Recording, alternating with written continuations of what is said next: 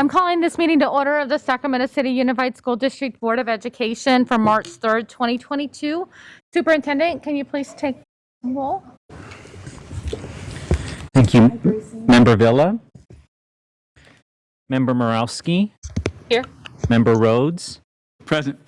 Member Pritchett? Here. Member Garcia? Here. Member Phillips? Here. Member Wu? Present. All right, we have a quorum. Do we have any public comment? No public comment? We'll move. We do have public comment? Okay.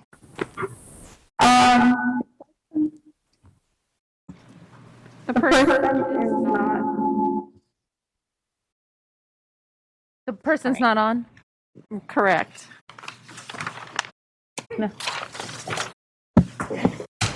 We're good. We're moving on. Okay, I'm moving us to closed. All right, we are called back to order. Superintendent, Pledge of Allegiance. Stand. Ready. Salute. I pledge allegiance to the flag of the United States of America and to the republic for which it stands, one nation, under God, indivisible, with liberty and justice. Thank you, Superintendent. Student Member Zhang, welcome back. Item 4.2. This meeting of the Sacramento City School Board is being recorded in its entirety and will be cablecast on Metro Cable 14, the local government affairs channel on Comcast, Consolidated Communications, and AT&T UVerse. Today's meeting will air Sunday, March 6th at noon and Wednesday, March 9th at 8 p.m. It is also webcast at metro14live.seccounty.net and can be viewed on Metro Cable 14's YouTube channel.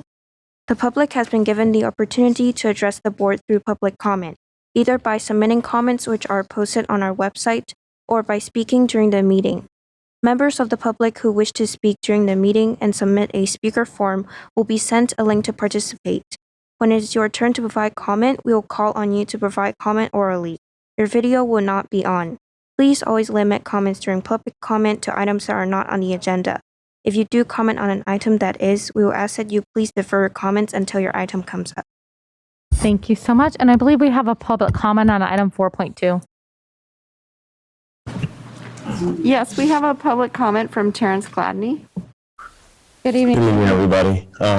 Thank you, Student Board Member Zhang. I want to start and just acknowledge the recent shift in allowing us to comment right up to the item gets us a lot closer to where we were before with in-person meetings. I hope that we will get even closer and actually realize that. Again, we have students potentially soon to be en masse that are 30 plus in the classroom with an adult, but we're saying it's not safe for adults to be in a room with you all. So hopefully we can just be a little bit more consistent in our decisions and a little bit more proactive and thorough and rapid. And I also wanted to state my appreciation for the sentiment of having board member Zhang start the meeting and also the stellar student to follow this item. I think it really sets a necessary tone that we lead with youth voice. So I would hope that we can also maintain that framework and lens throughout the meeting because most of the following items are adult driven. So if we can find some way to integrate more youth voice and space into, the agenda consistently, then I think we'll be in a better place because I think we all hold ourselves to a higher standard when we acknowledge and respect our youth in our spaces, or their spaces, actually. Thank you. Thank you, Terrence. So is that the only public comment that we have? Yes. Okay. Item 4.3, student stellar, Farzana Panahi, a senior from C.K. McClatchy High School, to be introduced by Member Morowski. Thank you so much, Board President Pritchett. It's my pleasure to introduce a stellar student for tonight. Farzana Panahi is a senior from C.K. McClatchy. Farzana was asked to assist in the creation of a COVID-19 PSA video for the district in order to continue promoting health and safety guidelines for the school community. To show the diversity of our district and capture all audiences, Farzana was asked to read her lines in Farsi. She did a great job, even staying after school to translate the English version into Farsi. Farzana persevered even when the translating was a bit difficult and is an excellent student and CKM community member to boot. Thank you, Farzana, for your excellence. And I also want to read, and I'll give you the opportunity to say a couple words in just a moment. So I also want to read from Principal Egan, who couldn't be with us tonight because she is traveling with the basketball team, so she wanted to be there. Congratulations. So this is from her. This was from Principal Egan. Congratulations, Farzana. You should be so very proud, as we are all so proud of you.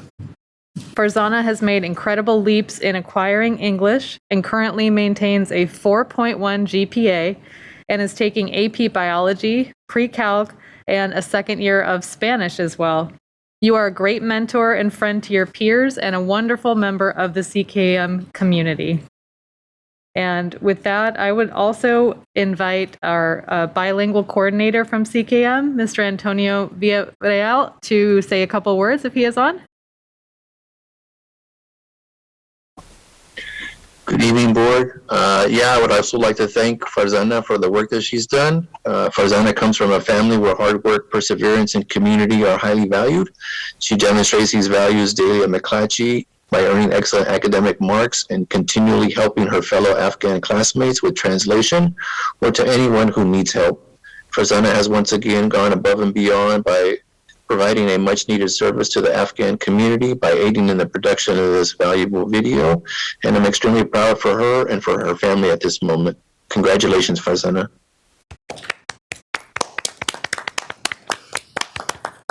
Thank you so much, Mr. Villarreal, for those wonderful words. So if Farzana is on and able to speak at this time, I would love to have you say anything you would like to say to our board and community. Hello everyone, I'm Farzana Panahi from CK McClatchy High School. And thank you so much for your inspiring me. Thank you for helping me. I appreciate you all. So that's all I wanted to say. Thank you all so much. Okay. Great, Farzana. Well, we're so happy to have you as a member of our community. So congratulations again on being our stellar student tonight. And thank you all for hanging out with us. I know it was a little bit late to start, so I really appreciate your patience and so glad we could have you on tonight. Okay, take care. Good luck with the rest of the year. Okay, bye. Thank you. Thank you, Farzana. Great work.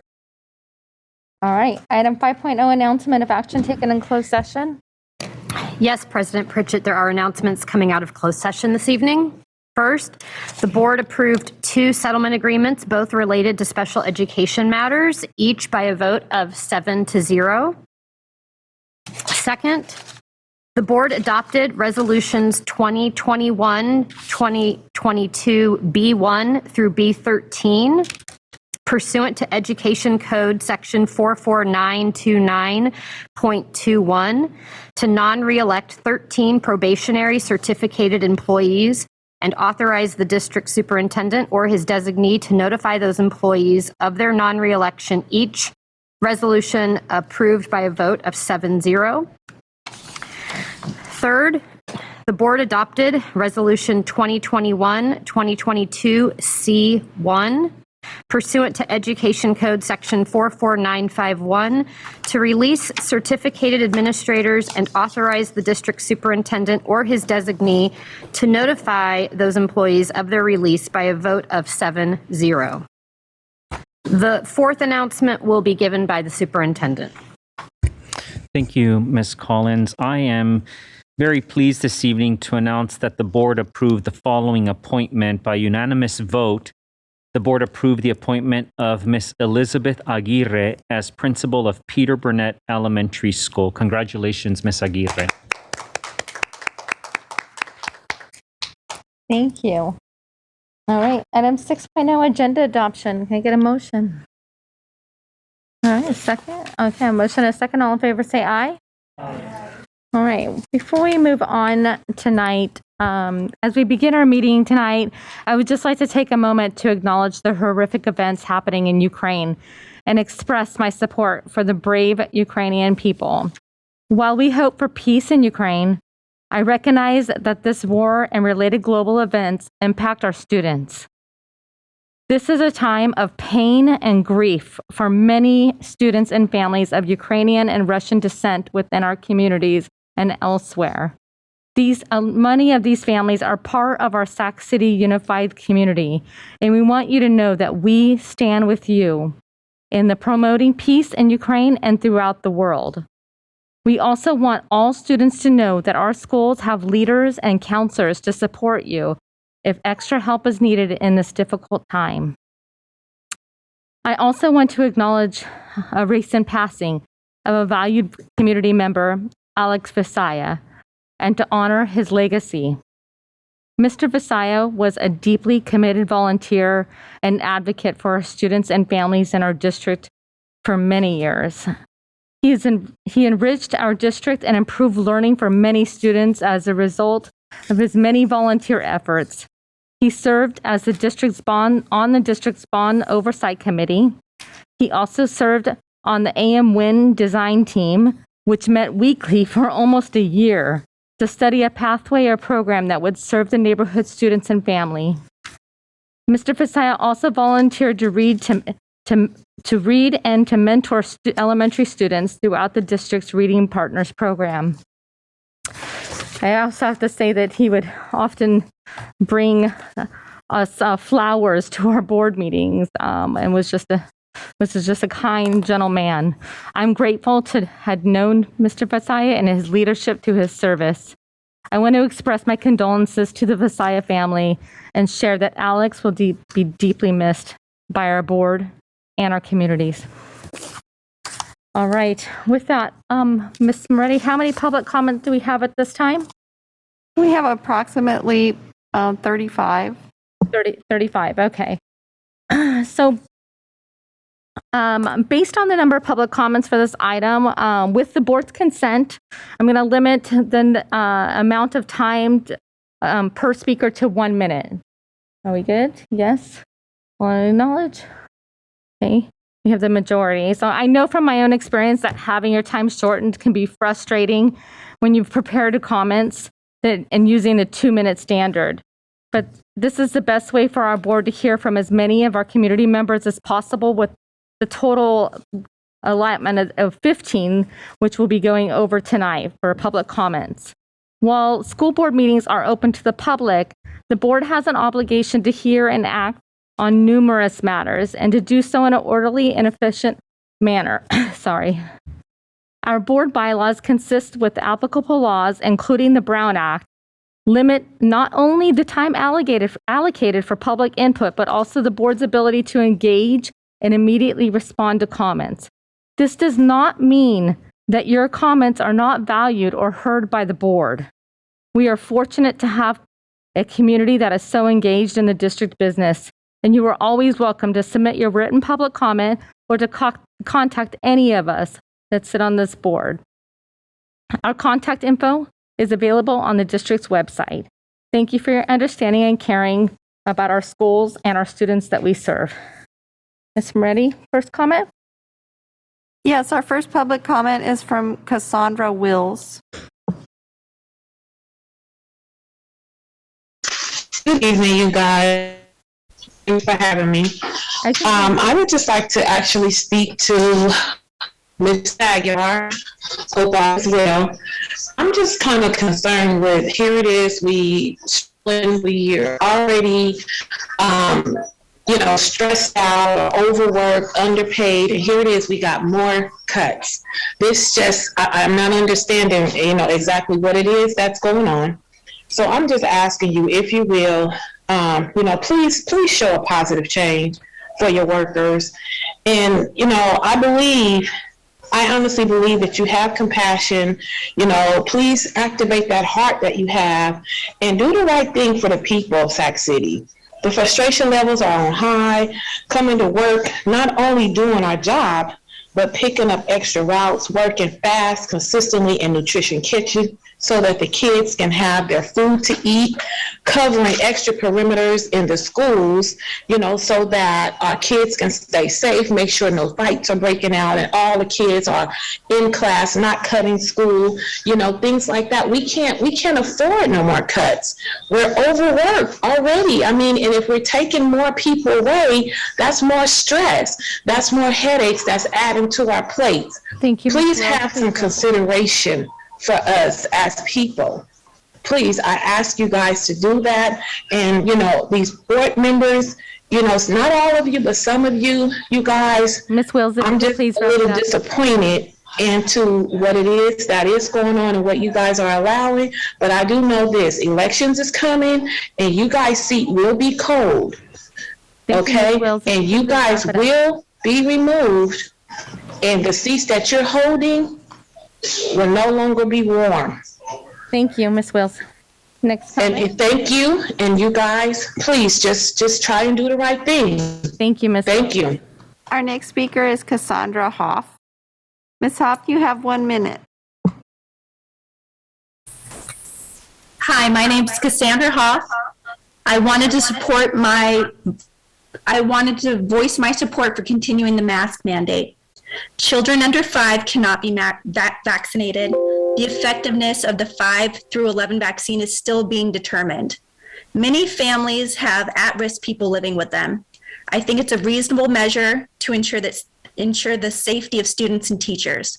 Thank you. Thank you, Ms. Hoff. Next speaker. Our next speaker is Christine Bankston. Go ahead, Ms. Bankston. Hello, I'll be using Matthew Bankston's time, Madison Bankston's time, Veronica Soles' time, and Orlando Van Zant's time. Okay, that's 5 minutes. Go ahead, Ms. Bankston. Thank you. Hello, CSUSD board members. Thank you all for giving us the opportunity to speak tonight. I especially want to thank board members Phillips, board members Rhodes, and board member Zhang for the compassion and discussion you've given our comments in the past. As public figures, you represent all of us, the students, parents, teachers, and principals in your district. Not only do you represent our voices, but you bridge the gap between public schools and state regulations. The role of the school board is to ensure that school districts are responsive to the values, beliefs, and priorities of their communities. I fully encourage you to listen to what we, participants in your districts and communities, have to say. We rely on your understanding, your forethought, your better judgment to do what is right. We watch your interactions with speakers and board members. We take note of your compassionate responses, and we remember your ultimate decisions to paint a picture of the changes and ideals we'd like to support moving forward with public education. Today I'll be addressing the public safety of our schools. Even though there is no agenda directly pertaining to the mask mandate,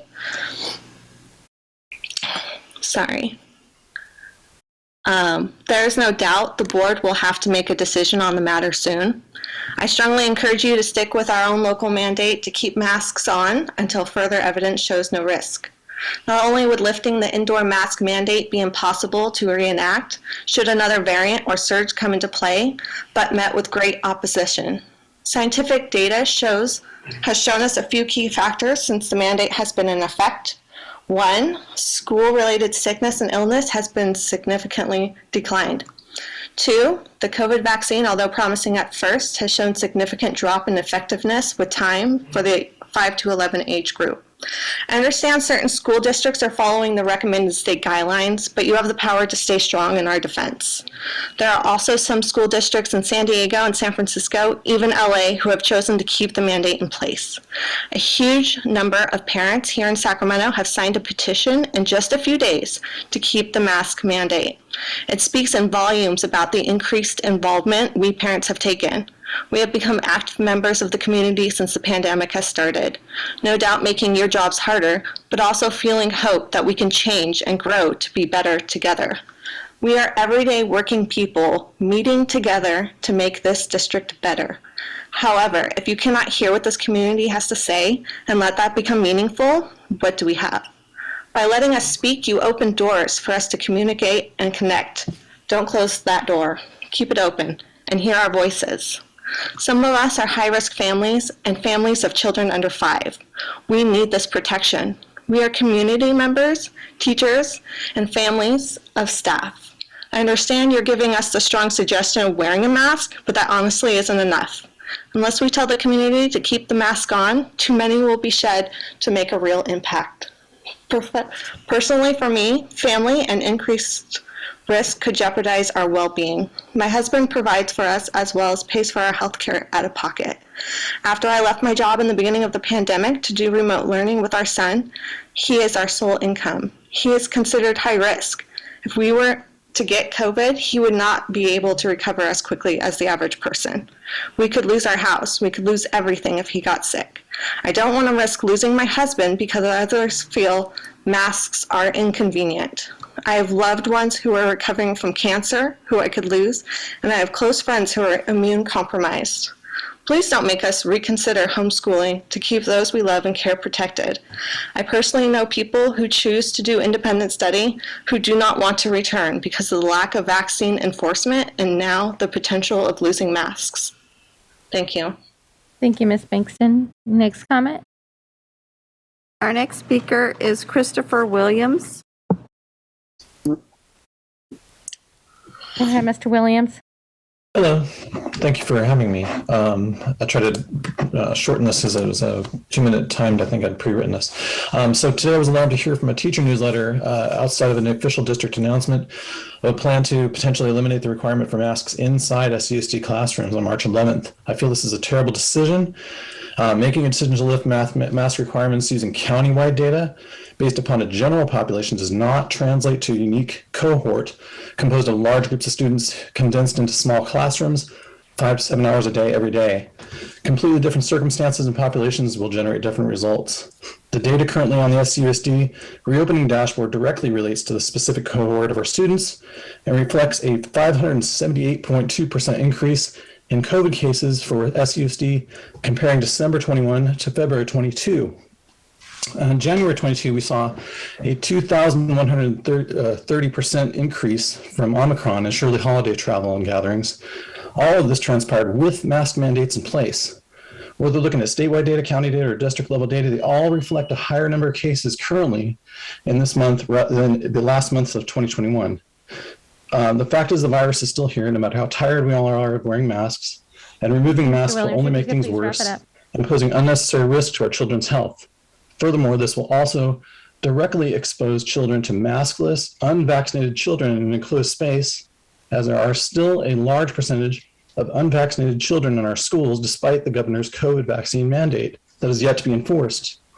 There's currently no vaccine for children under 5, and other elementary children with siblings at home may have a risk of infecting them at home, including elderly adults that may be part of that family. I respectfully request that the state board makes the right decision to protect our children, keeping the mask mandate in place based upon data and information that directly applies to our district. Thank you. Thank you, Mr. Williams. Next speaker.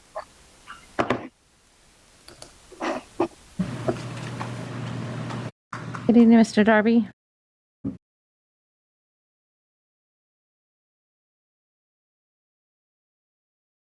You have 1 minute. Go ahead.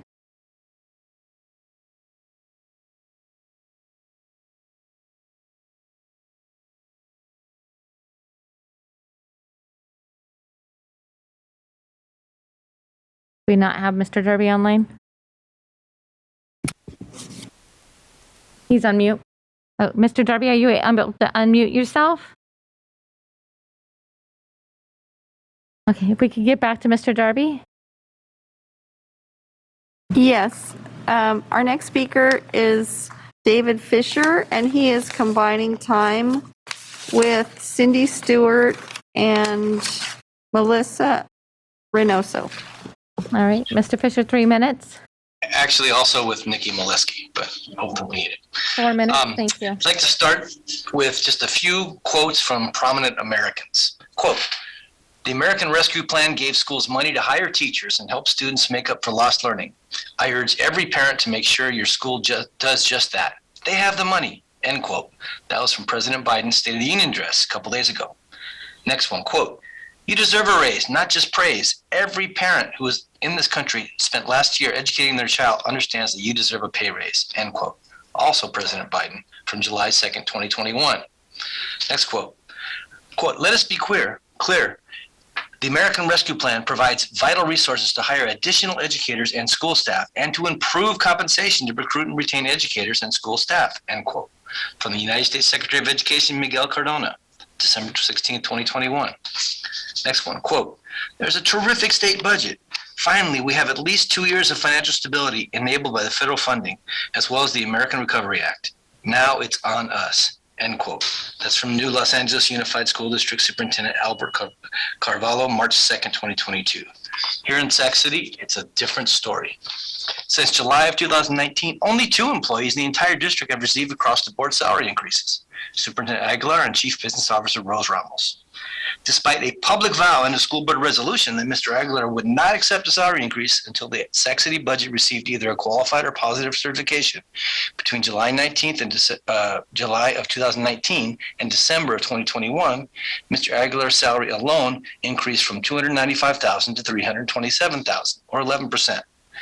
However, the board's generosity towards Mr. Aguilar didn't end in 2020. This past December, the day before winter break, the school board bestowed another lucrative wage and benefit package on Mr. Aguilar, which includes too many things for me to read right now in my 4 minutes. In 2021 and 2022 alone, Mr. Aguilar's total compensation will increase by $66,318. This school board, with the support of Sacramento County Office of Education Superintendent Dave Gordon, justified the enhancements to Mr. Aguilar's compensation based on an exercise in retention. Ms. Ramos' substantial increases provided another rationale, additional compensation for additional job duties. Ironically, educators throughout the district have been filling in for the vacancies of the co-workers by working through their prep periods, taking extra students from other classrooms, missing their prep periods, all kinds of things. But unlike the highest paid employees in the district expects that the extra work that occurs without additional compensation and continues to demand huge cuts in their compensation. In its treatment of the 2 highest paid administrators in the district actually has a template for increasing. You increase the salaries for recruitment and retention purposes and compensate employees for providing extra work. Virtually every other district in the entire state, if not the nation, is heeding the call of President Biden and others and increasing compensation and hiring more staff. Sac City stands alone as the lone rogue district who is cutting important student services like behavior intervention specialists and child development teachers and special education teachers, which means you're cutting much needed services to the most vulnerable students in the district at the time they need it the most, while continuing to demand devastating and painful cuts to teachers' take-home pay, which of course increases the already tragic vacancy rate, which of course hurts the students. This has got to stop. It's gone on for too long, done too much damage to our district, and SEAU and SCTA stand united to make sure our students get the services they deserve and stand ready to make the action to make that happen. Thank you. Thank you, Mr. Fisher. Was that your board report or? You could check your email about the board report and where that should be on the agenda. Thank you. Okay, thank you. Next speaker. The next speaker is Justin Hearn. Ms. Hearn, go right ahead. Hi, I'm also taking Sid Jaggery's time this evening. My name is Justine Hearn, and I'm a parent in the district. I'm speaking tonight in support of maintaining the district's current masking requirements. Masks may now be the most effective tool that we have to protect our children and their families from COVID. Recent research indicates that while the vaccine protects against severe illness, it's not effective in reducing transmission for kids aged 5 to 11.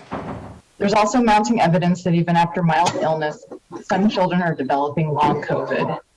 And of course, kids can bring the virus home to family members who may not be able to vaccinate or who are immunocompromised. Making masks optional now with the Omicron variant still within our community could send us back to the chaos and uncertainty we experienced over the winter, with extensive absenteeism among students and staff. I think we all well remember that time. Finally, mask mandates have public support. as reported by the SACB, 61% of parents approve of requiring masks for students, teachers, and staff in schools this year. And a petition circulated by district parents has 400 signatures in just a couple of days in support of continuing masking in our schools. Excuse me, that was 1 minute. The mask mandate and regular testing in our schools to help reduce the spread of COVID and keep our community healthy. Thank you. Thank you, Ms. Hearn. Next speaker. Our next speaker is Dominic Chadwick.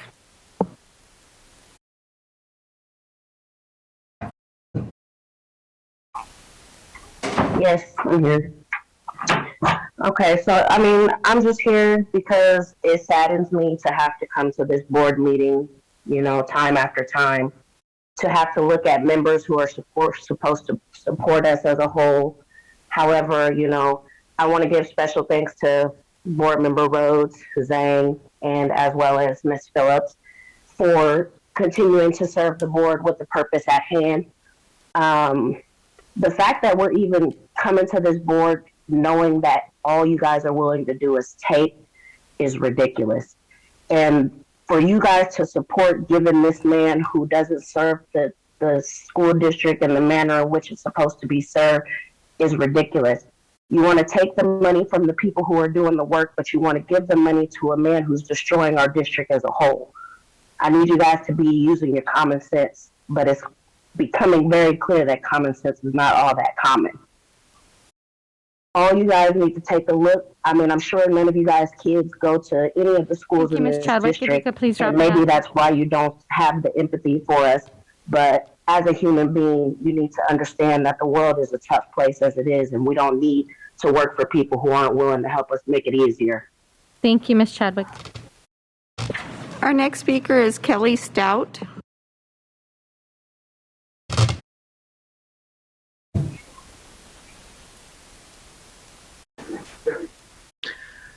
Thank you for your time. I'm speaking in regarding to the health and safety of our students, teachers, and faculty. I'm a parent in our district of a first grader and a 4-year-old who's not yet able to be vaccinated. I also live in a multi-generational household with other members who check every single comorbidity box for COVID-19. With the lack of effectiveness of the vaccine for 5 to 11-year-olds with the Omicron variant and the health and safety of all of our families, I'm advocating to maintain the mask mandate. 2022 was a year that our students were able to get back into the classroom and resume some normalcy, or in our case, with a first grader, attend school for the very first time. Masks have proven to allow our children to safely attend school and stay in school without being out sick. Removing the mask mandate at this point, with only 4 months left in the school year, is opening a door for continued absences by students going forward with the ability to now catch normal flu and cold-like symptoms, as well as the potential to catch COVID-19. Please listen to your constituents that voted for you to hold the positions that you currently have to represent us. Thank you, Ms. We are Stout. speaking loudly and we are speaking confidently that keeping the mask mandate in our schools will keep everybody safe. Thank you, Ms. Stout. Next speaker. Our next speaker is Kevin Smith.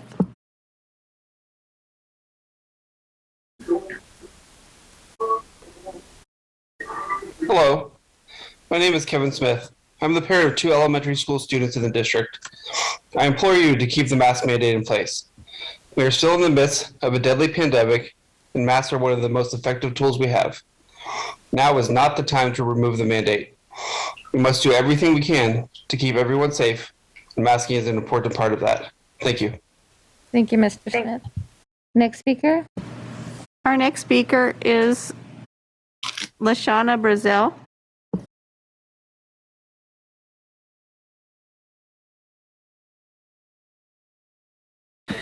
Good evening, everyone. Board President Pritchett and Superintendent Aguilar. My name is LaShanya Brazil with the Black Parallel School Board. And tonight I'd just like to update you guys on the Black Parallel School Board. First, on Tuesday, February 28th, 2022, we had a very successful Black Parent Involvement Day.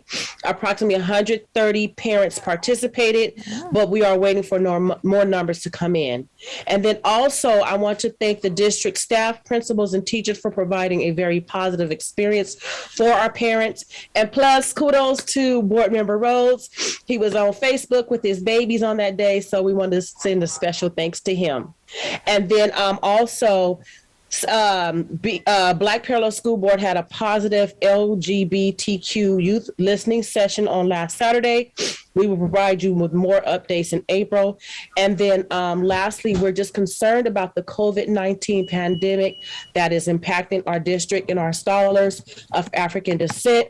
And we're urging that you please hire 200 instructional aides to support teachers in the classroom and in our highest need schools throughout the district. Thank you, And Ms. I will Frizzell. conclude by stressing that we need to move into a 21st century multicultural learning community. Again, thank you all, Ms. LaShanya Brazell from the Black Parallel School Board. Thank you, Ms. Brazell. Thank you. Our next speaker is Lisa Tordos.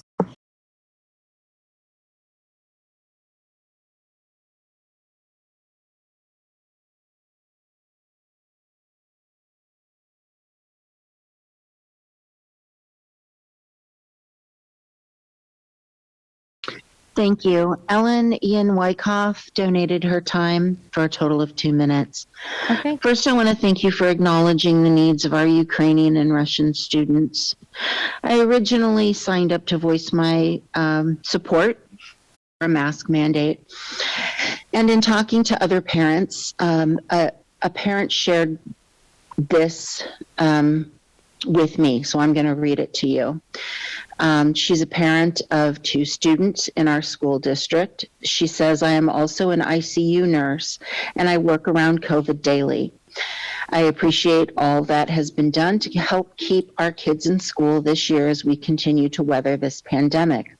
The current mask mandate expires on March 11th, and I'm writing to urge you to please extend the indoor mask mandate until the end of the school year for a few reasons.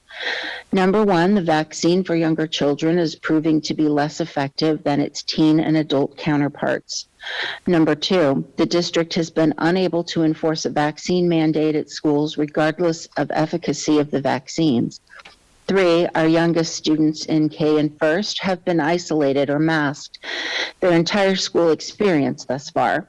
This has protected them not only from COVID, but from regular childhood illnesses and viruses. While I understand the importance of children acquiring illness immunity, the tail end of the school year where many students are finally catching up from online learning does not seem like the wise time to do so. 4, we have immune compromised and disabled members of our community that need protection, that mass masking provides. I'm currently writing from my couch where I'm sitting with my asthmatic daughter who has already gotten sick since lifting the outdoor mask mandate. I encourage you to keep the indoor mandate and allow children to finish the school year without the disruption these illnesses would cause. They will slowly gain some immunity over the spring and summer and can return to school in the fall without masks if COVID cases continue to decline. Then she sent me an email a couple of hours later telling me that her daughter has asthma and That was 1 minute. Please wrap it up. Or I'm sorry, 2 minutes up. Please wrap that up. Go right ahead. If you could wrap it up. Yes, I hear you. Basically, her daughter's sick and has acquired COVID.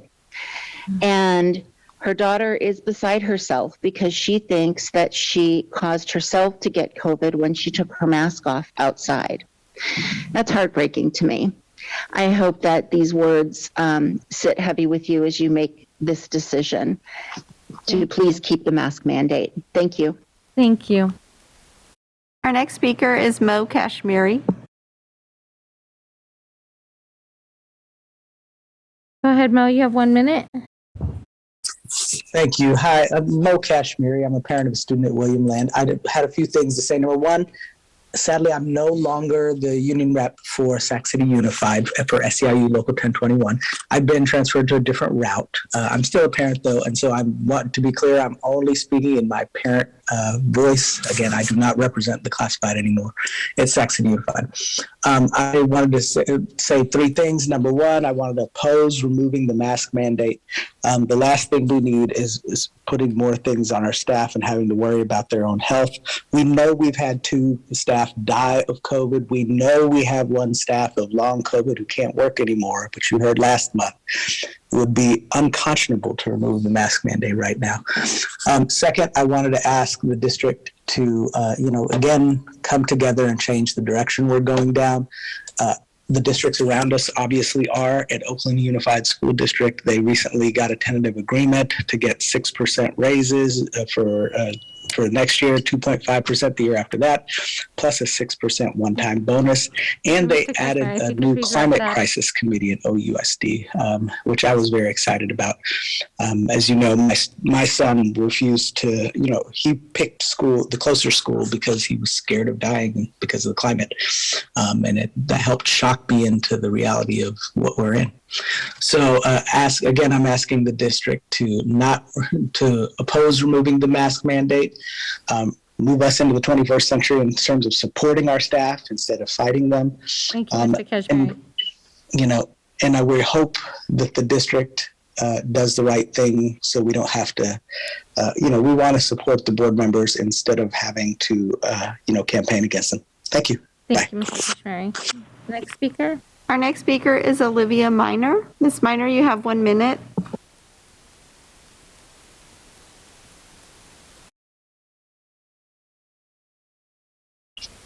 Good evening, board members. I'm here tonight to remind you the true purpose of why you were elected.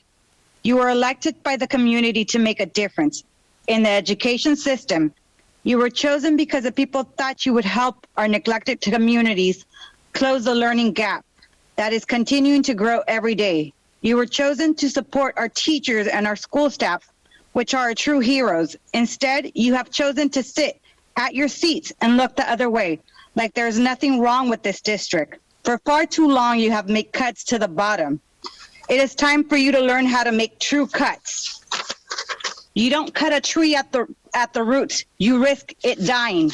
You cut at the top. So let's start at the top, where the district has been too heavy for far too long. You want to make a true difference? Stand up to your elected position and stay true to what made you want to run to become a board member, to make a true difference. On another note, thank you, Ms. Lavinia Phillips, for staying true to your beliefs and to your community. Please wrap it up. That's it for tonight. Thank you.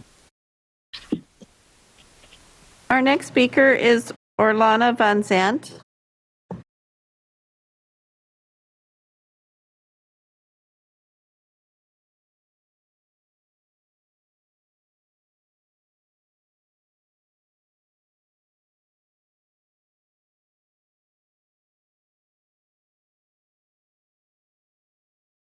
No, Ivana. Okay, next speaker. Oh, I'm sorry, Miss Ivana, you are on mute. If you could please unmute yourself.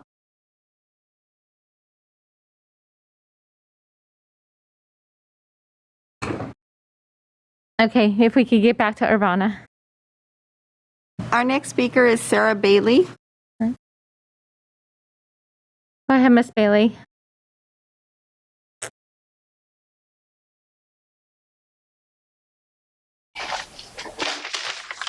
Hello, I'm Sarah Bailey, and I'm an instructional aide and a parent of students enrolled in SCUSD.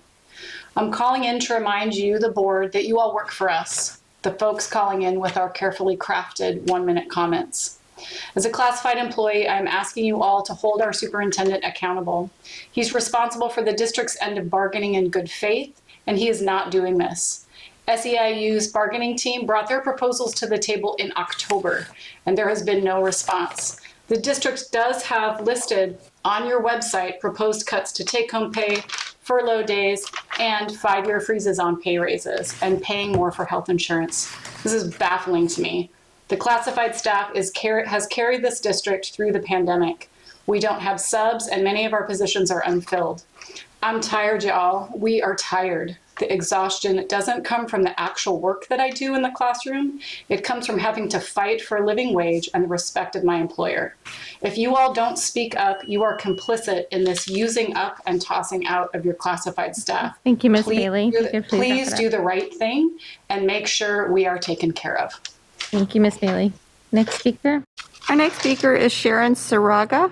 Go ahead, Ms. Saraga.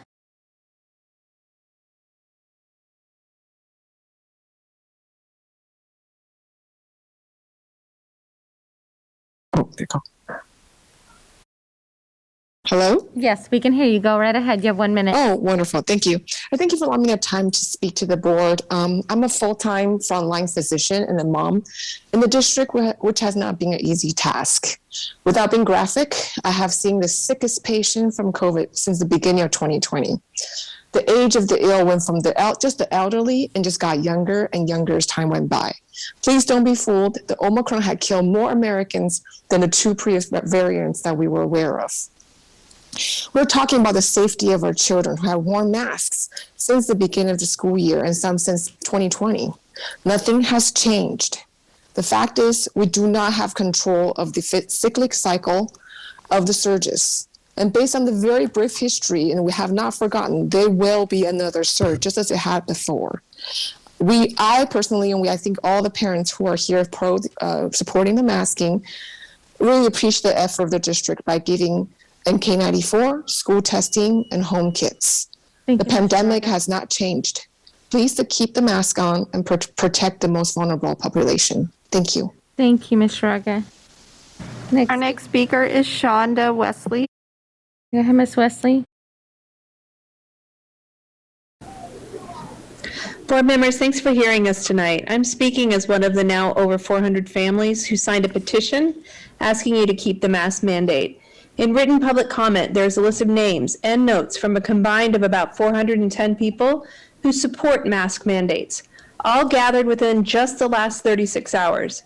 And there's only one written comment who disagrees with us. Just like when we discussed vaccines here, families are showing up for the safety of their children when we're asking you to please do the same.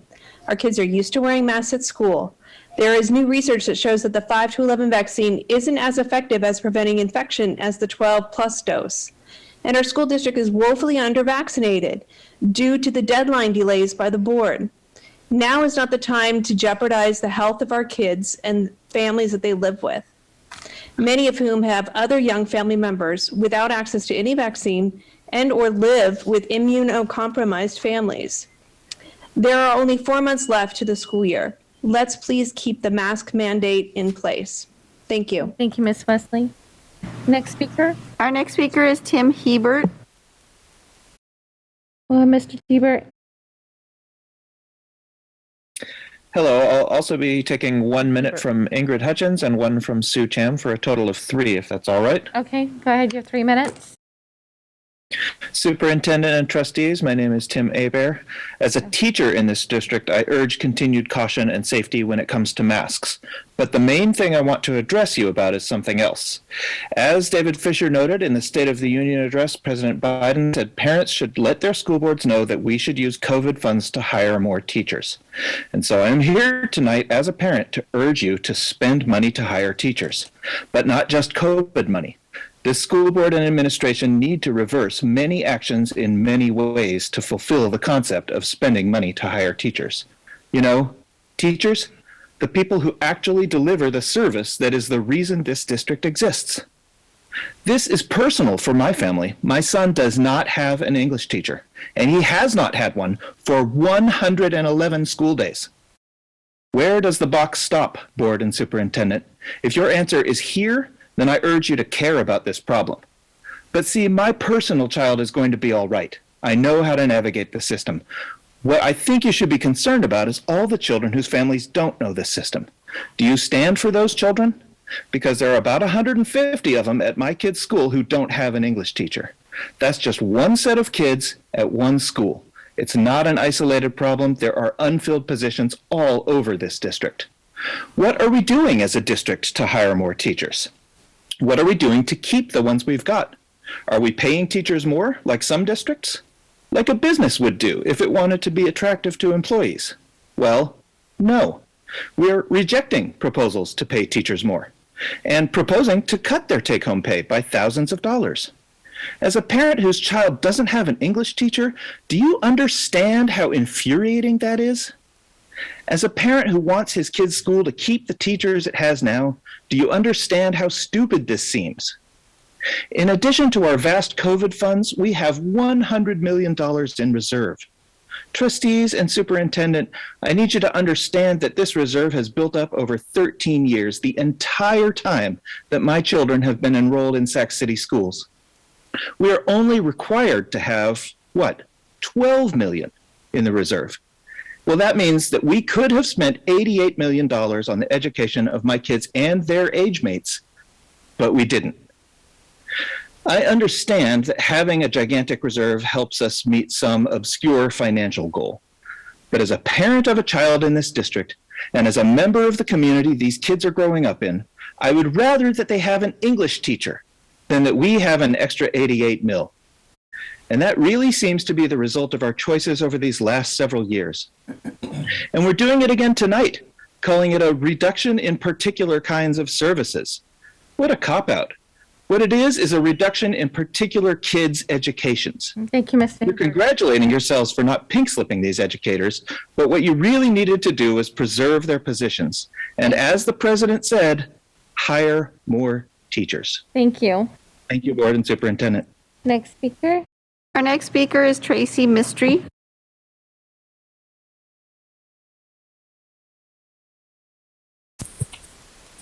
Hi, my login wouldn't work. This is Samantha Benton, so I was given Tracy Mysteries, who had given it up to somebody else to speak tonight. Oh, okay, go right ahead. Thanks. I support keeping the mask mandate at our schools. I feel it's much too early to take it away. Our district's vaccination rate is only at 60%, and kids can't socially distance in the classroom. So taking away masks would take away a key protection against COVID.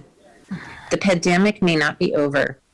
I doubt it is. And now the stealth Omicron is spreading in the United States. It's probably already in Sacramento. Since kids don't live on an island, putting them at a higher risk of infection puts the whole community at risk. Thank you for listening. Thank you so much. And sorry about that login. Our next speaker, we can try Daniel Darby again, please. Mr. Darby, are you there?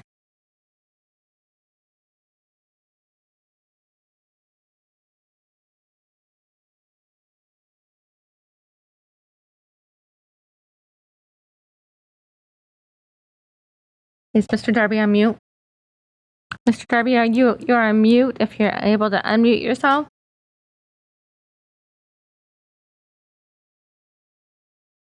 He's off. Okay, go ahead, Mr. Darby. Oh, he left. Oh, I apologize. All right, next speaker. If we could try Orlana Van Zant again, that would be our last speaker.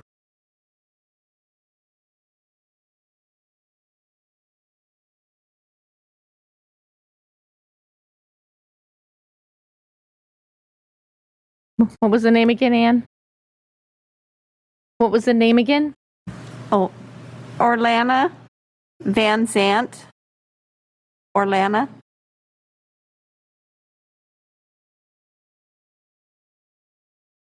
Hi, sorry, I was trying to unmute. I had actually, this is Orlana Van Zant. I had yielded my time to Christine Langston earlier in the public comments. Oh, okay. Thank you so much. Thank you. That was the last speaker. We do have a last speaker, Esther Gonzalez. Okay.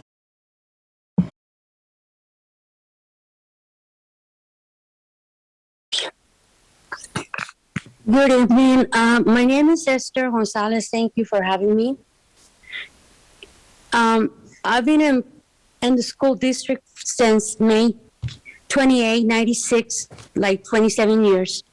And I'm very disappointed with with Superintendent Aguilar. What I was about to say, my niece Olivia Maynard already said it.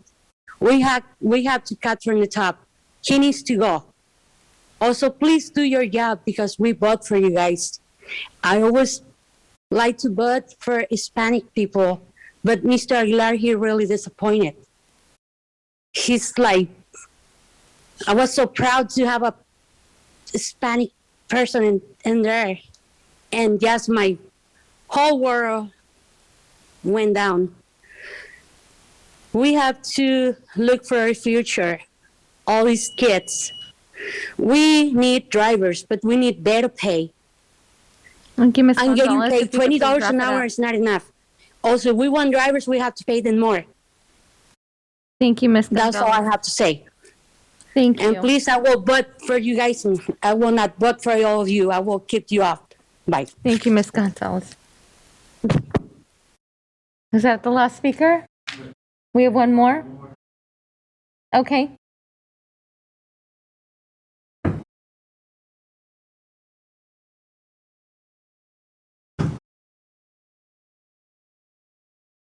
Who is it? Daniel Darby?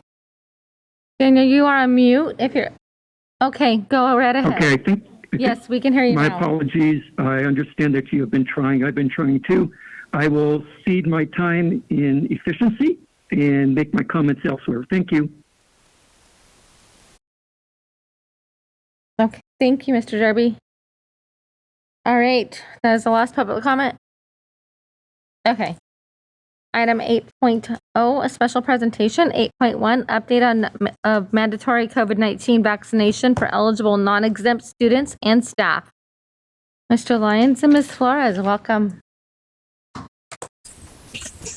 Good evening, Board President Pritchett, Superintendent, members of the board. I'm Victoria Flores, serve as your Director of Student Support and Health Services.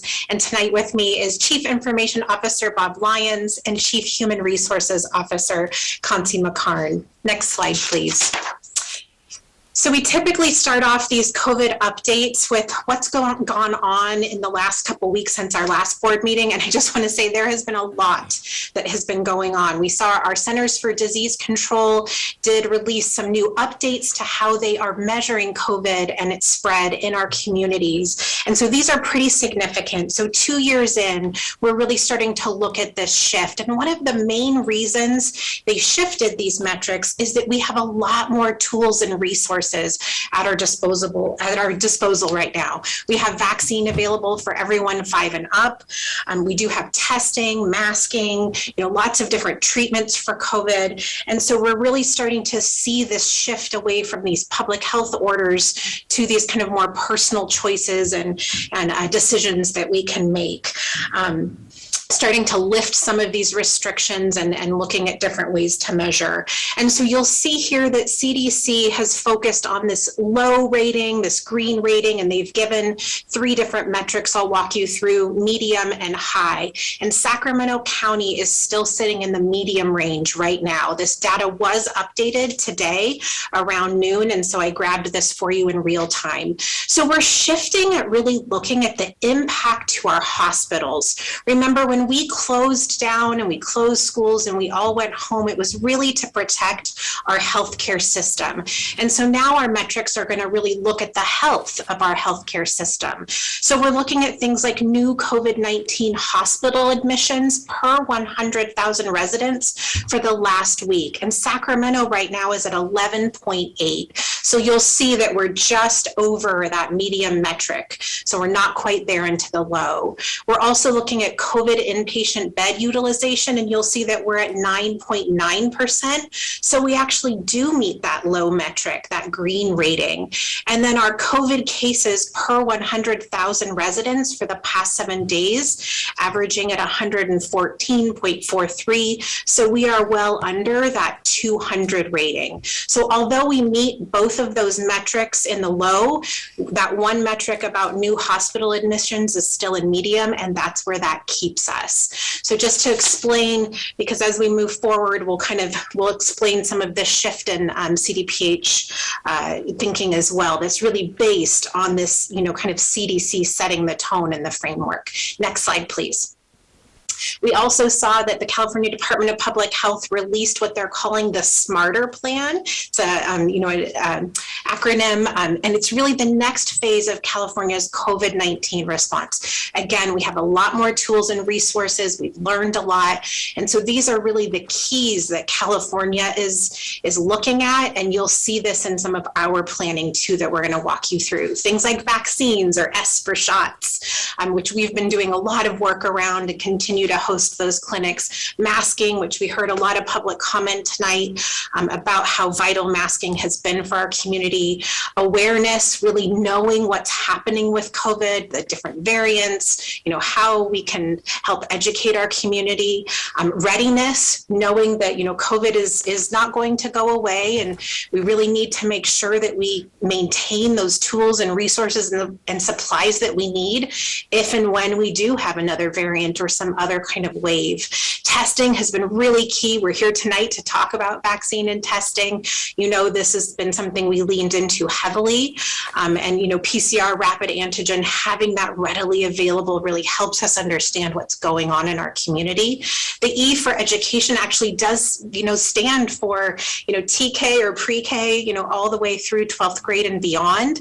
California's commitment to doing everything to keep our schools safely open for those families that choose in-person learning. And then that RX does stand just for, the treatments that are continuing to be developed on top of all these other resources and tools. Next slide, please.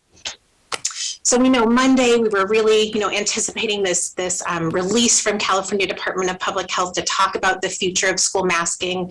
And I'll just say they also talked about this off-ramp as really looking at the hospital impact. And so you're going to see that reflected back to that CDC guidance, right? Looking at what's happening in the health of our healthcare, system, and the on-ramp when we might need to ramp back up with these mitigation measures, really being test positivity and community transmission. And so we see that reflected in those CDC metrics as well as we're looking at case rates. So we know we want to keep schools open. For those that are choosing in person, we want risk to be low in schools. That's something we've really valued. We want to remain prepared. And then we want to continue. CDPH did say they will continue to provide those testing resources to schools. We were very relieved to hear and see that. Next slide, please. So they did unveil, Dr. Gailey, shared that the masking guidance is switching, here in California. So effective March 12th, California is moving from required masking in schools and childcare to strongly recommended. And so that is a pretty big shift. But again, hearkening back to all these tools and resources that we have at our disposal. And this is why they're starting to make this shift toward personal choice and personal responsibility. I do want to note masks are still required on public transit and different types of shelter settings, healthcare settings, and long-term healthcare settings, as well as correctional or detention facilities. So there are still some places where that mask requirement stays. Next slide, please. So I know that a lot of people are wondering and, anxious to hear what, Sac City's response will be. And I will say we are still under consideration. There is a lot to consider, a lot of, kind of heaviness around these decisions. So we are carefully reviewing the CDPH revision to the mask guidance. For the time being, masks remain required in our district, and we will let individuals know if and when that would lift. Masks are readily and widely available in all of our schools and district locations, and will continue to be so. We are consulting with Sacramento County Public Health, reviewing the Cal OSHA emergency temporary standards, and really understanding those insurance implications for us. We are reviewing current district policies, practices, procedures, and standards. There's a team looking at those kinds of things. And then I also want to say that we are also waiting to see what the CDPH does with quarantine guidance, because that guidance assumed mask on mask exposure. And so that's really important to us as well, especially for our students being able to continue to attend in-person learning. So there's a lot for us to consider and a lot for us to still further understand. We also want to say we recognize that there are really strong and differing views on masking. And so as we take this consideration, we also look at the mental health impact. of unmasking or even masking. We know transition and change is hard for all of us, and we really need to work to build readiness for that kind of change. We may experience different and conflicting feelings about easing of restrictions all at the same time. Excitement over maybe being able to remove my mask, fear, anxiety, worry, right, over maybe contracting COVID or even passing it on to someone else. That's the beautiful spectrum of being human, right? We also know we need to respect each other's choices about masking and other mitigation measures. Sometimes we might just have to agree to disagree on certain things. And then we really want to stress that the need for masking may come and go depending on changing conditions, much like the need for a warm winter jacket or a warm jacket in winter. That cold front moves in, we all put our jackets back on, right? Another variant moves in, and there might be times where we have to go back up that, on ramp. Next slide, please. We also quickly wanted to take you through some potential legislation that we're keeping an eye on. We know this is, kind of out there, but we are, taking note and continuing to think about it. So there's legislation around the California Immunization Registry. Access for schools would be incredibly helpful for us in being able to do this kind of work. Some employee requirements about COVID vaccine, minor consent for 12 and over to be able to consent themselves to vaccination, adding the COVID vaccine to the required schedule of school required immunizations, as well as some legislation around districts having to have a COVID testing plan, which we are good with. We have that one covered. So just some considerations that we're looking at. Next slide, please. So as we take into account what's happening in the federal level, the state level, our local level, we're constantly looking at global as well. What are these trends? One of the things we know is we've got to be prepared. We also really want to focus on resuming some normalcy as much as we can to support that, development of our children and our staff, while also protecting our community members who experience vulnerabilities to COVID. We were so excited to be able to remove masking outside, get back to field trips, back to extracurriculars, and so we're always trying to balance those. So as we look at the rest of this year, but also summer and into 22-23, these are our plans, and this is what we're thinking. We really wanted to share this with our community so they could kind of have some reassurance of what we're doing. We constantly are looking at the equity lens. We know COVID has disproportionately impacted our communities, and so we will continue to tailor our efforts and our funding to address those disparities and remove barriers. Things like having school-based testing, so a family doesn't have to try to drive over or navigate that system. Having vaccine clinics that are open to the whole entire community and being intentional about where we host those. We will continue to look at data, whether it's statewide surveillance, wastewater. We're part of the genomic sequencing program because we are a part of the CDPH testing program, so we send samples to them regularly. We're going to continue to look at that, CDC data, also local data, and our own.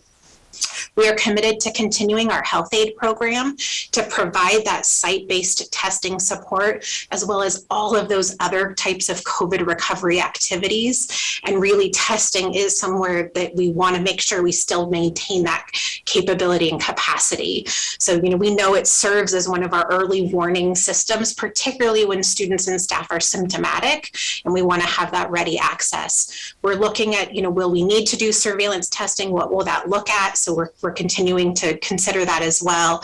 And we really want to lean back into those at-home COVID testing kits, especially as they become more available. And we're also committed to keeping those regional testing centers open and serving, not only our staff and our students, but their household. And, kind of questioning to CDPH, could that be community as well? So we'll see. Next slide, please. And just quickly, maintaining our ability to contact, trace, and advise should someone test positive, particularly around their household members, and making sure that our students can still come to school safely if they've had an exposure. Masking, we've talked about that targeted and wrist-based masking, whether we have to tighten it back up or we can loosen it like the state is doing now. Our commitment, though, is to maintain that stock ongoing of high quality masks, regardless whether people want to voluntarily mask or we are going to require it again. Vaccination, we're doubling down. We're actually increasing. Tonight, Luther Burbank is hosting a vaccine clinic. They've got a whole series going on at Burbank and John Still in partnership with UC Davis to really, target those areas. Hiram Johnson has been hosting vaccine clinics with HealthNet and Shifa Clinic. Of course, we maintain ours here at the Cerna Center as well. And really this shift more with CDPH about staying up to date on vaccines with that emphasis on 5 and over, which would really include the COVID vaccine. Of course, filtration, we will maintain all of our increased filtration in our schools and our district buildings. And again, really focusing in on maintaining that readiness for the unknown. Not really being sure what's going to happen, but we're going to keep this engine idling, whether we need to, put it in gear and keep moving, or we can, shut it down and kind of back off depending on what's going on. Next slide, please. So that brings us to our board resolution and, why we did what we did around vaccination, really trying to encourage our community to lean into vaccination.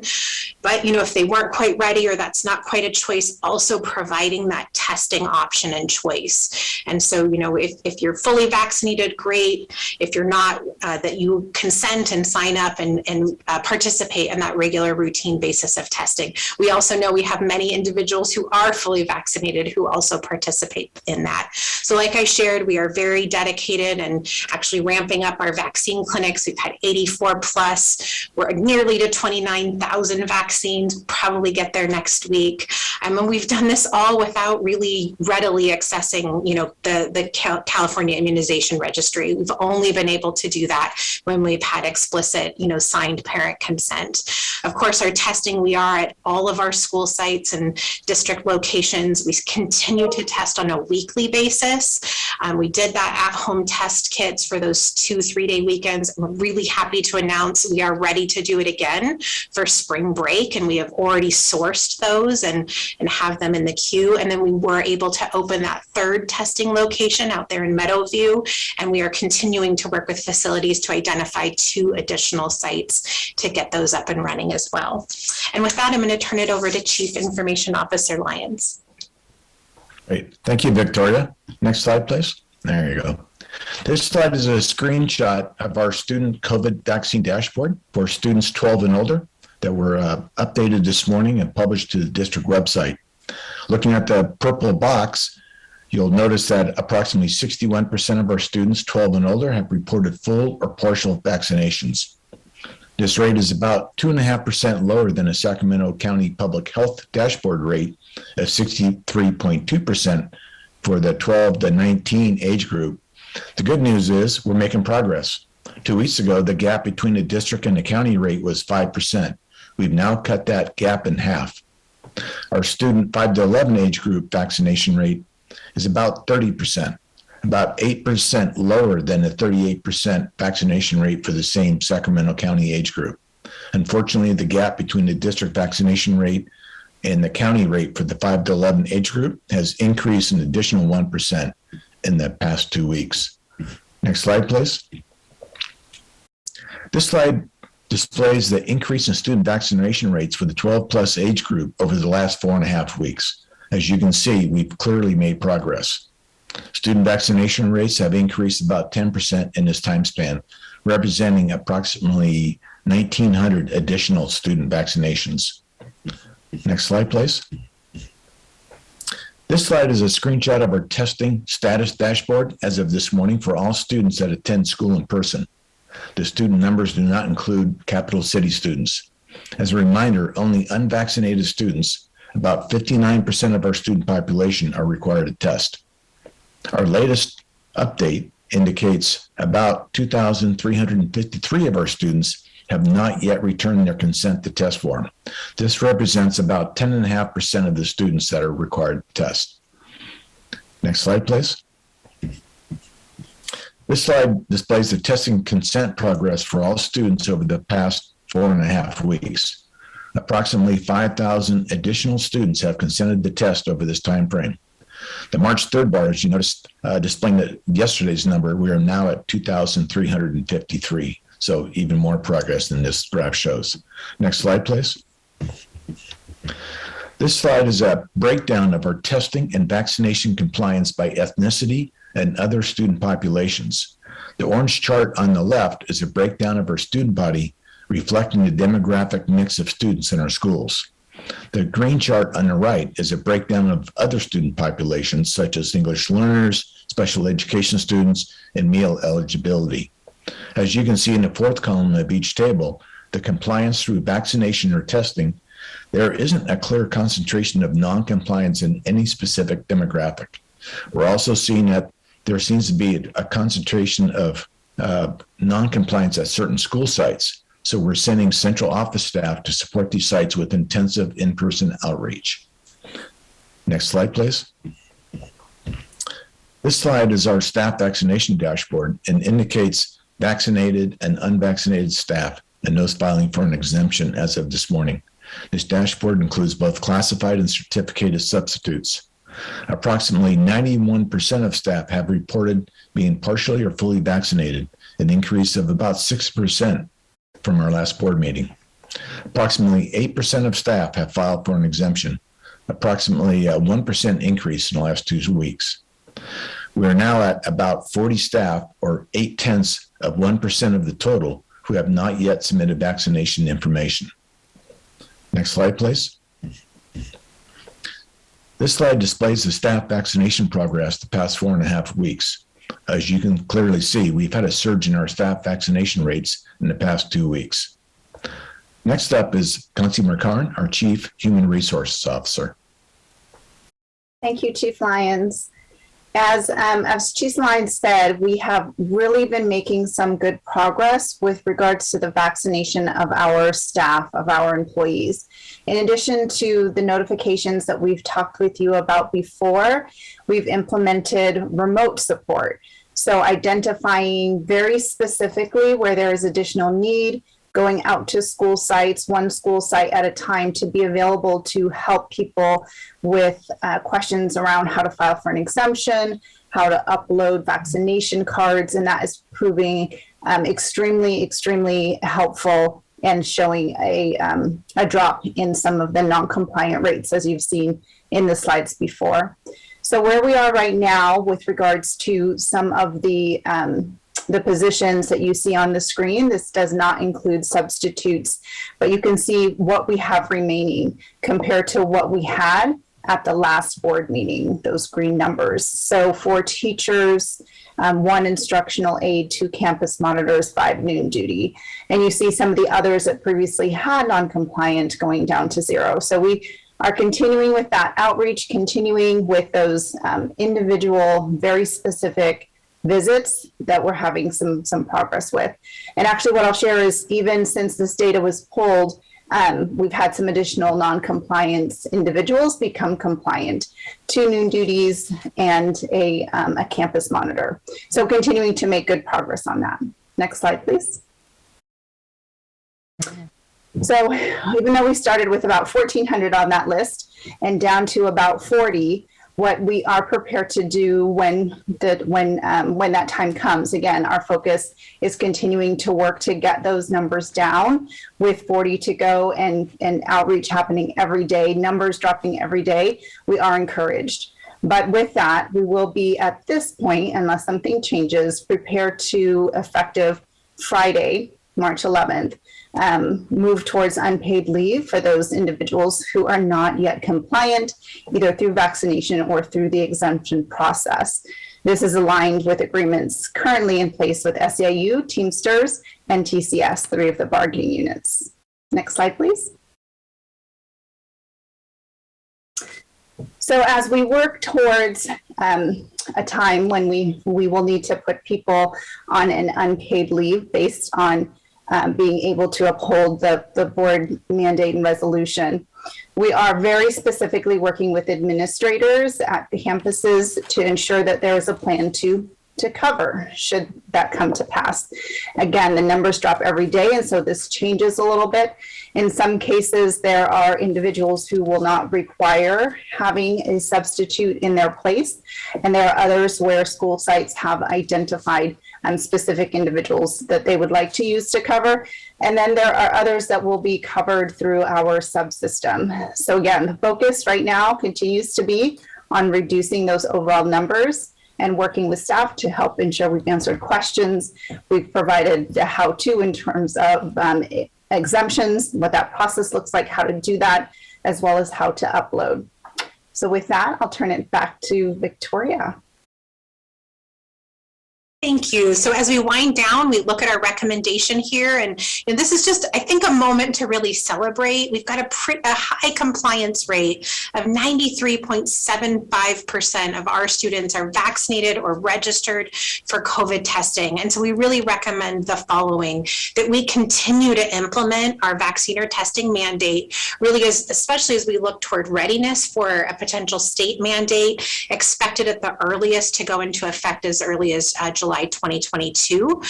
Given the constraints of independent study, we allow our students to remain in-person learning while we continue those outreach efforts. I can guarantee you that number already dropped again today, and we have targeted teams really working on that. Our goal is 0. Reminding our community that masks remain required for the time being, and that we continue those mitigation measures I spoke about earlier into the 22-23 school year, really maintaining that readiness around health and safety so that we have that ability to respond to any changes in conditions. Next slide, please. So our next steps, like I said, we're going to continue to actively target and outreach those efforts to those 2,300 students, not yet vaccinated or registered. We do continue to get vaccine records too. I want to share that. We always ask students when they come through surveillance testing, happen to be vaccinated? And we do get a number of yeses.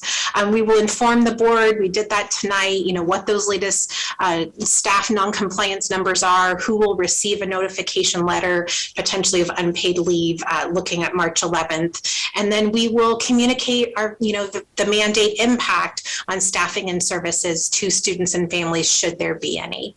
And with that concludes our presentation tonight. Thank you. And I believe we have public comment on this item. Yes, we do have public comment. 5. There were a few more. Okay, perfect. Folks that requested to speak. And also, our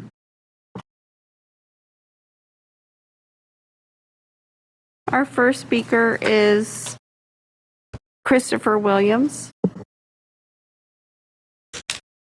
Go ahead, Mr. Williams. Thank you, everyone.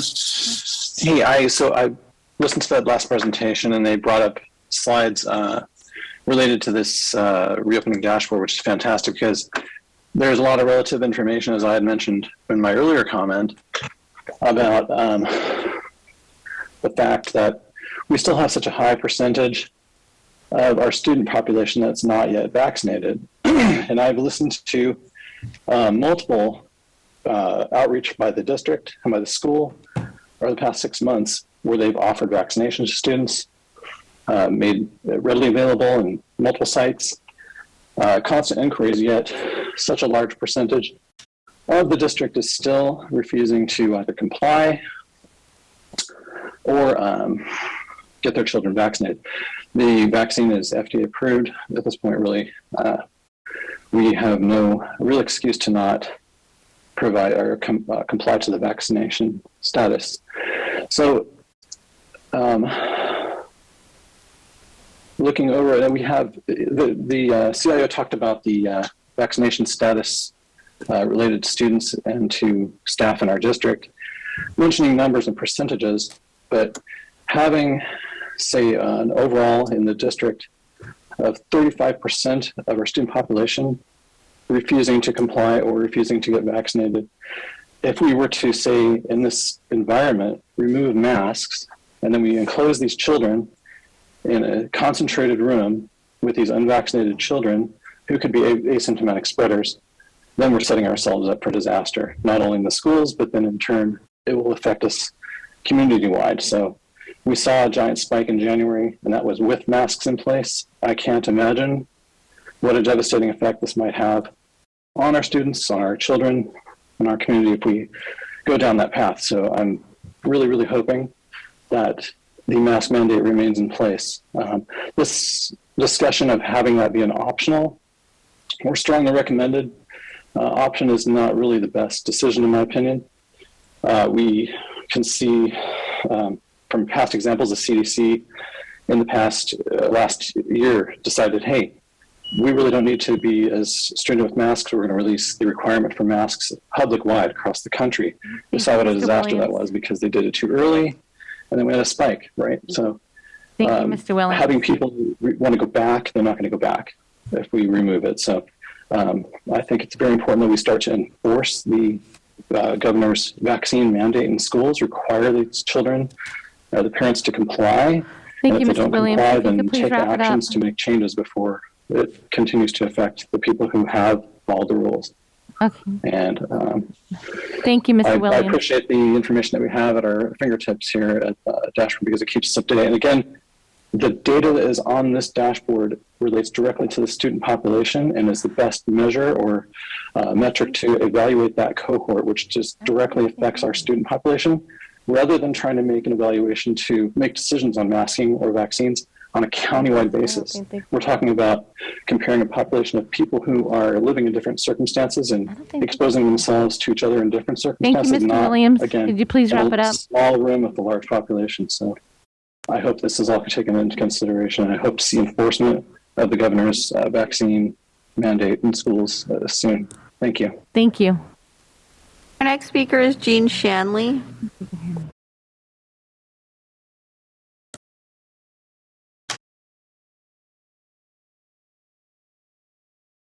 Hi, can you hear me? Yes, can you hear me? Yes. Okay, Perfect. thank you. All right. So I just want to start off by correcting. How much time do I have? I'm also using the time of Marie Perez and Sandra Halstead. You have 6 minutes then. Go right ahead. 6 minutes? Yes. Okay, thank you. I just want to start off by correcting some misinformation. I know it's really complicated and it's hard for a lot of people, but there is no FDA approval for any COVID vaccine right now in this country. None. Zero. There's no FDA approved adult vaccine and there is no FDA approved children's vaccine. That is misinformation. I do encourage people to research that further. It is quite clear. The whole reason why the legislature wants to put it on the vaccine schedule in legislation is because it is not mandated. It is not FDA approved. That's why they need to go through that process. I also wanted to address some things that Victoria had mentioned. She was talking about the shift to looking at hospitalizations, and I got really confused as to what the reason was. She was stating that the reason why there was a shift from cases to hospitalizations is because it doesn't make any sense to focus on cases. Cases are not dangerous. What's dangerous is hospitalizations and death rates. That's what indicates whether there's a problem in the community. So the CDC was forced to course correct on that recently. When we look at our county on our dashboard, our data is grossly unreliable. It is skewed, and Dr. Kassiri is failing to follow the latest CDC guidance to drop this ridiculous focus on cases and to focus instead on the severity and the hospitalizations and bed capacity. If you look on that dashboard, that hospitalization data is buried. You have to look really hard for it. And then when you do finally find it, it doesn't correct for the well-known bias caused by testing every admission for COVID. People who are there in the hospital for example, an appendix operation might test positive on a PCR test, which doesn't mean they have a COVID infection. And then the hospital slaps a COVID diagnosis on them. And then Kassiri takes it and then she throws it on her website. And it makes it look like there's a massive COVID problem in the county. Who in this district is holding her accountable for this misrepresentations on the county website? It's very dangerous and and concerning. It would be wonderful if we could see more responsible behavior. For example, like Placer County and Yolo County have taken. If you look at both of their dashboards, they are truthful and transparent about cases being actual identified COVID cases, whereas Kasiri has, kind of guesswork going on about how many COVID cases are actually in the hospital. So that's the reason why there was a shift from cases to hospitalizations. Victoria, it's because it never made any sense whatsoever to focus on cases, and the district should not focus on them either. The CDC does also not recommend contact tracing. I saw that in Victoria's presentation. I don't know why she's talking about contact tracing. The CDC recently just came out, changed their guidance, and said there's no reason to be doing contact tracing. Should just do that in places like nursing homes, jails, but certainly not necessary in schools. Why are we not following the science? It's massively confusing. The CDC labels Sac City right now as minimum medium risk, and even on the low end of the medium risk, almost a low risk, which means they don't recommend universal indoor masking for children in our county. It's not recommended. For those who want permanent masking of our children, what happened to follow the science? It's baffling. The CDC has also admitted that the cloth masks don't work. They don't block airborne transmission. They don't even reduce it much. A recent UK study said that they block transmission by about 10%. 10%, people, think about that. Surgical masks don't do much better because they're ill-fitting. That's why they just recently said, oh, you all got to put on an N95 mask. Well, that's true. They do block more transmission, but they also block air and breathing. That's why the FDA does not recommend them for children. Why is SCUSD passing out these non-FDA approved masks for children, N95s? It is lunacy. It makes no sense. But it might make a little sense when we think about the trauma that has occurred in the community and the fear levels for parents, teachers, and administrators. I mean, this really is the reason why they're demanding useless cloth masks and demonizing anyone who dares breathe fresh air, because they are having trouble making this transition back to human life. What are we going to do to work on that problem? It is very concerning. And finally, where is our assessment of natural immunity? Why is there no county assessment of natural immunity, district assessment of natural immunity? I mean, even Bill Gates came out in a recent Munich security conference and spoke from the stage telling us Omicron's pretty much in the trash and the whole COVID pandemic's in the trash, and we better start thinking about the next pandemic because pretty much everybody's got natural immunity. I don't understand why parents and teachers are completely off the rails, worried about COVID crises. Have they not heard the news? Natural immunity levels are very, very high right now at herd immunity levels, and there really is not the reason for this massive paranoid fear moving forward. I don't know what we're going to do to heal as a community, but I do encourage us to come together and try and find a way to focus back on some sense. Thank you. I yield the floor. Thank you, Ms. Shanley. Next speaker. Our next speaker is Daniel Darby. Go ahead, Mr. Darby.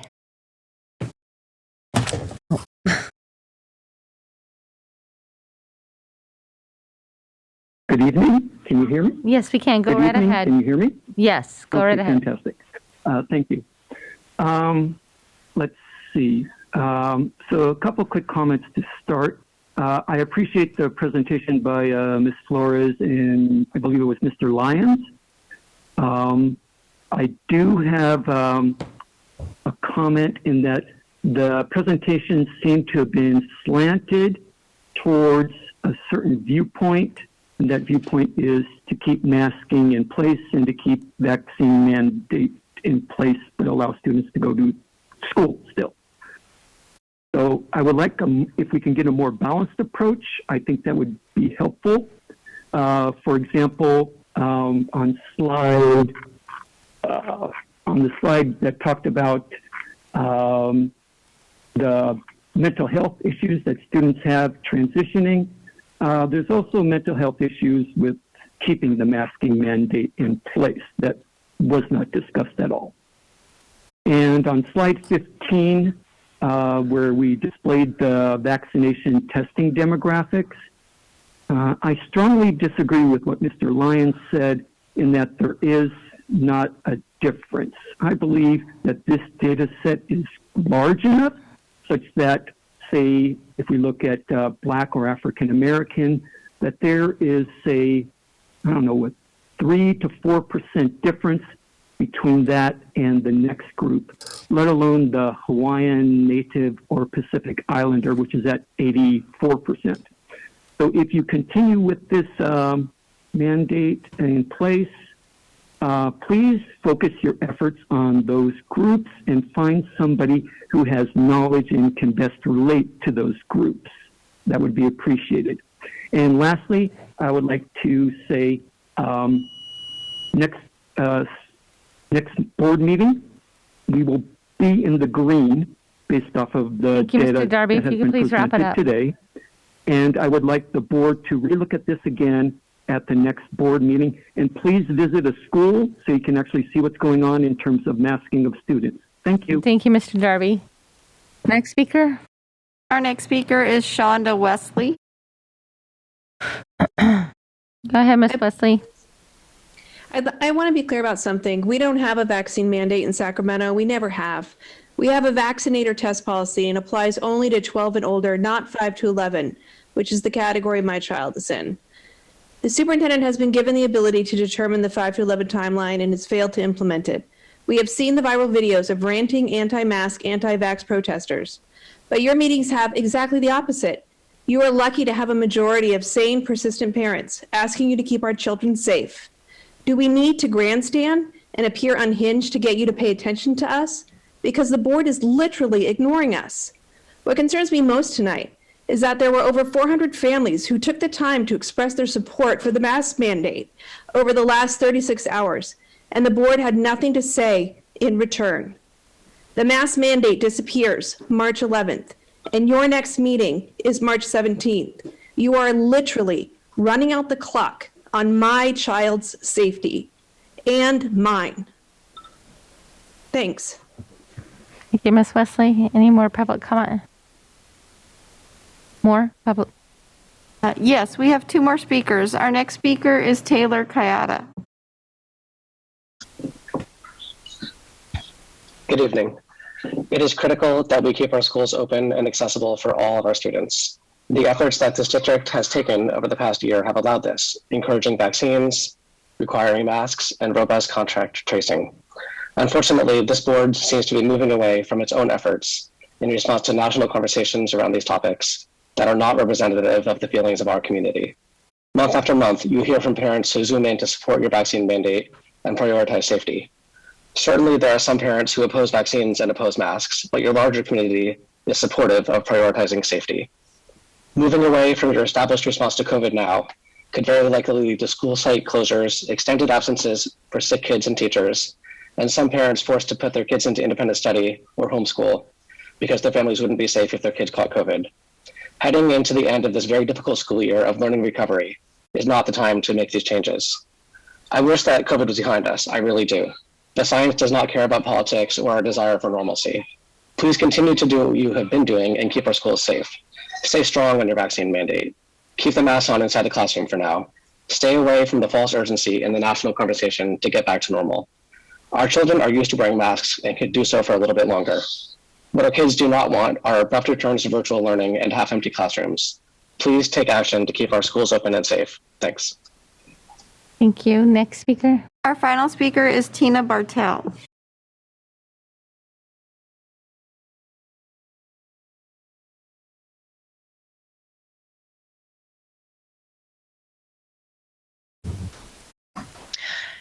Good evening, everyone. Thank you so much for hanging in with all of us for this very informational meeting. I appreciate being able to say that my family is also in favor of keeping teachers and children masked through the end of the school year. Our reason is that COVID infections continue, and at this moment, we are in between surges as the Omicron variant ran out of hosts to infect. As mask mandates are lifted, every COVID variant, including the new, more contagious BA.2 strain, will move quickly through unmasked, unvaccinated individuals to create another surge. Let's not include our teachers and children in this surge as best we can. Even our vaccinated children 5 to 11 are less protected than previously thought.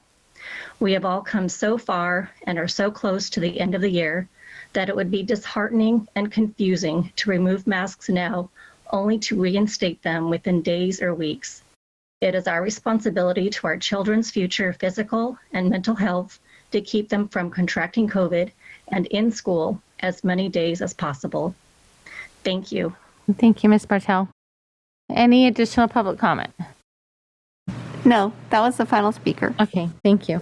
I want to make something very clear. If the perception is that this board is running out of time between now and the March 11th deadline for the mask mandate, this board has not even had a discussion about lifting a mask mandate. So that is absolutely not true. And so if you have additional questions, please feel free to reach out to us. Member Rhodes. Thank you, President Pritchett. First off, Ms. Flores, thank you. You always give us a beautiful amount of information and very well displayed for our community to understand. I want to say that a couple of things that as I was listening, one of the things that stood out that I wanted to lift up and say thank you to our staff members and our community in general about the Meadowview testing site on Florin. That's going to be an amazing amenity and public good for Area 5 in our entire school communities. So I look for more innovative ways of how we do that and how we connect those outside indicators to educational success for our students and families throughout our district.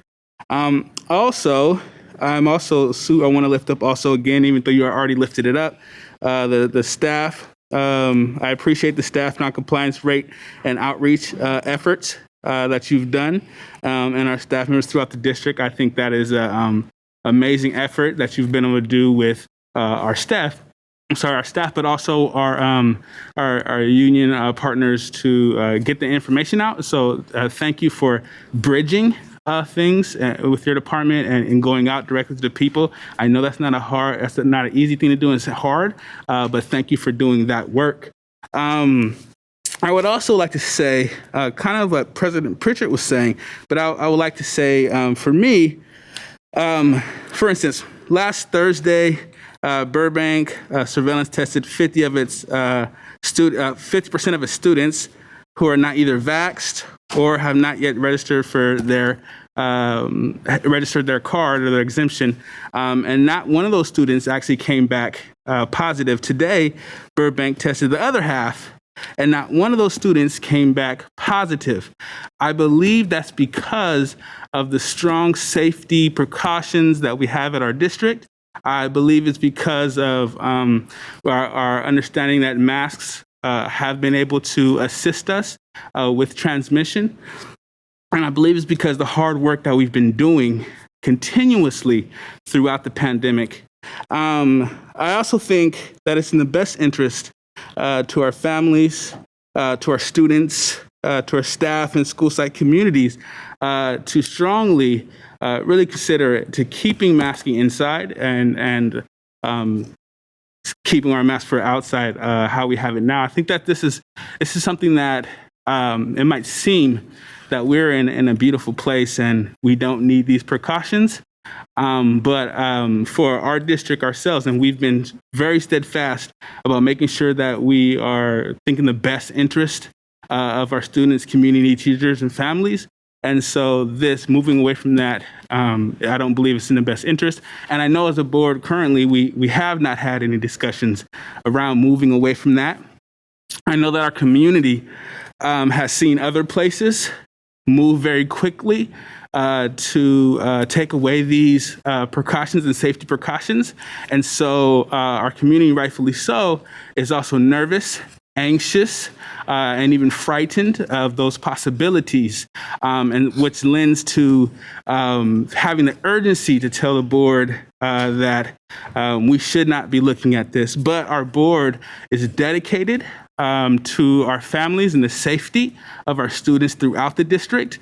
And we we genuinely care about the outcomes for everyone here. And I just wanted to, again, express that in the best way possible so we understand the anxiety, but we are taking consideration our families and students and staff members in our district. And I just wanted to be clear as possible today to say that, and from this board member, and I'm not speaking for my colleagues, but I believe they align. So thank you guys once again for my time, and I'll give it to my colleagues. Thank you, Member Rhodes. Member Morosky. Yeah, thank you, Member Rhodes, for sharing that and echo a lot of those words. So, and just to say that our number one priority this year, my number one priority has been, since COVID, get kids back in school and keep our schools open and keep kids in school. So, I think when public health is working well, then it seems like there's no problem because you can't tell what's not happening. And so your point is very well taken that the transmission is not happening in our schools by and large. It's coming in from the community, but we've done a good job. I feel there will be a time that it's appropriate to take our masks off indoors. I don't see any urgency demonstrating that we need to do that now. I would like to hear back from the district after you have a chance to process through a lot of the things that that are coming out, and to bring us back more guidance and information on what an appropriate, maybe like an appropriate metric is, or something that that could be objective, because we will get to a time where the risk is reasonable, right? Like we had risk before COVID of flu, which kills tens of thousands of people a year in this country, and nobody thought twice about masking. So I think there is just a balance of risk and benefit. So I look forward to hearing more from the very thoughtful folks,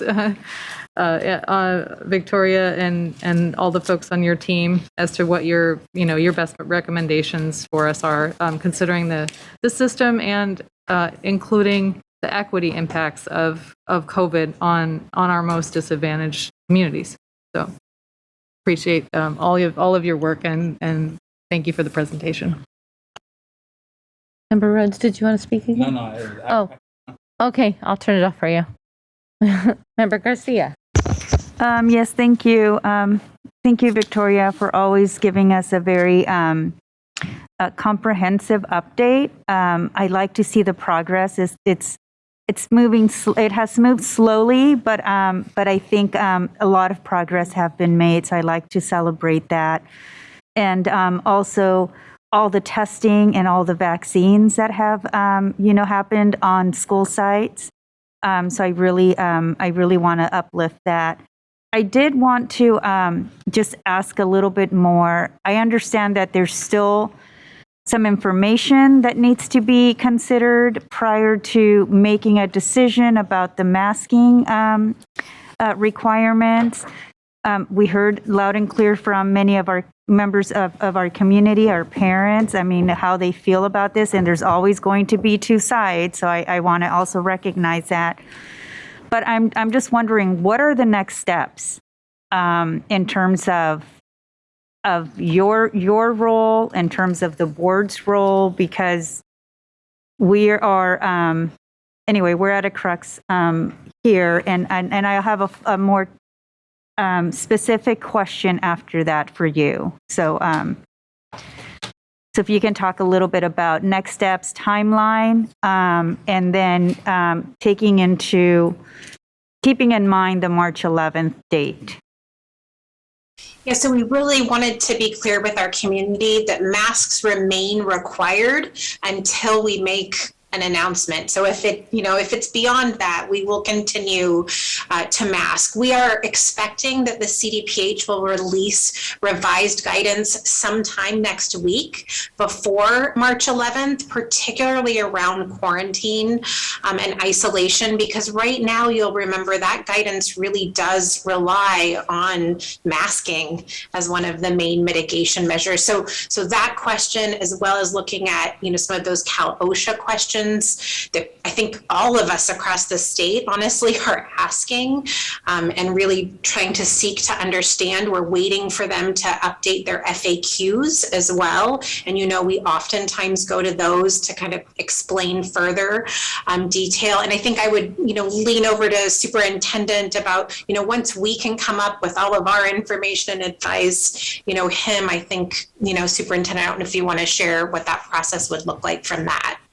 Yes, thank you, Victoria, and great question, Member Garcia. I do also want to mention that we are still scheduled to do some discussion and consultation with Sac County Public Health. This is, of course, a topic of great concern and importance, not just for Sac City Unified, but for the other 12 districts that are located in Sacramento County.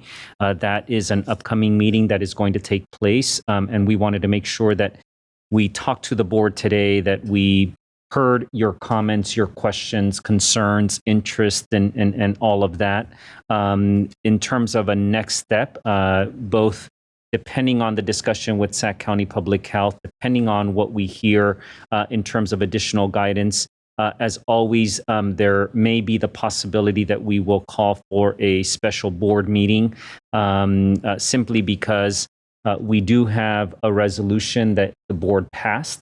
And I think it's the best practice is for us to come back and make any revisions to that resolution that the board passed. That not only applies to some of the health and safety protocols that we've put in place, board members, but also, for example, to the vaccine mandate itself. Given that, as you saw on one of the slides, we are still not in a position, and unfortunately, when the state made its announcement, they did not tie any lifting of requirements to vaccination rates.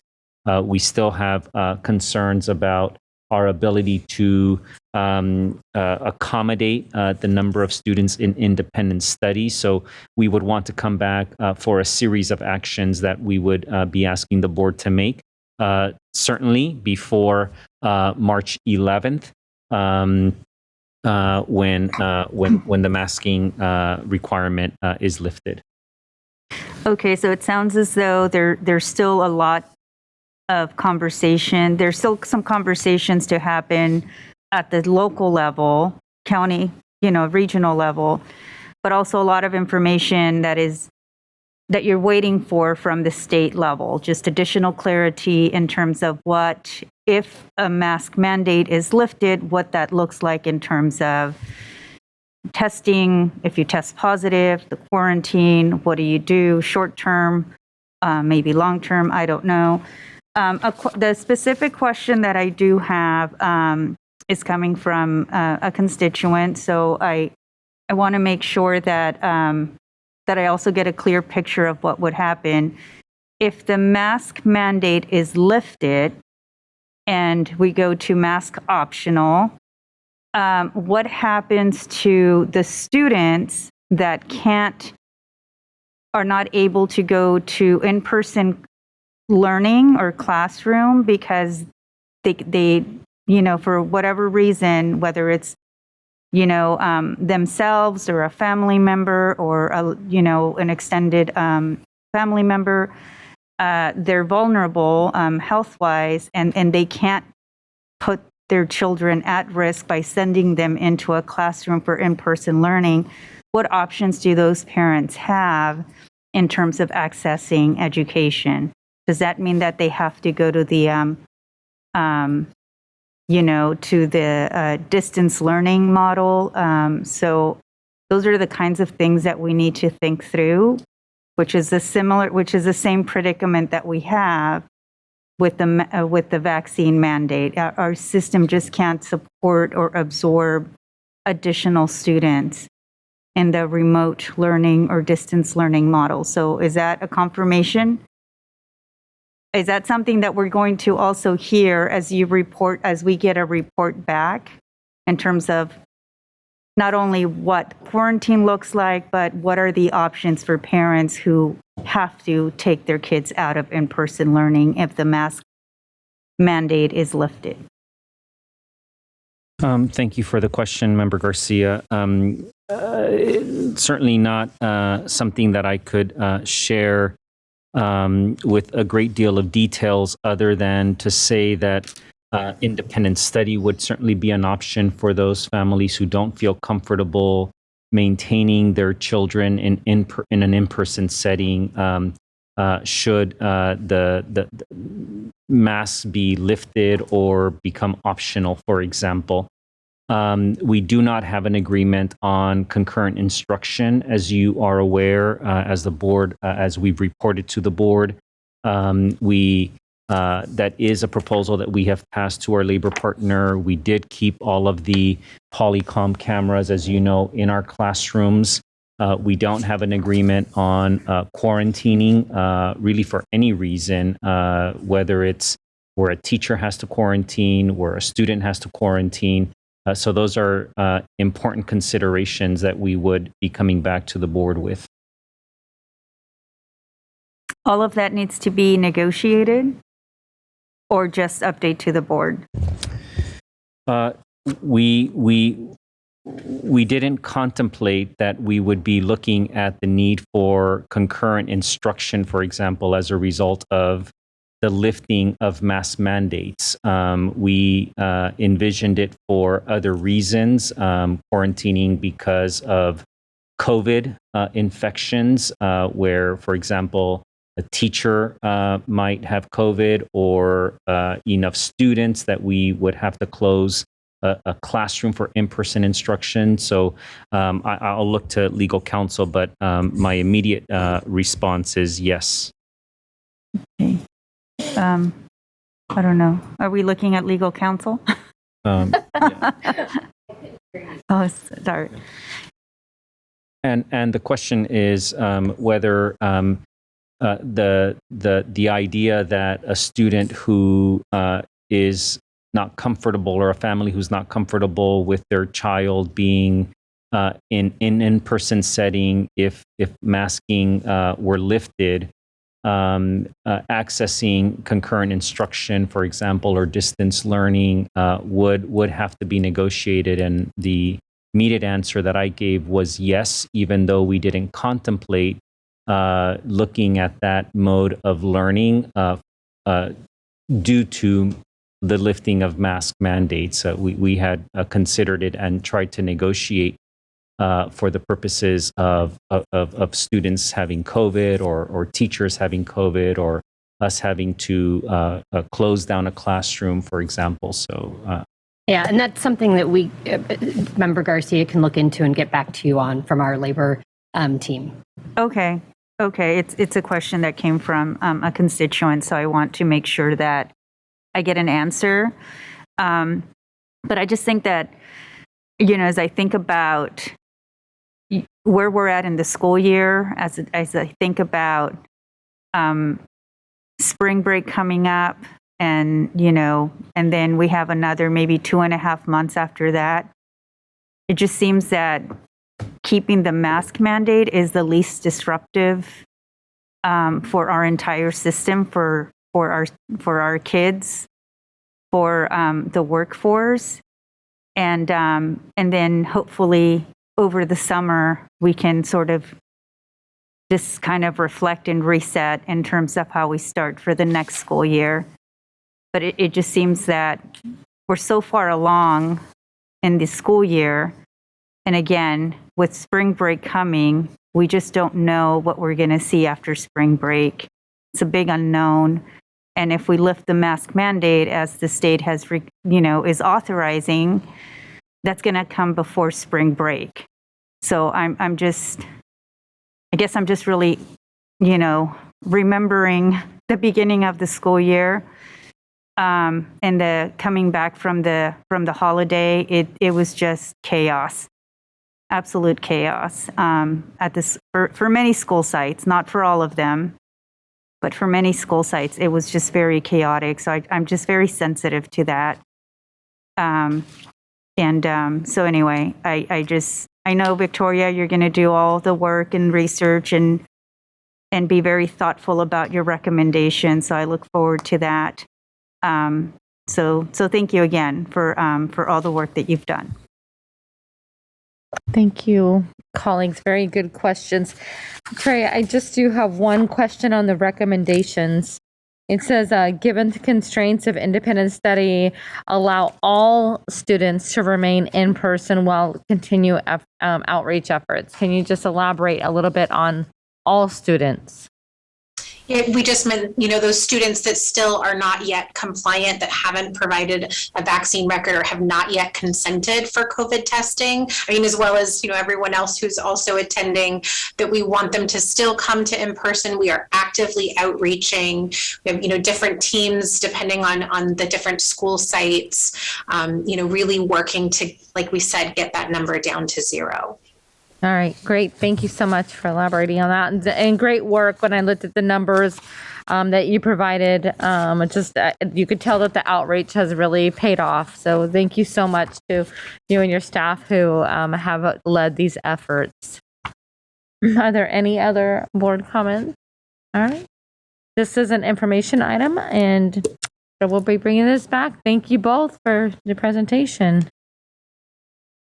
All right. Item 8.2, Culturally Responsive Education Service Delivery Model, MTSS update. Ms. Beata and Ms.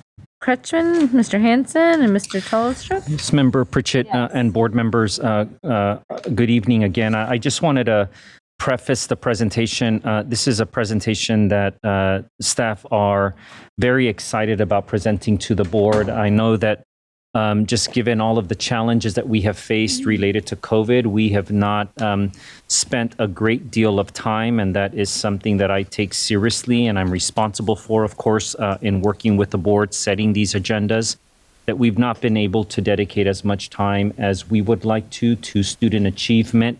You may remember that pre-COVID, the board had made a commitment that at every board meeting we receive some update related to student achievement, and that has not been the case. And so I know that the team is very excited. We have a number of principals and staff that have made time to participate in this presentation. We did give ourselves 40 minutes. I hope that you will just provide extra attention for a longer period of time, just given the importance of sort of shifting our attention and asking that we shift your attention to something that goes to the heart of student achievement.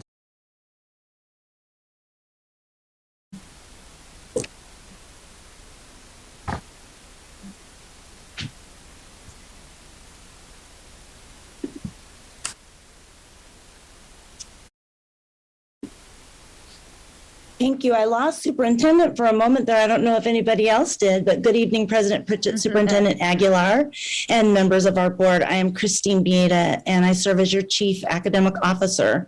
And as we approach 2 years, it's hard to believe, but 2 years since our schools were shuttered to protect our children's staff and our families from COVID, you'll remember that we committed to you that we would work to learn from this and that we would use this crisis to return to school better than how we left it in the spring. And tonight I am joined by an esteemed group of colleagues, very excited to have some of our principals here with us. And we are here to update you on one area of this promise to return better, and that is our progress with our culturally responsive education service delivery model, or MTSS. Next slide. And with our core value and guiding principles lighting our way from the very day our schools were shuttered, we made a commitment to not return to normal, but to return better. Knowing that our system, like every other, is perfectly designed to get the results that it gets, we knew then and now that systemic change is necessary in order to fulfill this promise to our students. Next slide, please. And as educators, since we are the academic office, we're trained to begin with the end in mind and to share with our learners, in this case you, our board, what you will learn and why. And in that spirit tonight, we will share that the changes we've made and those still to come are designed to ensure that coming back better means that every single student thrives as a result of high quality instruction and support at their home school alongside their grade level peers. You'll see and hear how our pre-pandemic and existing instructional models and supports continue to fail to meet the needs of our students. You'll understand that the district is obligated to provide a data-based instructional framework and that our governing bodies and expert organizations continue to call for multi-tiered systems of support as the most effective and efficient way to improve outcomes for students in urban schools. Finally, you'll learn that MTSS, Multi-Tiered Systems of Support in Sac City, is alive and progressing, hearing specifically from our boots on the ground site leaders about what this means for our kids. By the end of our time together this evening, we hope that you'll know and understand that MTSS is the systemic change we need in order to fulfill our promise to each and every one of our students, and that they will thrive in each and every one of our schools. Next slide, please. I'd like to begin by anchoring all of us to our Sac City Unified School District tree. It's a visual representation of our culturally responsive educational service delivery model for our kids. Not only does this tree represent how our work is grounded and interconnected, it's also a living thing, constantly evolving based on our work and learning, with many different iterations that represent the change and growth constantly occurring in our system. It's changed several times already. You'll see that grounded in the darkest and richest soil is our core value, driving us to assure that every one of our students will thrive as a result of high quality and rigorous instruction and whole child supports in a challenging, supportive, and inclusive learning environment. As we work to build a truly and fully inclusive educational experience for all of our learners, it is important to note that this is a disruption in historical models of service in Sac City Unified. For scalable, sustainable, and successful change, we know that we must be deliberate and intentional, as well as flexible. You'll get to hear about some of that flexibility tonight. Next slide, please. In the trunk of our tree and in the branches of our tree lies our vision for high quality, rigorous instruction, centered on direct instruction, universal design for learning, and social emotional learning to support the whole child through anti-bias, anti-racist, culturally responsive teaching and learning, positive behavior, and trauma-informed care practices. We know that the complications of serving our students are more complicated now than ever before. Next slide, please. And finally, down in the roots lie the 6 domains of MTSS: team-based leadership, data-based decision-making, tiered instruction and interventions, capacity-building infrastructure, problem-solving process, communication and collaboration, the practices that enable us to enact the systemic change needed to fulfill our commitment to return to school better than before, with our children thriving as a result of high quality instruction and high quality supports. Next slide, please. As we share tonight how MTSS is alive and progressing in Sac City, it's important to establish a definition, our common language and common understanding of what MTSS is. In our tree, you saw the 6 domains of MTSS deep down into the roots of that rich soil. Here you'll see that MTSS is a framework that ensures successful outcomes for all students by using a data-based process to provide and evaluate the effectiveness of multiple tiers of integrated academic, behavior, and social emotional instruction and intervention supports matched to student need in alignment with educational standards. As you hear us refer to the MTSS framework and domains tonight, this is what we're talking about. Next slide, please. The historical need for MTSS and SCUSD is very clear and provides us the urgency for the work. More than 5 years ago, in 2017, after a data review and needs assessment, the Council of Great City Schools recommended that SCUSD implement MTSS. Again, that was 5 years ago. Next slide, please. In 2017 and in 2021, two capital of suspension reports recommended that we immediately initiate district level plans to reduce suspensions that identify areas in need of attention, specify planned interventions, and track the effectiveness of these interventions over time, a direct correlation to MTSS. In 2021, in its comprehensive systemic review, the California Collaborative for Educational Excellence called out MTSS as the pathway to systemic change to improve student outcomes. Next slide, please. And next slide, please. Finally, this fall, as our students statewide grapple with how to address the complicated student needs resulting from this pandemic, the policy analysis for California education defined MTSS as the pathway to accelerate student learning.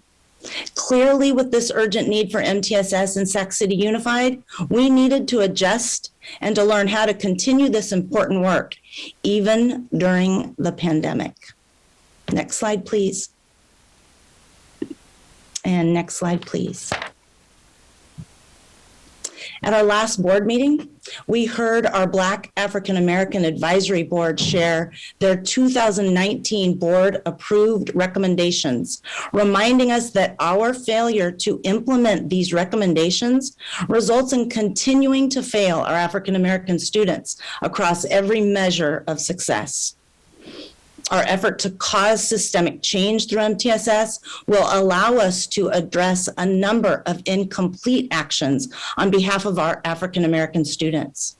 For example, academic achievement recommendations to implement multiple measures to assess student progress, to identify students in need of intervention, and to prioritize resources, implement research-based intervention and acceleration strategies to close persistent learning gaps, create a district-wide study team tasked to review and monitor K-12 special education referral practices, are all needed actions that are addressed through MTSS.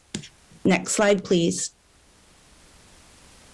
And with all of this research, call out, and our community partners telling us this is what we need, we built a shared sense of urgency to improve outcomes for all kids, and we baked MTSS throughout the LCAP, as well as ensuring that we had a specific goal to ensure our systemic accountability.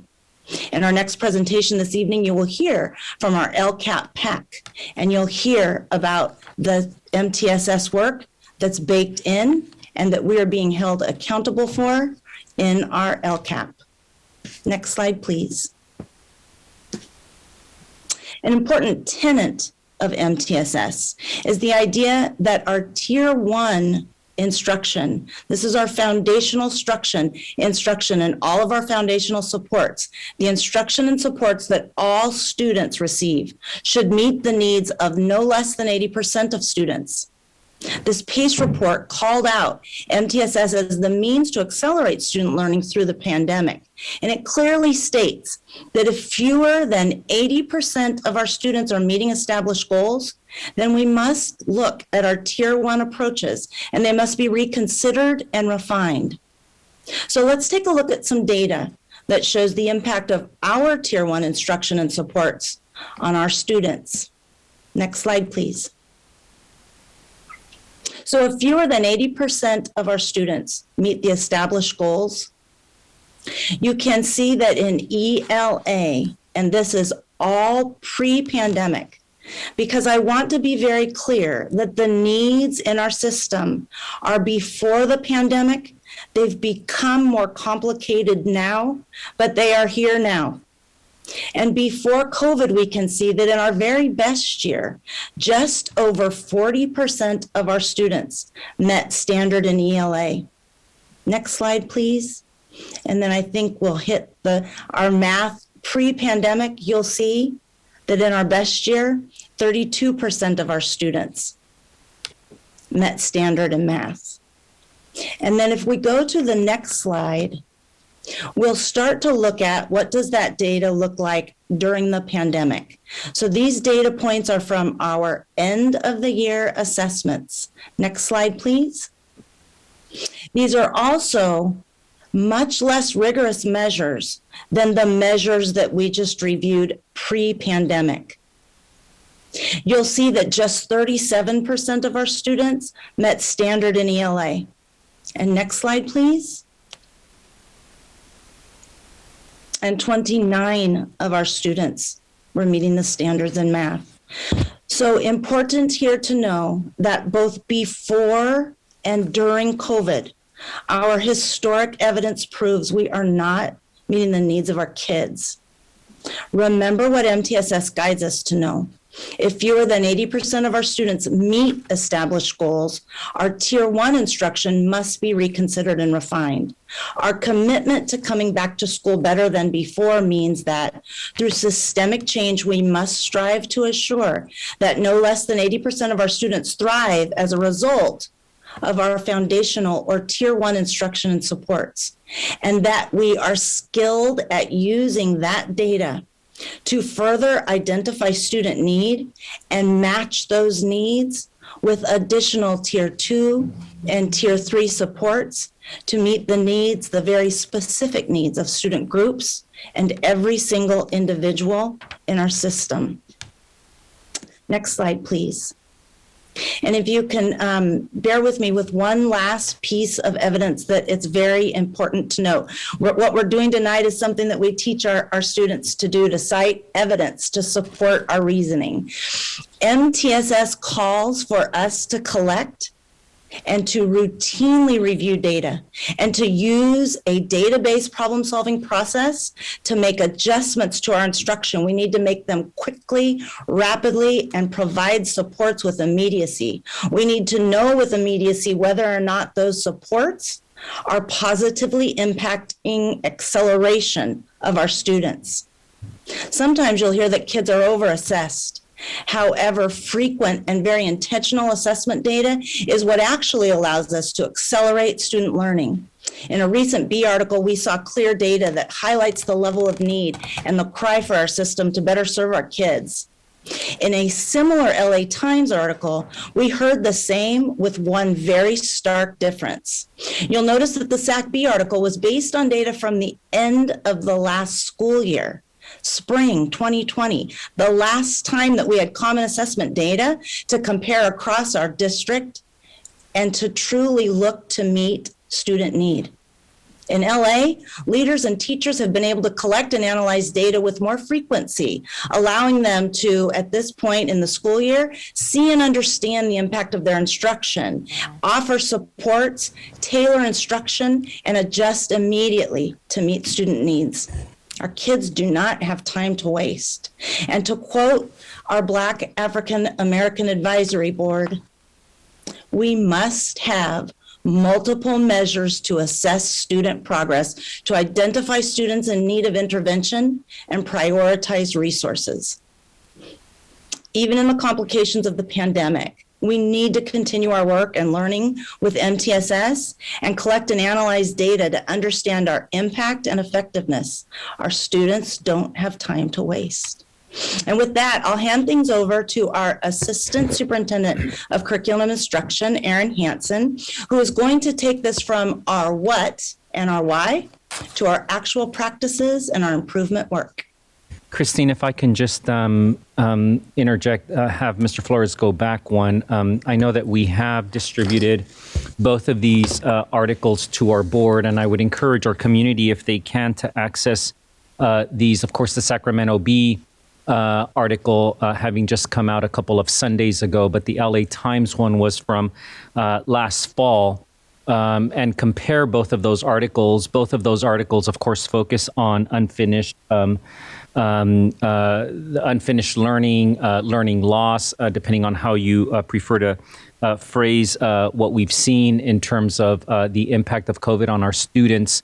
One major difference, though, is that the LA Times article, the LA Times as a publication conducted its own data analyses using data from LA Unified, and that's because LA Unified, I'd imagine in a PRA request, had to turn over a lot more data than what we have access to in Sac City Unified. So both very good articles, in-depth articles, but the LA Times was able to do a deeper analyses on their own of data that had been provided by LA Unified.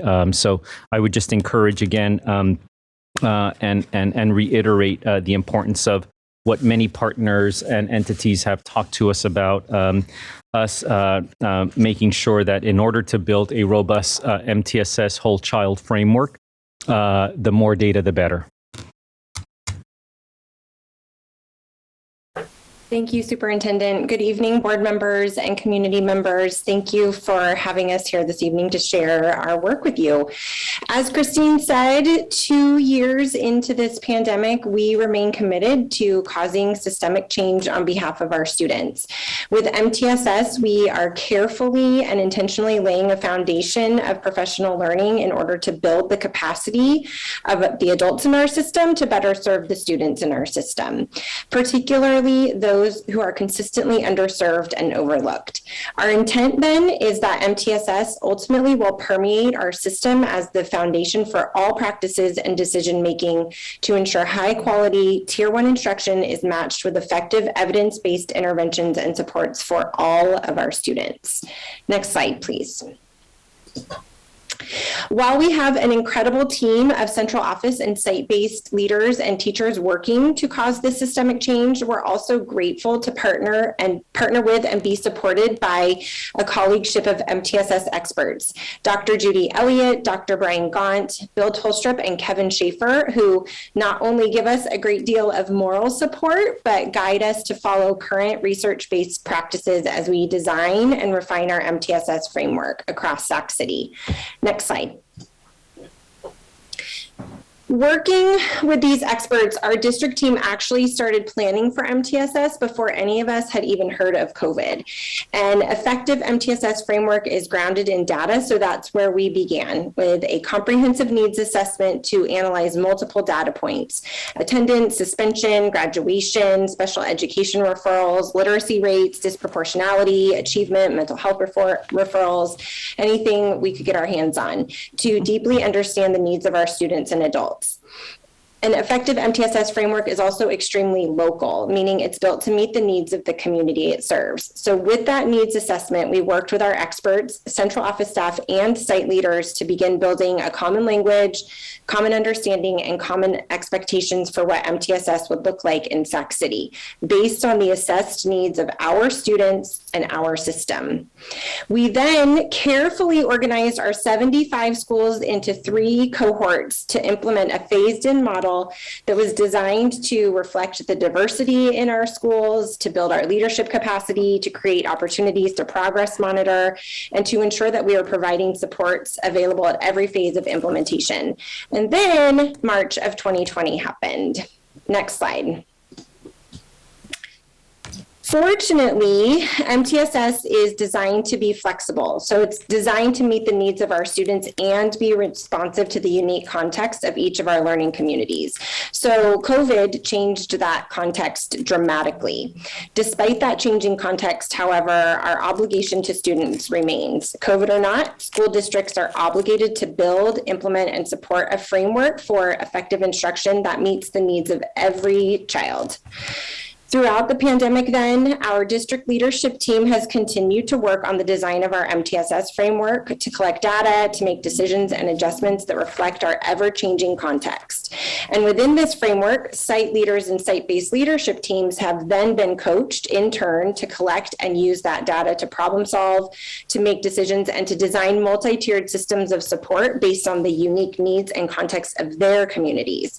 Again, MTSS is designed to be flexible, responsive, and local. As I said before, an effective MTSS framework relies on the regular collection and use of data. So throughout the design and implementation process, feedback from our site leaders has been a constant data point.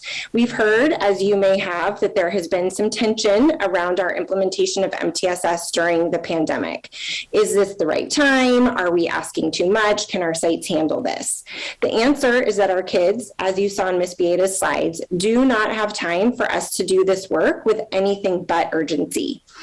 As such, we've worked again and again to readjust our course, including pausing professional learning to focus on keeping our schools open through COVID surges and through staffing shortages, and considerably revising the content and structure of professional learning in response to feedback. Most recently, we've been asked to reconsider data collection deadlines and have extended those as well.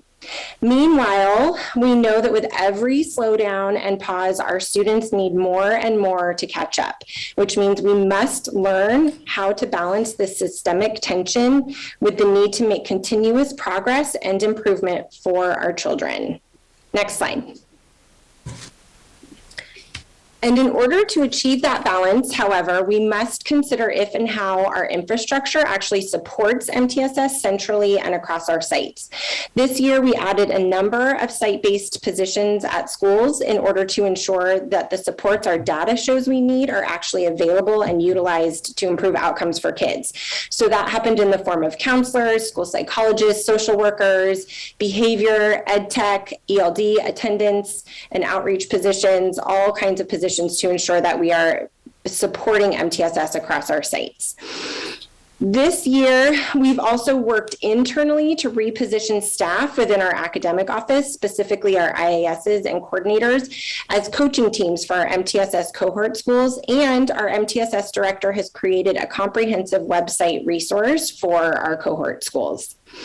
And this evening, in agenda items 9.1 through 9.3, you'll also hear how we're reimagining our central infrastructure to focus on professional learning and coaching, and proposing transitions that will allow us to better serve even our earliest learners all through our MTSS framework. Next slide.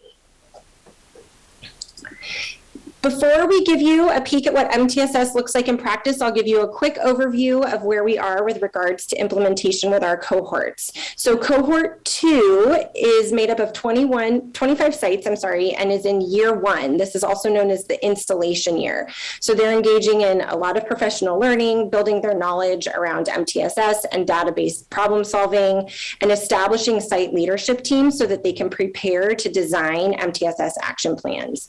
Cohort 1, also made up of 25 sites, is in their second year and focused primarily on building their capacity, engaging with their site leader teams, and actually implementing those MTSS action plans and change ideas.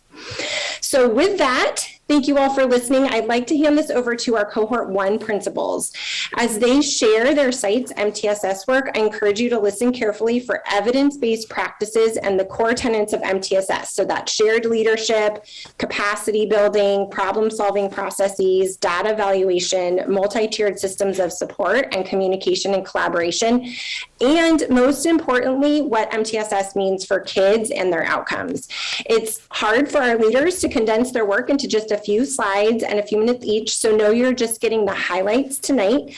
Please be prepared to ask them questions. They're here to answer anything you want to know about what MTSS looks like at the site. And even better, I encourage you to reach out to plan a visit to see this work in action after tonight. And with that, I'd like to introduce Vanessa Betrago, principal of the School of Engineering and Sciences. You can go to the next slide too. Thank you. All right. Good evening, members of the board and Sacramento City Unified School District community. Thank you for this opportunity to share the exciting work happening at SES.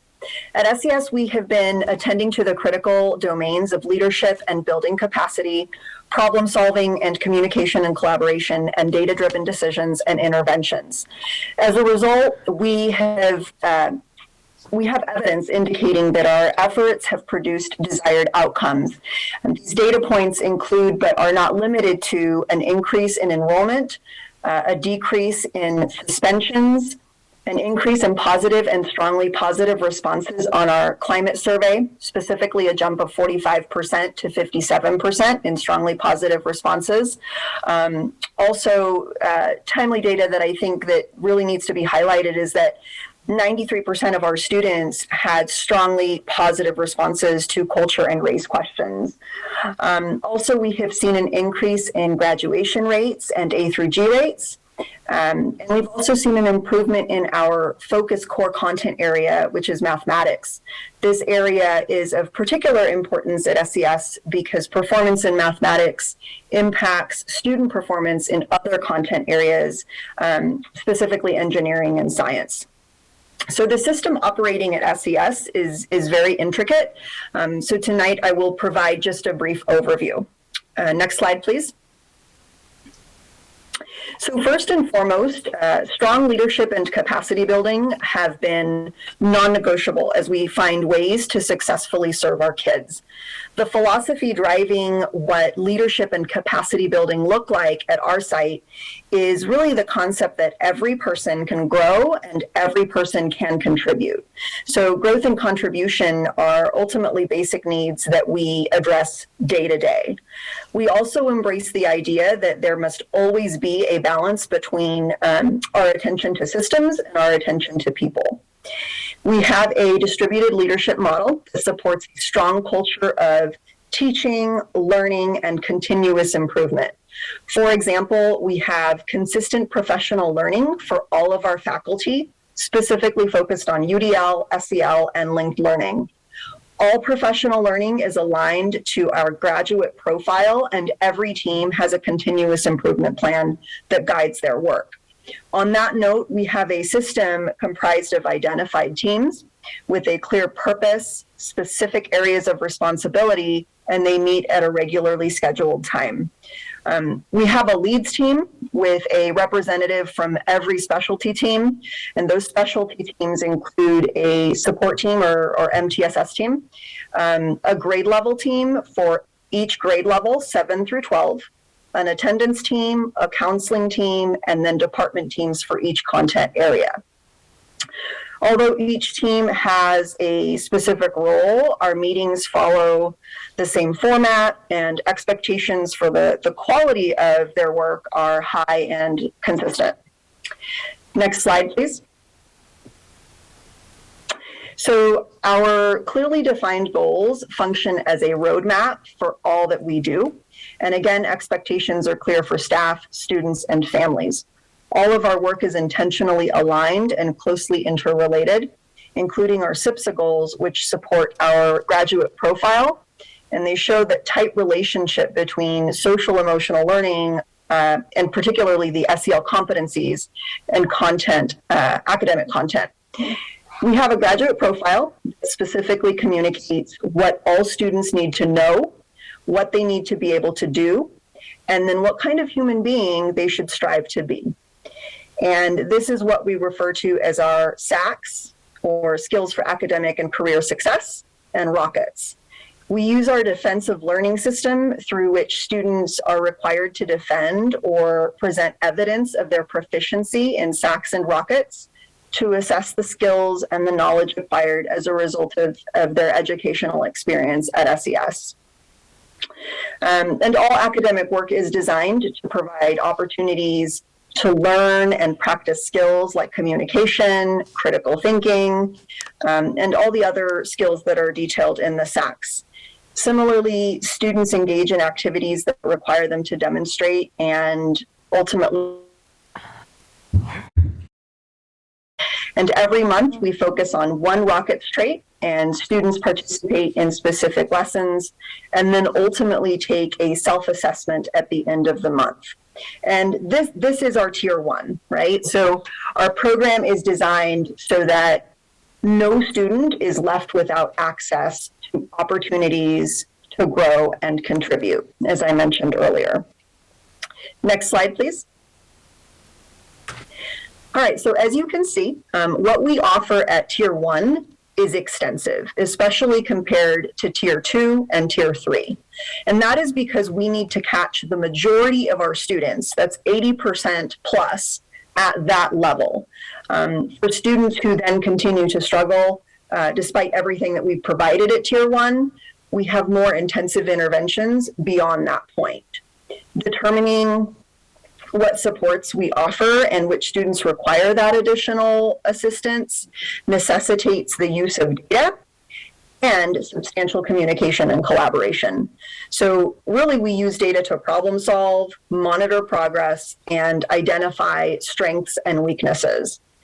I want to be really clear though that when I refer to data, I mean a really broad scope of information that we gather.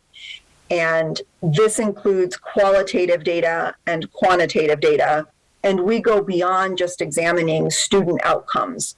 More importantly, what we do is we evaluate what precedes the outcomes, such as mindset and beliefs, because those ultimately do impact outcomes. So really what we are doing, we are assessing input and we are assessing output. Our teams look at traditional indicators, such as attendance and discipline data, but we also use surveys, self-assessment and reflection forms, grades, and then teacher data collection, which ultimately ranges from teacher-created assessments to tallying how many students, ask questions in class, to really see, what level of engagement that class is at for any particular day. So as you can see, while improving outcomes is possible, it does require intentionality, vision development, creation of systems, and attention to each of the domains that I mentioned, but not just individually, rather the domains really do have to all function in concert. Anyway, I thank you for your time this evening. It was a pleasure highlighting the accomplishments of the SES team. Thank you, Vanessa. So I want to, as we go into hearing from Mary Cha, who's the principal at Wilsey Wood, keep thinking about how MTSS is designed to be flexible and responsive and local. What you'll see at each of our sites tonight is very different, and that's how it should be. MTSS can and should look different at every site based on the needs of the community and the priority of the schools. So with that, I'd like to introduce Mary Cha, principal at Wilsey Wood Middle School. Good evening, members of the board and the community. My name is Mary. I'm the principal of Wilsey Wood Middle School. So with the pandemic, as educators, we recognize the need and importance of connecting and engaging our students back to the school. MTSS allows educators to focus on supporting all students in a systematic approach. To do that, the work starts in the classroom with our teachers and our staff on campus. Critical pieces to the MTSS work at Wilsey Wood that has been achieved thus far is providing staff the opportunity to gain an understanding of the need for MTSS, using and examining data regarding MTSS implementation, fidelity, and student outcomes, having a strong culture of collaboration and communication, and having a shared vision. Next slide, please. Based on the data, Wilsey Wood decided to implement a Tier 1 support school-wide with an advisory period.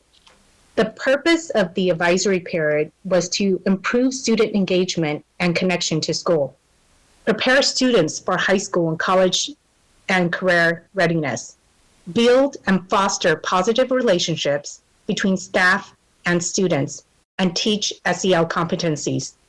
As an educator, when looking at MTSS, we cannot just implement an academic solution. The advisory period addresses the parts of MTSS in terms of attendance, engagement, behavior, and academics. It serves as the foundation to build upon for tiers 2 and 3. Next slide, please. Data on the slide is reflective of Tier 1 provided through our advisory period and Tiers 2 and 3 interventions. For chronic absenteeism at Wilsey Wood, some interventions implemented are our attendance team meetings that are held on a bi-weekly basis to review and analyze data with targeted focus groups. Phone calls home about attendance are focused on assessing the supports and needs of the families. Targeted attendance meetings are held to discuss barriers and ways the school can help, and referrals are made to our Student and Family Support Center. Working to decrease the suspension rate, Wilson Wood utilizes peer mediation, restorative circles, provide games and activities during lunch to engage students, mentoring support provided by staff and outside agencies, a check-in and check-out system, and much more. The DNF rate has decreased and the high school readiness rate has increased. The high school readiness rate that I speak of is reflective of our credit system that we have in place to teach students about credits when they go to high school. It is taught through our advisory period by our school counselors. The tiers of support assist us as educators to identify where each student is struggling, meet them where they are, and provide the support and instruction that is needed for students to feel safe and successful in any environment. Thank you. Thank you, Mary, for that example of what MTSS looks like at Wilsey Wood. And for our final example of MTSS tonight, we have Nate McGill, principal at Ethel Baker. Good evening, board and superintendent. Thank you for giving the opportunity to share. Must note it's definitely past my bedtime, so sorry if I fumble a little bit. We are in our second year of MTSS. Just to provide you a brief overview, we enter this work really with the belief that in order for a student to activate his or her thinking and learning brain, they need to feel safe. They need to feel safe academically with regard to mental health, even physical safety. And so we believe that it's incumbent upon the adults in the building to provide that environment for our kids. And that's how we enter the MTSS work. Believe really strongly also that you need to develop, utilize, and refine a common language so that we are accurately describing what's happening in the school system with all of the people. And with that also comes the need for expertise, professional development, leadership, whether it's with site administration or with teacher teams, and then also participation from all the people that are in the school and the kids as well. And we do feel really strongly that the MTSS work is repeatable, it's scalable, and it can meet the needs of every kid in Sac City. And just to highlight also what Mrs. Bieda said, the need for common data for our students and making those decisions in real time and not waiting for what we would consider dead data at the end of the year is really vital to this process. Next slide, please. So at Baker, kind of the genesis beginning of MTSS was through attendance team, led by my amazing assistant principal, Mrs. Bennett, and a pretty robust team of teachers and office staff, and then supported, of course, by the attendance and engagement department at the district. We began our work with MTSS looking at attendance engagement to really address chronic absenteeism that had plagued the school in previous years. And so with this team, along with the staff, we set out to identify best practices around what engagement looks like for students, motivation, and that really entered into the conversation from a tier one perspective that it's within our control as educators with really strong tier one practices to positively impact attendance and engagement and even motivational outcomes. And so we recognize that we had a lot of agency in this area. And so as a staff, we worked hard to develop what our best tier one practices were around attendance and engagement. Next slide, please. And then, of course, the pandemic hit. We have a picture here to the right of one of my amazing teachers, Miss Schwartz, on a home visit to one of our neighborhoods. And as we entered the school closure, the need for tier 2 and tier 3 really came about. So at that time, basic necessities, mental health services, even internet access to Chromebooks, all of that came to the forefront of how we started to serve the community. So obviously we know that kids weren't coming to school. We had to go to them. And so we considered those targeted, even sometimes emergency situations as our tier 2, tier 3 outreach. What that allowed us to do was kind of redefine how we communicate with families.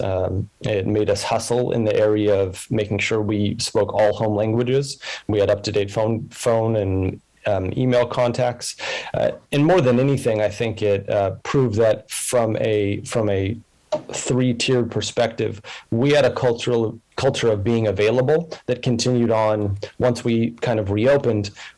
Our expectation was that all staff members kept a pulse on where our families were, and we were able to do that because we were out in the community, and so that culture of being available was extremely important. One of the bigger data points that we're proud of is last year. We actually had a chronic absenteeism rate that was lower than the district average and an attendance rate that was higher than the district average, which hadn't happened for several years, and maybe not ever, but I'm not sure on that. So we were really proud of that as an indicator of families, first of all, staying with us and then showing up when it was time to return. Next slide, please. So I mentioned a little bit about the need for mental health services, and really what we're doing with mental health is at the core of our MTSS work. Besides a really strong foundation of tier 1 practices that start in the classroom. So, for example, class meetings, calming corners, school-wide mindfulness practices, all of those are what a student can expect every single day. We look at our students and their experience there and the adults there from a trauma-informed approach, and kind of define that as a practice that refers to how we see trauma and how we see the results of trauma manifest in the kids and adults in a school setting. And so one of those core tenets as we look to understand our students better is that, what are considered traditional problematic discipline behaviors are just unskilled communication of an unmet need. And so the better we get at this trauma-informed work, the quicker we can understand that need, either in the student or an adult on campus. And so we have shifted from what's wrong with that student to what might have happened to that student. And that's really the entry point for this mental health work. With that, we made a few changes structurally based on that need and our recognition that we had a high need for mental health services at school. So creation of a student support center. One of the bigger change agents for us has been getting Christina Kozakowski, who is our SCOE mental health school therapist. She's with us 5 days a week as part of the school-based mental health and wellness grant through SCOE, like I mentioned. In all of that work, we also participate in a coordination of services team, a cost team, which is with our student support center. Teachers can make referrals for any students needing tier 2 or tier 3 services. And then we're essentially case managing from a mental health perspective. At that time, all of our specialists on site are also available to consult with teachers who do bear the brunt of sometimes a stressful situation. And so we really deeply acknowledge that vicarious trauma and secondary trauma is a reality for our teachers as well. And we have to serve them also. Next slide, please. So transitioning to another piece of this, we were really fortunate to have the convergence of our MTSS team and our early literacy support block team, which is comprised of essentially teachers and support staff. Some folks from the Student Support Center, as well as our other members of our mental health team and my assistant principal, but the core of the work was done by my teachers. And so I really want to highlight the fact that our teacher participation, what I would consider to be a critical mass, was the change agent for this. And so what both teams came up with, because of what we would consider to be poor performance in ELA, historically underserved EL population, even though it was very large at our school, and underserved students with disabilities population. We brought a plan with the use of SIPS, which is a reading intervention tool model, curriculum. Every student at Baker now, grades 1 through 6, have structured literacy time every single day. So 45 minutes of what would be at a level for a student within 2 grade bands, so first and second, third and fourth, fifth and sixth together, and students will exchange within those classes and teachers, meaning that if you're a newcomer, if you just came to Sacramento, perhaps from another country, and don't know your letter names or sounds, we have a class for you. If you're a 3rd grader who reads at a 6th grade level, well above grade level, and need to be pushed in a different way, we also have a class for you, and those students get that 45 minutes a day every single day of the year. And in that way, we are providing universal Tier 1 access to curriculum that will ultimately get them where they want to be. This process is also really important to go back to Christine's point and Aaron's point that we use data cycles that are short-term, and we are constantly evaluating that data to make good decisions for kids. Next slide, please. Oh, previous slide. I do want to point out, sorry, one more. That is Mrs. Tahara's class.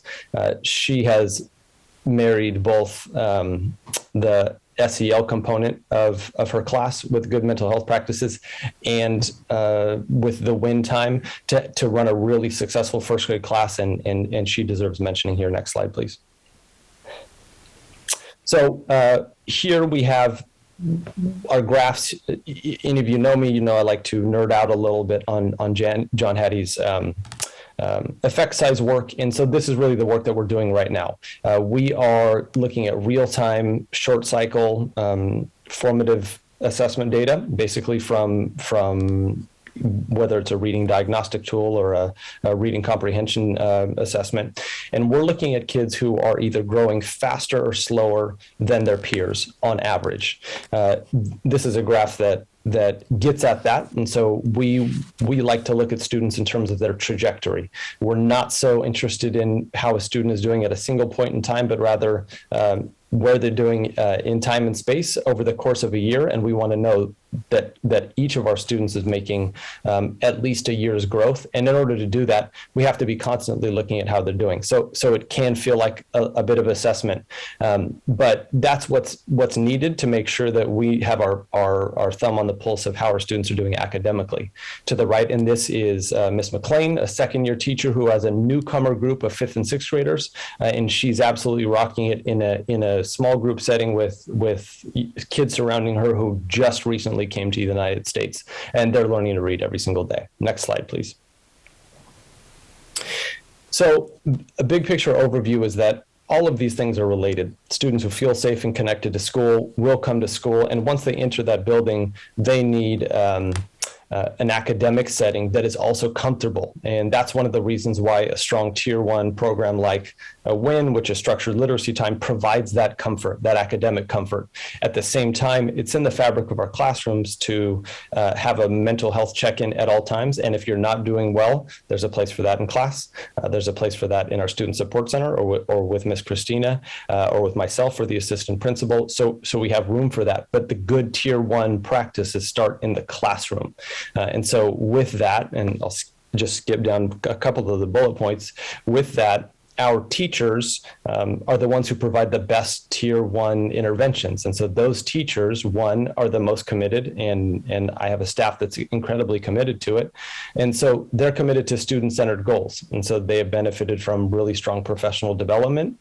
And they are just now learning about this database decision-making process that they know relies on regular data to really look at how a student's trajectory is. And I think that, you know, as we look at it, MTSS work is incredibly scalable. It's also translatable from site to site. What we need isn't what another site needs, but the system of it can really make sense not without high quality professional development.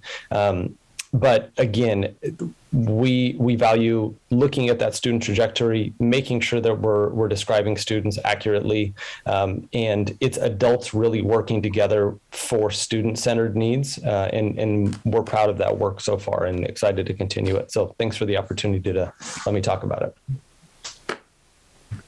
it. Thank you, Nate.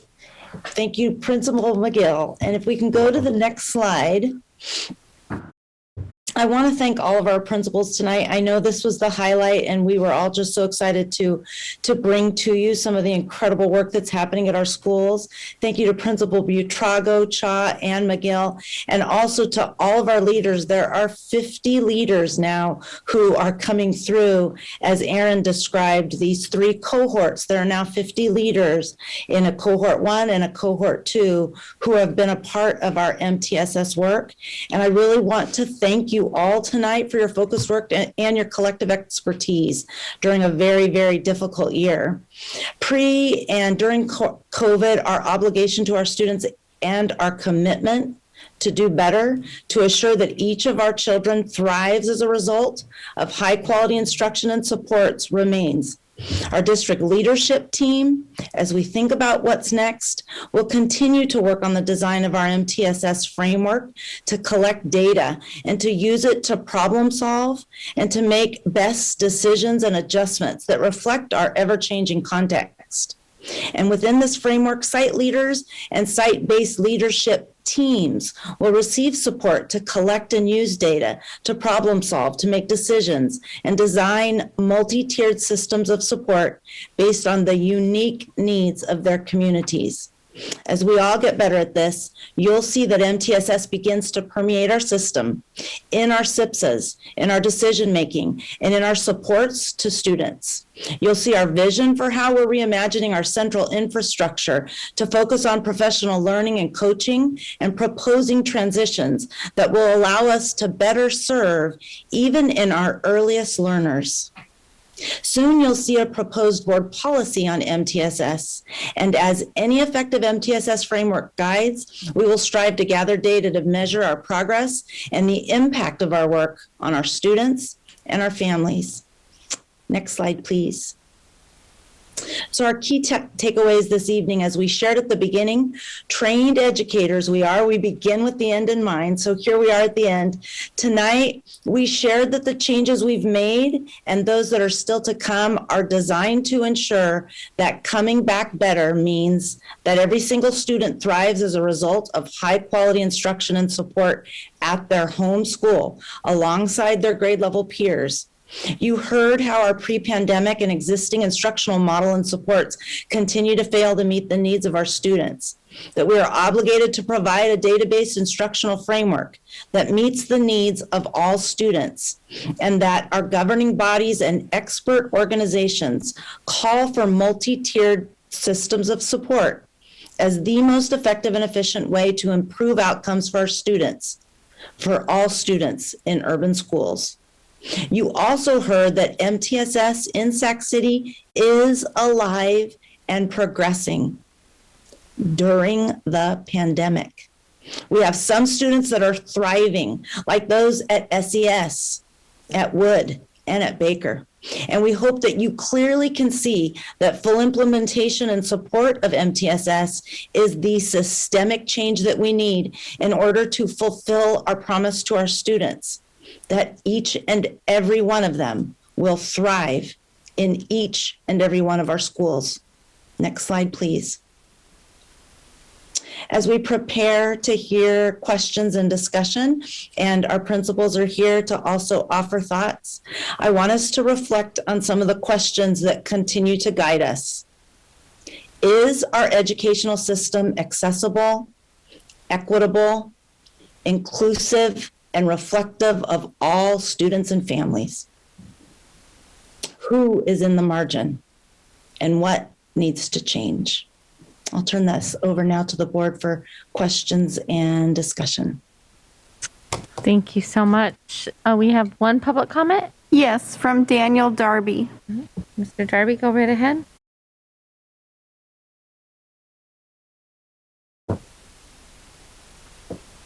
Hello? Yes, go right ahead. Hello? Yes, go ahead. Okay, thank you. I think good work has been done. I have concerns.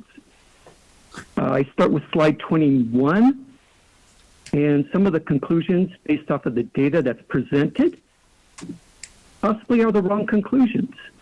As you're comparing distance learning to in-person learning based off of the school years I see being reported here. So I'm a little bit cautious of that data. And I see that Ms. Baeda, if I'm pronouncing her name correctly, she presented different data for math, for instance, comprehension rates. And over here on slide 21, we're just looking at the D and F rate. So I'm a little bit concerned about that comparison. Let's see. So on slide 27, with Wilsey Wood. I'm a little bit concerned about the suspension rate because I see 7.1% for the school year 21 through 21. I'm not sure where the error is, which one should be a 22 or which one should be a 20. I'm not sure what that data is actually meaning there. I'm a little bit concerned about that. Then we go down to the slides. Let's see. Slide like 28, I think it is. Is that Baker? Yeah. Where the principal talked about it feels that it's scalable. But then in his presentation, he mentioned several grants that they received for personnel. I'm questioning how scalable this truly will be across the whole district. But I'm also glad to hear that each school found their own individual way to be successful with their type of assessment. Please wrap it up. Thank you. And that we don't need to talk about district-wide assessments anymore because this seems to show that it seems that we don't need them. Thank you. Thank you. It looks like we have a hand up as well. Is that Terrence? Yes, it is. Can you hear me okay? Yep, I can go ahead, Terrence. Okay. I'd like to echo so many of the points that Mr. Darby just made because I find the presentation, first of all, Ms. Buchargo is a rock star and she has Kennedy roots and I'm so happy with everything she's doing at SES. We hear uplifted so many times in this space that because there aren't common assessments, so many things are either halted, can't start, or can't be done. But we're uplifting the work of 3 school sites that have, as Daniel said, navigated their own assessments and localize them. And I think that really speaks to the fact that if we entrust our school site leaders, who have the title of administrators of their school site and know their families and students best, then we can really extract the best practices that exist. And then we can, from there, develop what's best in terms of extracting data, not from the top down from a superintendent who can only remember one of apparently several schools that he visited in the school day. The other thing is that following the BAAB presentation, there was a lot of language and discussion around how there was such a desire that the MTSS presentation happen that night because it would answer so many of our questions. But what I heard Ms. Bieda speak is a lot of acronyms, a lot of letters, word soup, word salad, letter salad, but I didn't hear anything that addressed KKK, NIGGER, racism, oppression, systemic racism, school to prison pipeline, any of the things that are historic. So while I am encouraged by these 3 school sites, I really didn't hear the how this work specifically across the district is going to undo the underlying racist culture and system that's in place. So I hope that you guys are asking those same questions because I was really just sitting on the edge of my seat just waiting for that answer because again, we've had to wait 2 weeks, but yet I feel unfulfilled and I hope that you guys would as well and sort of light the fire a little bit because again, there's urgency that needs to happen because these incidents are multiplying. Our kids are suffering today, so we don't have time to wait for something that is in a multi-cohort model for years in the future when our kids are going to our school sites today not feeling welcome. Thank you, Terrence. Do we have any other public comment? No, there are no further public comments. All right. First, I just want to thank all of the staff and our principals that presented tonight. I think we've come a long way, and I think I love that we're talking about the whole child, and I think it's critical that we're talking about the whole child. And even before the pandemic, we knew that many of our students face challenges, and this pandemic has just created even more of a tension or more, I guess tension is not really the right word, more trauma, I should say, for our students. And so I just want to applaud the staff for your work towards this. I remember when we did the Council of Great City Schools audit And I remember people asking me, like, whatever happened to that audit? Is it just sitting on a shelf and like collecting dust? And I honestly didn't know. I was like, you know what? I know we're working on certain things, but and this really just kind of wrapped everything up. So I just want to like just tell you how much I appreciate the work that is definitely being done. And, you know, these questions that you asked, Chief Beta, about like, you know, is our educational system accessible, equitable, and inclusive and reflective of all students and families? I think if you would have asked me 10 years ago when I joined this board, absolutely not. But I think that work like this is really pushing us in the right direction. So I just want to say thank you for that. I do have a quick question for you. Hold on just a sec. I earmarked the picture. There we go. Can you tell me on page 13 for 11th grade why 60% of our 11th graders were only tested? So some of this is, that's a really great question, President Pritchett. Some of this is fidelity of implementation data. So this is end of the year math assessment data. If you're looking at the particular math one, at the math, and you can see as you go through the percentage of students down the grade levels who were actually assessed.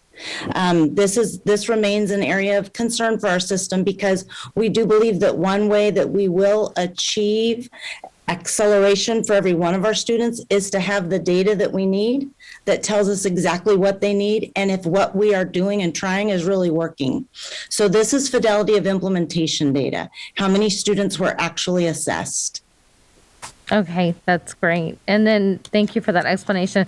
And then Superintendent, I know you had spotlighted the articles regarding the Sacramento Bee and the Los Angeles Times. And do you know why it would be such a difference of the data that was collected between us and LA Unified? Sure. And again, what we can do is we can make sure that we send those articles again to our board. The difference is that in the case of LA Unified, for example, they have access to district-wide academic data for their students. And so if you read that article, they are able to conduct more analyses of how all of their students are doing by grade level on an ongoing basis, not just through end of year data, the way that that Chief Bieda presented. To your question, Member Pritchett, that data slide just shows one marker, which is how our students were doing at the end of the school year.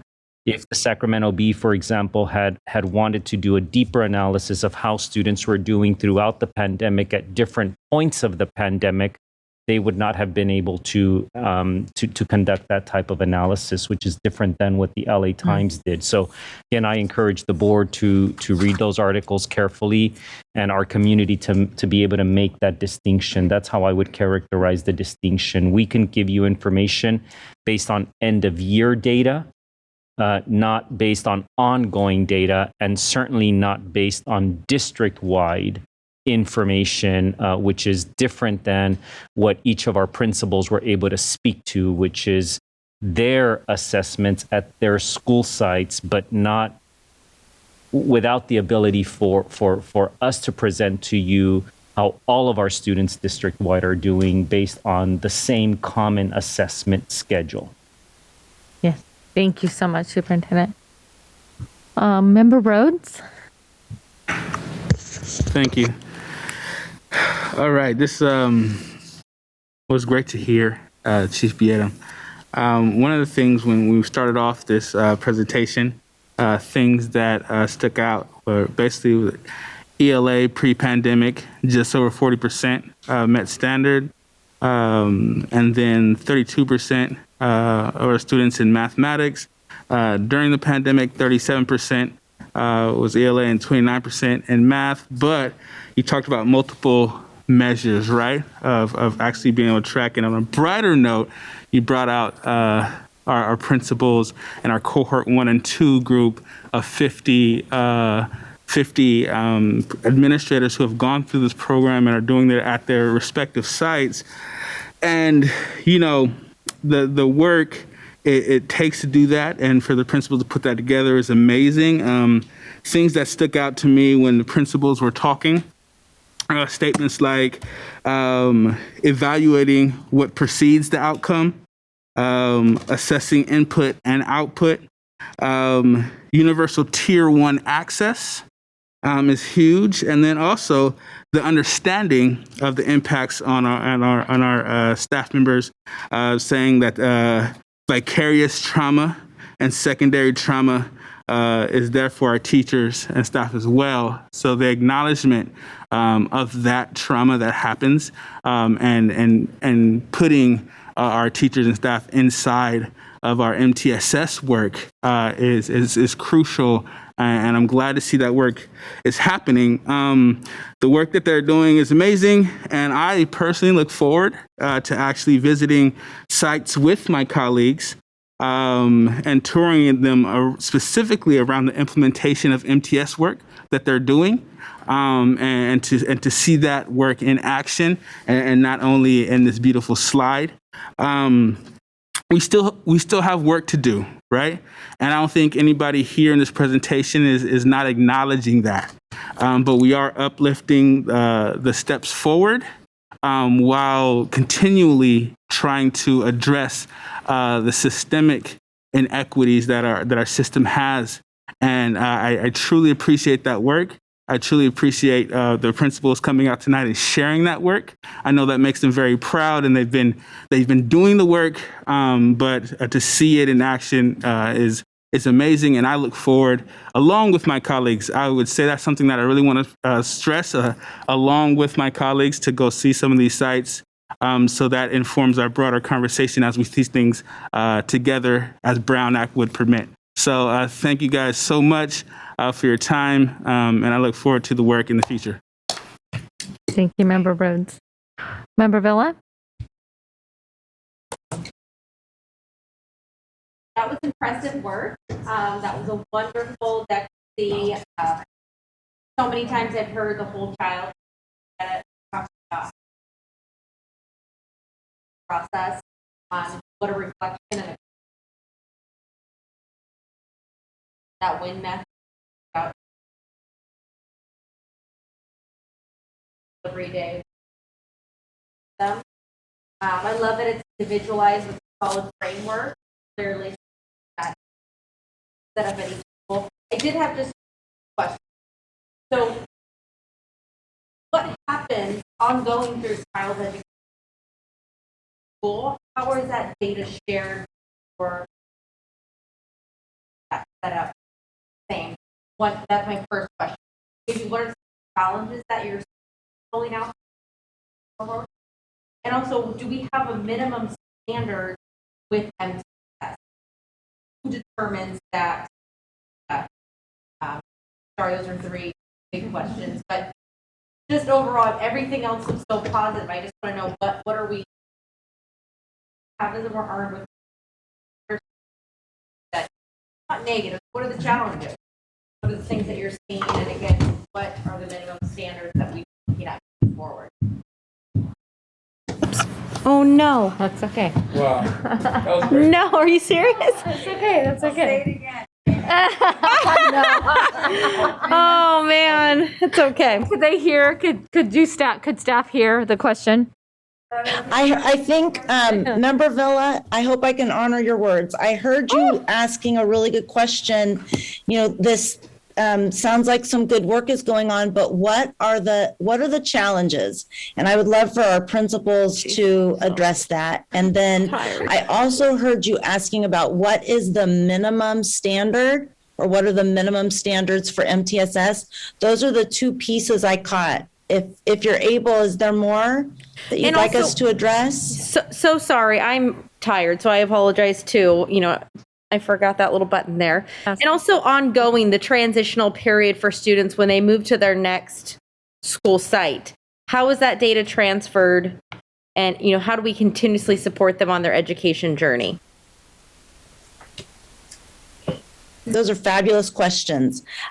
So to our principal team, I think to hear the challenges, it would be best to hear from any one of our principals that would be willing to share. It looks like we have Mr. McGill that had his hand up and ready to talk. Yeah, and I'm sure the other principals can speak to it. The number one challenge is getting critical mass with your staff, and that's kind of with any large project that you're doing. The way you do that is, I really believe fidelity with the self-assessment process, which was talked about, making sure that that's an honest reflection of what's going on in the building, and then making decisions based on that. Our data was pretty plain. We had something like 10% of 1 out of every 10 kids meeting ELA standards, and the rest weren't. So we knew right where our work was. The rest of it was making sure that we had all the adults in the building on board, and having enough adults, teachers or helpers, mental health, clinicians on that team for that critical mass. But kind of what I talked about, and I think many sites would share this experience, is recognizing the prolonged effects of vicarious trauma in its various forms, right? So everybody experiences trauma. And, we can thank Ms. Bieda for introducing me to Dr. Martha Merchant, who brought trauma-informed work to Baker. Without that piece of recognizing that there is burnout in school, there is compassion fatigue in school, especially as we're coming back from a pandemic. We have to take care of the adults first. Once we're able to do that, then we can really see the kids, I think. But that work also has to happen fast, because all of our actions have to be student-centered. Even taking care of adults is student-centered, and so I would recommend that to any of the principals. But critical mass, making sure that planning is really intentional. I think that's maybe the biggest thing. From a system standpoint, you can't do this without common assessments, because for one reason, we are looking to see how students everywhere are doing in our system. And if we really look at effect size work and John Hattie's work, we want to know every kid's trajectory. So every kid in third grade, right? Because my child who's in third grade and a child across the city who's in third grade, we have to hold them to the same standard. And so we need the same measurement for that.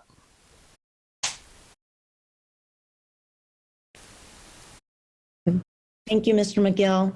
And then Member Villa, you also asked about what's the minimum standard for MTSS? And I'm thinking that question has to do with the with fidelity of implementation. Yeah, what's the baseline, that when you're coming in and implementing this program, that is your goal moving forward? I mean, all of the numbers in here are fabulous, so I don't know necessarily how those could be a challenge, but what are you really looking at standardized for rolling out this system? And I bet our principals could share, but I'll offer first and foremost, we have an assessment. It's called the self-assessment of MTSS. It's a nationally used, essentially a rubric that helps us to understand where a site leadership or a site team is in their implementation of MTSS across multiple domains. And so they can see their learning progression as well as the success criteria for moving along the way. So what's important to know that we keep telling our principals is where you are right now is exactly where you should be. What we're looking for is some of what Principal McGill showed with his students. We're looking for a growth trajectory for every one of our schools, and that's what we're supporting and monitoring. We're working to see how is that school moving and what do they need from us so that we can continue to care for them and care for their growth. So there's a rubric we can share with you, Member Villa, that helps us to understand where a school is in their implementation. But wherever that school is, that's exactly where they need to be and should be. And our work is to help them just continue to grow through that learning progression. I love it. And then I don't know if Principal Cha or Principal Butrago wanted to offer any other expertise? I think what I wanted to add had to do with just, areas that were challenging, I guess. One of the things that I learned very quickly was that through this process, it was really important for everyone participating in really serving students and identifying their specific needs had to reflect. And, we realized very quickly that that doesn't come naturally to everyone. So we had to actually take a step back and say, okay, let's actually intentionally teach how to reflect, right? And so that was a piece that I think we had to take a step back and do that, because without being able to reflect and being able to look at data and being able to say, okay, like, what am I doing or not doing to contribute to this, right? To contribute to what the data is saying. We weren't really going to get anywhere. And so that was something that we had to do. And I think that speaks to, the idea of assessing our teams, right? Whether it's with the SAM or any other tool, like, if you are not consistently assessing where you're at as a team and what you need and the areas that you need to grow in, you're not gonna make that progress, right, that you need to make. And so having those tools is certainly very important. I think the other thing too that I found to be challenging is that we had to all be persistent, and I had to model that, because saying, oh, this is too difficult because we're dealing with COVID, or because we're, trying to come back from distance learning, or like, I just felt like we couldn't say that, right? Like, we couldn't afford to say that. We had to actually continue the work.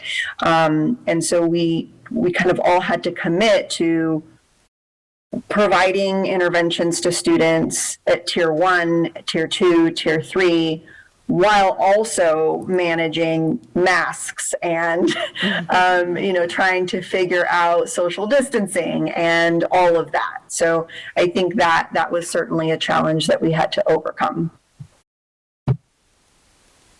Thank you. Very, very impressive work. I really appreciate all the time and energy you all putting into it. It's definitely going to make an impact for so many students and families.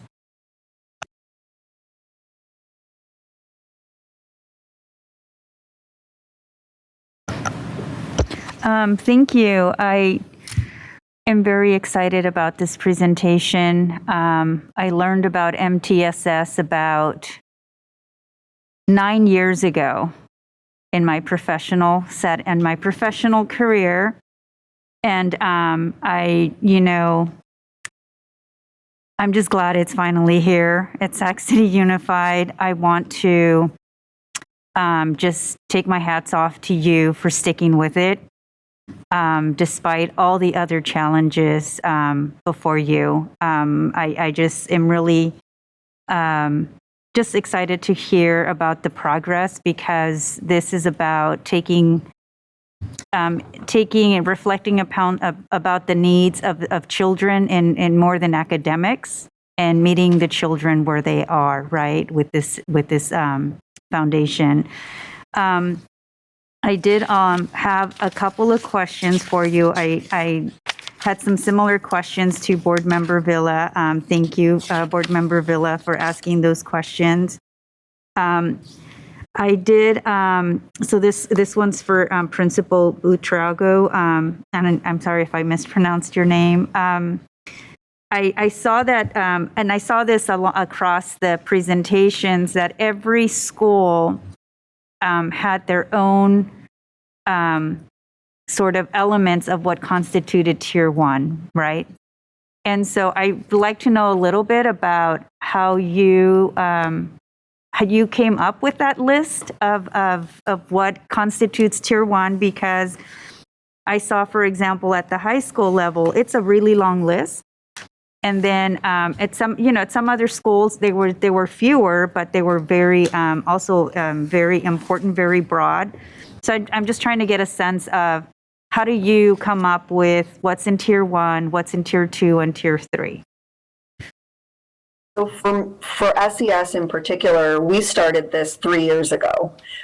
So, please don't think that we started this 6 months ago. That is definitely not the case. So 3 years ago, it started with taking a look at what our needs were, right? So evaluating where our students were at, what their areas of growth were or potential growth were, surveying staff members, surveying families, and then we took all of that data and said, okay, let's take a look, what are our needs, right? Based on all of this information that we have available to us.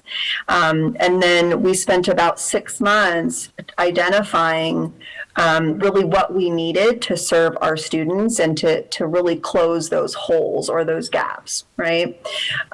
So for example, we learned that at SES in particular, and I don't know if this is probably because we are a small high school and middle school, we had a lot of students who had difficulty with pragmatic language and communication and social skills. And so seeing that was an area or like a deficit for us, right, an area of need, we said, okay, we need to provide some sort of intervention for those particular students. And that's how we came up with our lunch social group, right? Mm-hmm. So every single intervention, whether it's tier 1, tier 2, or tier 3 is a little different because it's mostly special education. But, tier 1 and tier 2, it's all specifically based on data, right, that shows this is an area of need, right? If you see in tier 1, one of the, I wouldn't call it an intervention, I would say something that is universally provided to students is our ripple effects curriculum. So all of our students, 100% of them, participate in lessons every single week that have to do with social emotional learning, right? So they learn about kindness and open-mindedness and, bullying and all of these things. And then they have activities that are tied to that. So like, for example, today, all of our 8th graders did community circles, right? And so those activities are designed specifically to address the needs that we're seeing in our kids. And so that's how we come up with that list at tier 1 and then tier 2. Again, all needs based. It isn't just sort of random, right? Like, oh, we think this might be cool. Mm-hmm. I'm glad to hear it's been 3 years. So has that sort of list changed over the years? Have you made modifications? Okay, sounds like you have. And then how, given that you've been doing this for 3 years, how was the school, I guess, more uniquely set up because of MTSS to support the students during COVID? Yeah, that's a great question. So one of the things that we implemented, actually the year that distance learning happened, was we do this thing called Rocket Connections. And it's essentially a system that all of our teachers access. And we're able to look at students by level of need based on attendance, behavior, and grades. And we go in and we see, okay, is this student high need, low need, medium need? And for students who are high need, we assign those students to specific teachers, and those teachers are essentially tasked with connecting with those kids. And I don't mean checking in and saying, what are your grades like? But rather, it's more on a personal level, like, hey, what did you do this weekend, right? What kind of goals do you have? What are you working towards? That sort of thing. And that personal touch made a big difference, right? So like, we were making sure that no student was sort of falling through the cracks, right? And so that was something that happened, I think, because of the pandemic, right? We realized that we had to have a system set up so that we literally could not let a student fall through the cracks, right? Like it just couldn't be, it wasn't something that could happen based on the way we set that system up.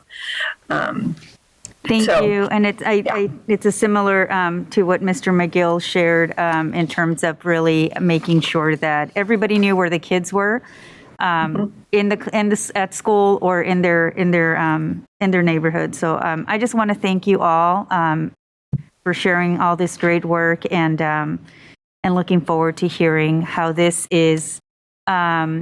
moves to other school sites and how we can sustain this moving forward. So thank you.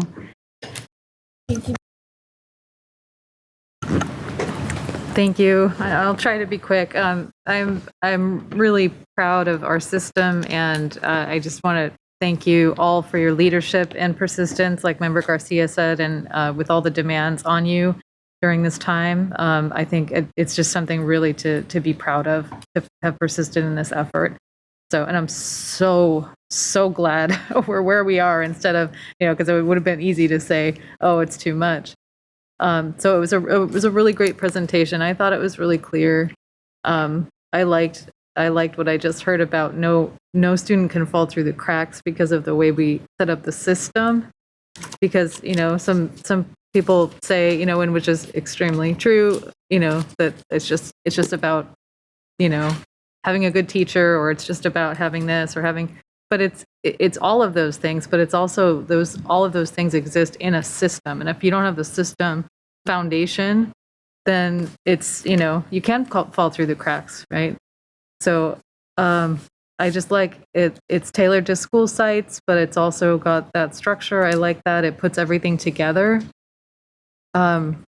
It seems like it's really transformational in that it's a framework for asking the right questions and kind of facing down data that can be really uncomfortable, I think, right? And especially if you're saying, well, it's, we're at 30% or we're at 10%, and if you're accepting the responsibility that it's not just an outcome that just happens, but it's something that you can actually do something to change, that you have a responsibility to assess and respond and intervene and actually change that in real time.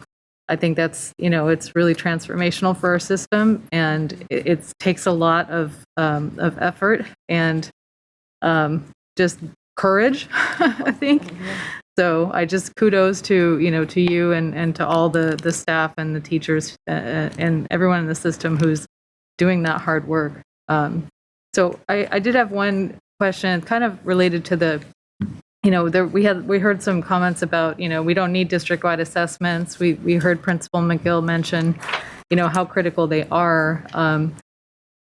And I just wanted to hear more about, particularly, thinking about where we have disparities, where we have, racial disparities, inequities, and specifically for our Black students, in terms of racial disparities, who, are basically performing the worst on almost every measure in terms of the racial groups, our Black and African American students. And it's just so urgent that we can do something about that, to intervene. So I just wanted to hear more about that, specifically how MTSS can help this Black African American students, specifically as a group, to I understand that you can, assess and respond and intervene, but how does that specifically address where you have disparities? Is it more helpful or something in identifying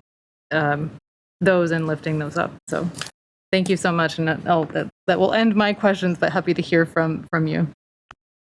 I think I see Mr. McGill's hand up, and Ms. Petrago, I see you turn your camera on as well, so maybe both of you guys can answer. Do you want to go first? Okay. I think it's a great question. It's the question. So the need for, obviously, commonality in data so that we can compare apples and apples across the city, because our districts are sprawling, but also having a living, breathing thing like Vanessa talked about, where your best practices, depending on the tiers, are going to change, whether you're in person or not, or changing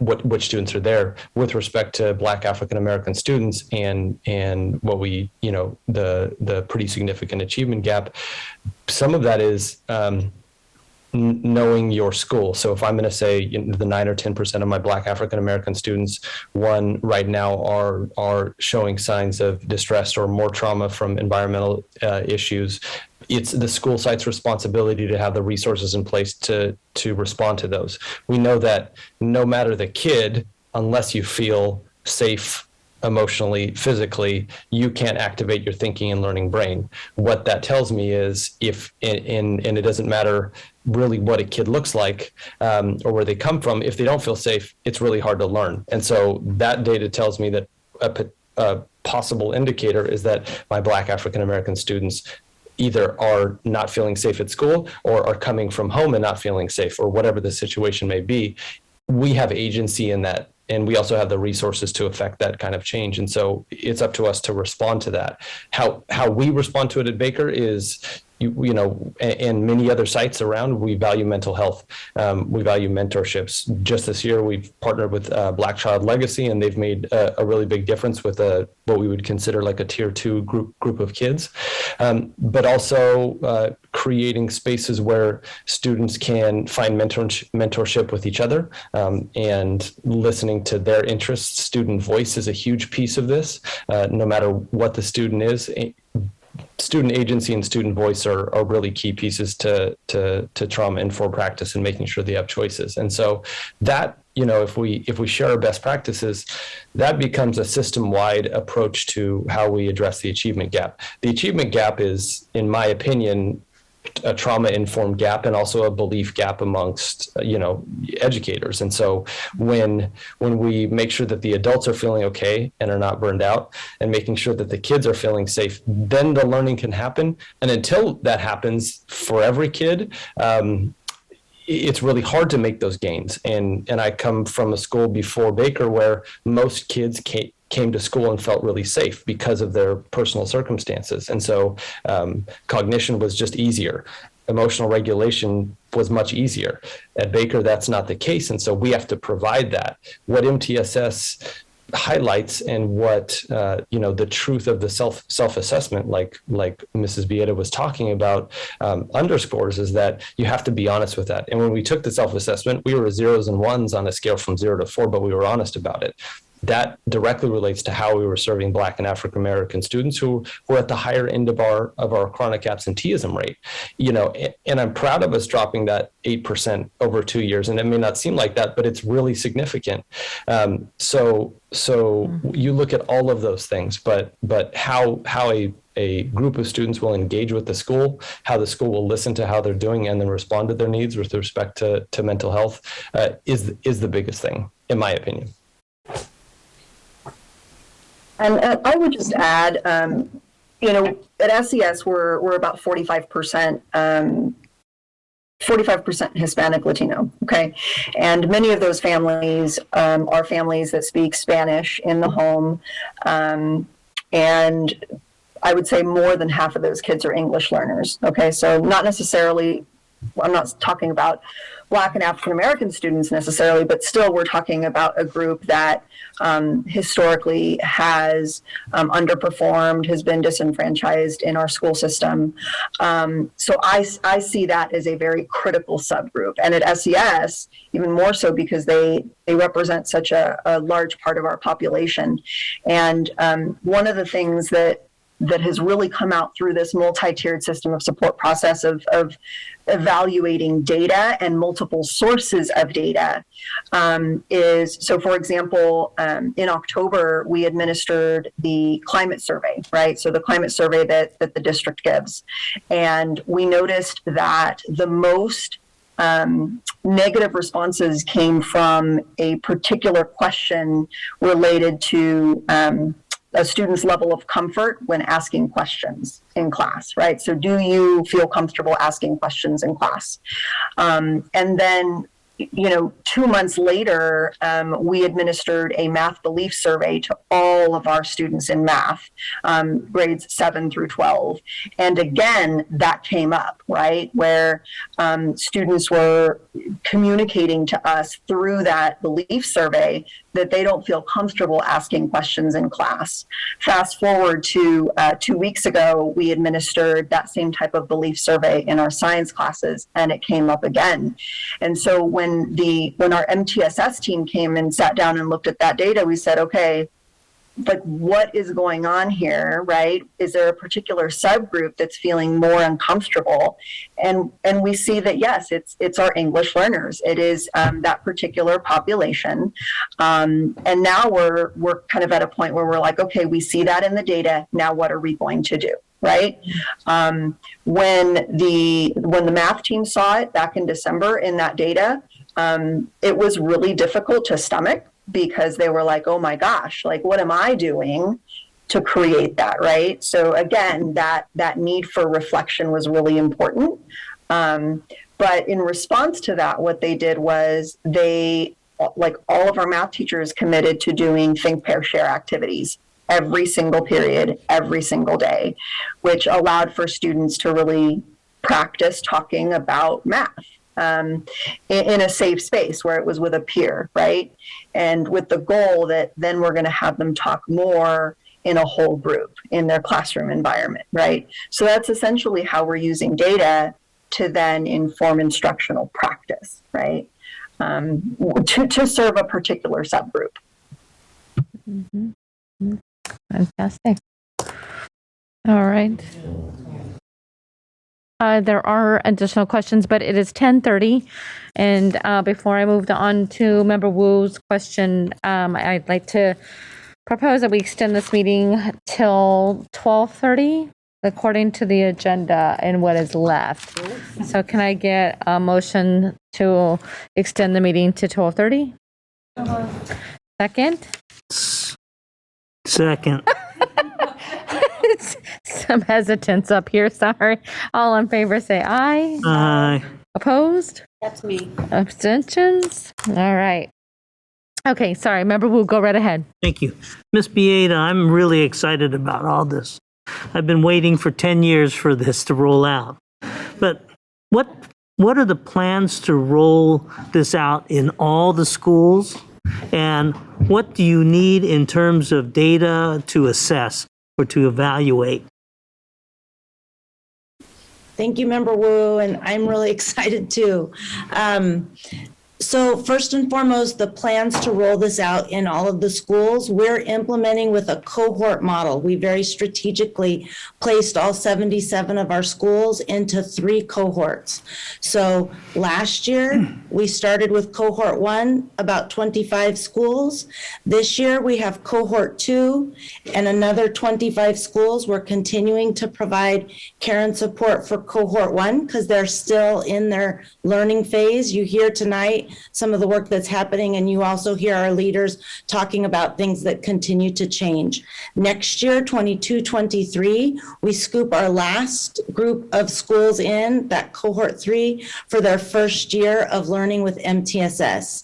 But what's been happening that I think is really powerful, and you can hear some of that tonight, we're building collective efficacy amongst our principals. We're building capacity as we go to make sure that it's sustainable and woven through the system, because cohort 1 principals provide a lot of care and support for a cohort 2 principal who reaches out.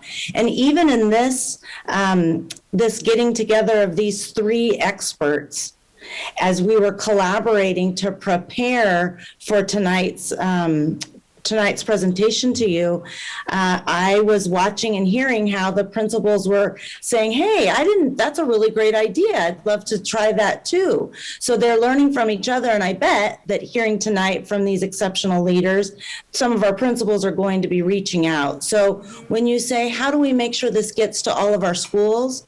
Part of the intentionality of our cohort model has been to make sure that it's weaving into our system. Our work is to make sure that it sustains, that it's here long past all of our service in our system, because we have little teeny preschool children. We'll hear some more about them when we move to 9.3 in a little bit. But we have very little kids that we're serving. And we want this work to impact them all the way through to their matriculation pattern into their secondary work and beyond. And then what do we need assessment-wise? I absolutely hear Mr. Gladney about we see what some of the leaders are doing despite that we do not have a common assessment across the system. Some of that is happening, but there are many schools, and I'll tell you that we hear clearly from our leaders as we're doing the training and the professional learning and grouping schools together, they are struggling without assessments that are common across the system. There are many schools and leaders who are struggling. And the other piece that's really difficult is I owe it to the board, to our community. I heard the Black African American Advisory Board, their presentation 2 weeks ago. We owe it to our community groups, and I'm sure our LCAP PAC is going to ask for some of the same. I should be coming to you regularly to share for you our progress in our system. How are our kids moving? How are our programs improving and changing outcomes for students? And although we can get to a single school as we did tonight and hear some amazing work, and I'm so proud of each of our principals, but I can't come to you and share what's happening across the system, and you deserve to know that. And I also can't assess programmatically what changes I may need to make or what additional supports we need to put into the system without that systemic data. So we're very proud of some of the work that's happening at single sites, but we desperately need to have data that we can see across the entire system. Okay. Well, go collect it if you can. Mr. McGill, you wanted to add something? Go ahead. This is an important point about Board Member Wu's question and Mrs. Bieda's answer. If we are really trying to measure the growth rate of all of the students in our district, we have to use, number one, the same or similar assessments, primarily so that we can, with collective efficacy, get better as a system. For example, if Oak Ridge is crushing me, or if Pacific is crushing me in ELA scores for my first graders, I want to know what they're doing that's different than what I'm doing. And I also want them to know what I'm doing if I'm doing better than them, because the standard has to be the same for all the kids. If we're not measuring the same way, then we can't measure the growth in the same way. That's just how the math works. So it's not like, I don't understand the critique of it. You have to have standardized measurements for this if everybody wants to get better on account of everybody else. Otherwise, why do any of that work that has to do with collaboration and teamwork and communication? That's the bottom line. I hope that makes sense. Well, that's why I asked the question, because I knew that was the answer. I was hoping somebody would tell me. And you nailed it. And you nailed it. Got you, Mr. Wu. Thanks. President Pritchett, if I could just interject as well. Yes. This is a question for our principals, and I again just want to thank each of our principals for sticking with us at 10:40 p.m. on Thursday. One question is, in K-12, you'll hear, particularly when it comes to initiatives like this concept of tights versus looses. And what I want to really comment on is that what I hope our board and our community didn't hear is that we are striving to have MTSS programs that look different and unique for each of our schools. That is not what we were trying to present to you or to our community. Mm-hmm. There are tights, if you will, where we are looking for a great degree of fidelity and commonality in what we see at each of our schools. And then there are different ways where we might be able to achieve those common goals. And so if I can ask either of our team members or any of our team members to maybe expand a little bit on that, and also for our principals in particular, Mr. McGill mentioned it toward the end of his comments. He talked about collaboration time. He talked about collaborative time among teachers. And if you could speak to the journey maybe that you have seen in building that relational trust and that collaboration, and what it has meant on Thursdays when we release our students earlier than any other days. And the importance of being able to access information from a whole child perspective, not just Mr.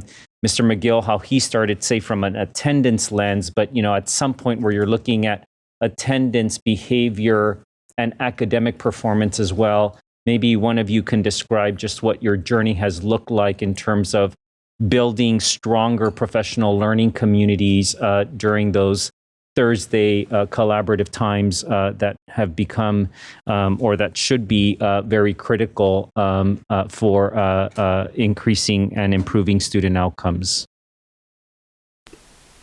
I think Mary has to talk now. Principal Chalk. She hasn't said anything yet.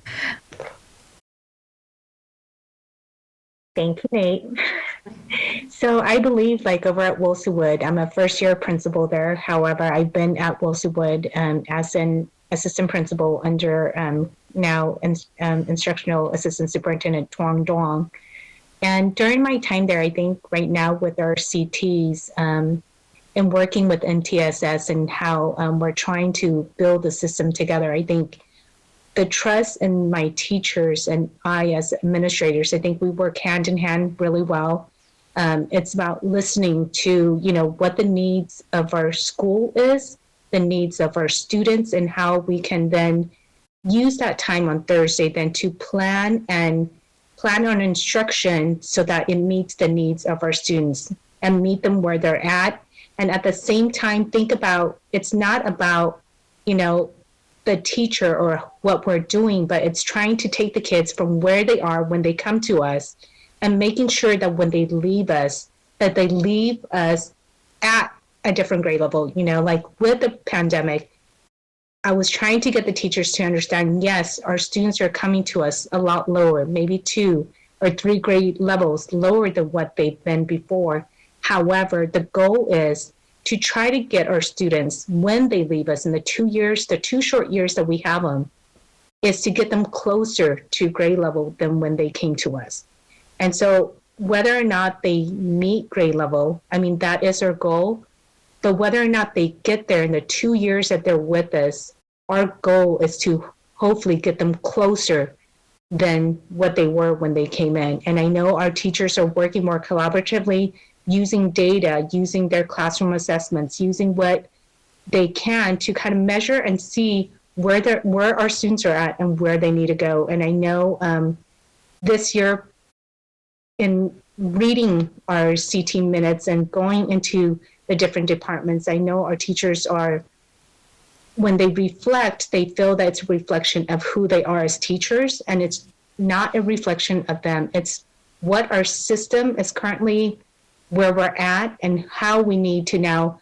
It's not reflection of them, but it's a reflection of what do we need to do in our system to help these students now to make sure that they achieve. And so that's what we're doing here over at Wilsonwood right now.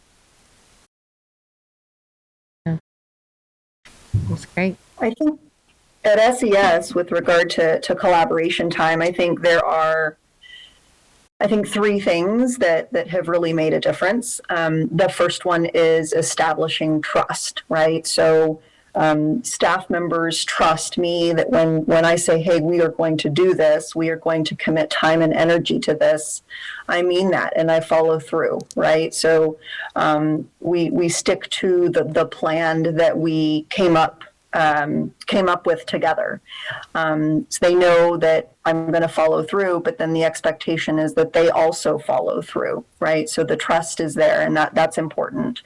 The other thing that I think has been really critical to making sure that we maximize collaboration time and really get everything that we need to get out of it is just the use of common language, right? So, for example, we've been talking about contribution and growth, right? So how are we getting kids to contribute? How are we getting kids to grow?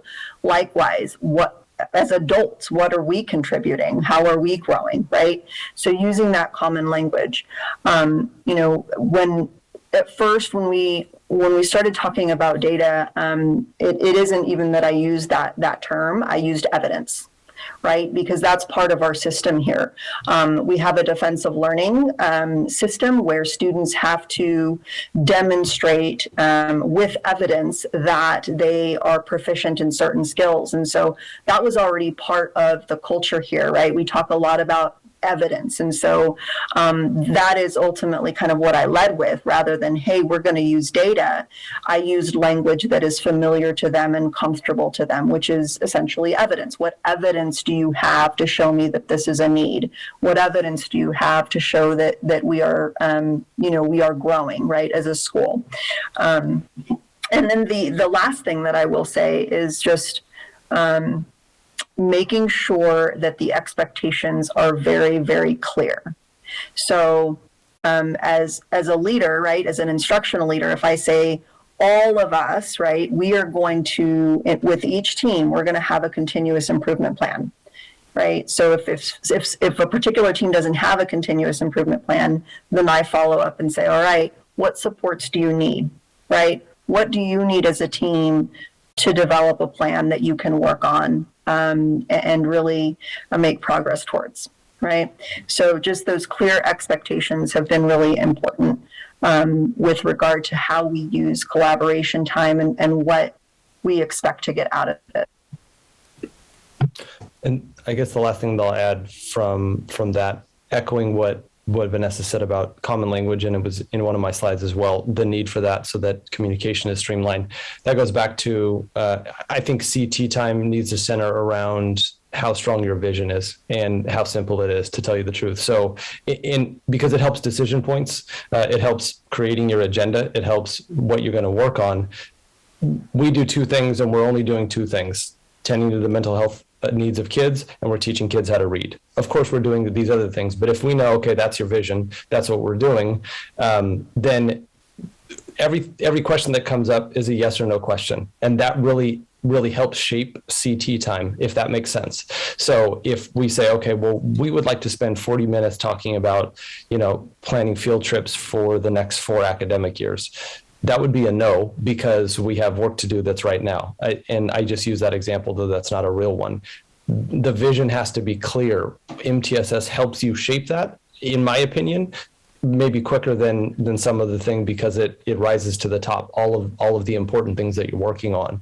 So with common language, common data, and then the decision point around what your vision is, CT time sort of shapes itself. We really got to get to these post assessments. I really need to look at who's growing and who's not growing. For example, most recently, my 3rd and 4th grade band of WIN teachers got together and made decisions about who was growing fast and needed to get moved up, who was lagging behind and needed tier 2 or tier 3 interventions. So those decision points become really easy when you know what the work is, when you know what the vision is. It also helps kind of sift out things that we would consider adult-centered needs or things that are outside of the locus of our control. While those things might be important to talk about, they may not be the best use of time at CT. And so I think it's easier to make recommendations for CT time and shape it that way when your vision is strong.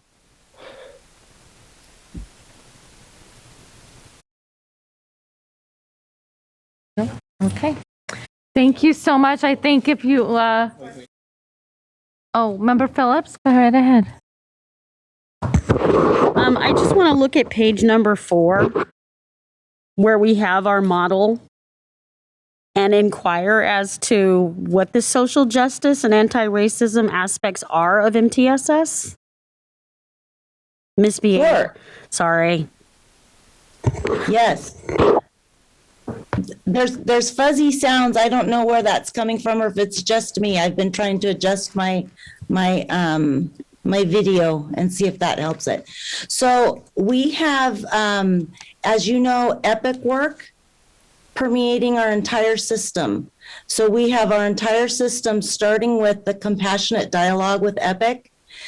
The teachers have all completed their modules, and now we're going through each school and going into some of that deep dive work that is deeply needed. That, like all of our other work, our anti-bias, anti-racist work, is going to take time. And so that's what we're doing this particular year. That's the start, Member Phillips, or the tier 1, the foundation of the work that we're doing. So if I'm correct, you're going to add it at some point to the high quality instruction that we're doing? Oh, you're talking about on the tree? I'm looking at what's shining on the tree. The model there, what we were trying to say, and we already agree with you about where some of the pieces in this model should fit. What we had before was the anti-bias, anti-racist work shining down on everything that we're doing, because essentially we were trying to say nothing will happen without that. But we've already been thinking that we do need to get that into our foundational parts, but even our apples need to move around because we're not happy with the way that looks. So when I shared that it was going to evolve, grow, and move, I think your question helps me to know part of what we've been thinking needs to change. You're absolutely right. I see exactly what you're saying. Okay, thank you. And Thank Board Member you. Phillips, just so you know, our first week at Baker, my first week there 3 years ago, was PD with EPIC Education. So we did anti-racist, and equity training first year, second year, and third year.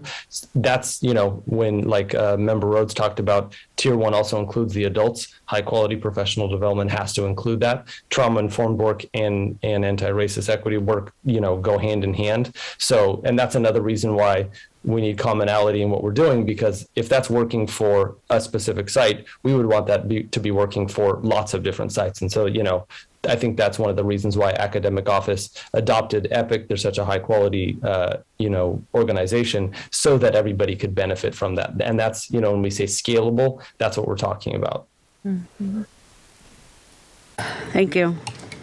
Does that answer your question, Member Phillips? Sorry.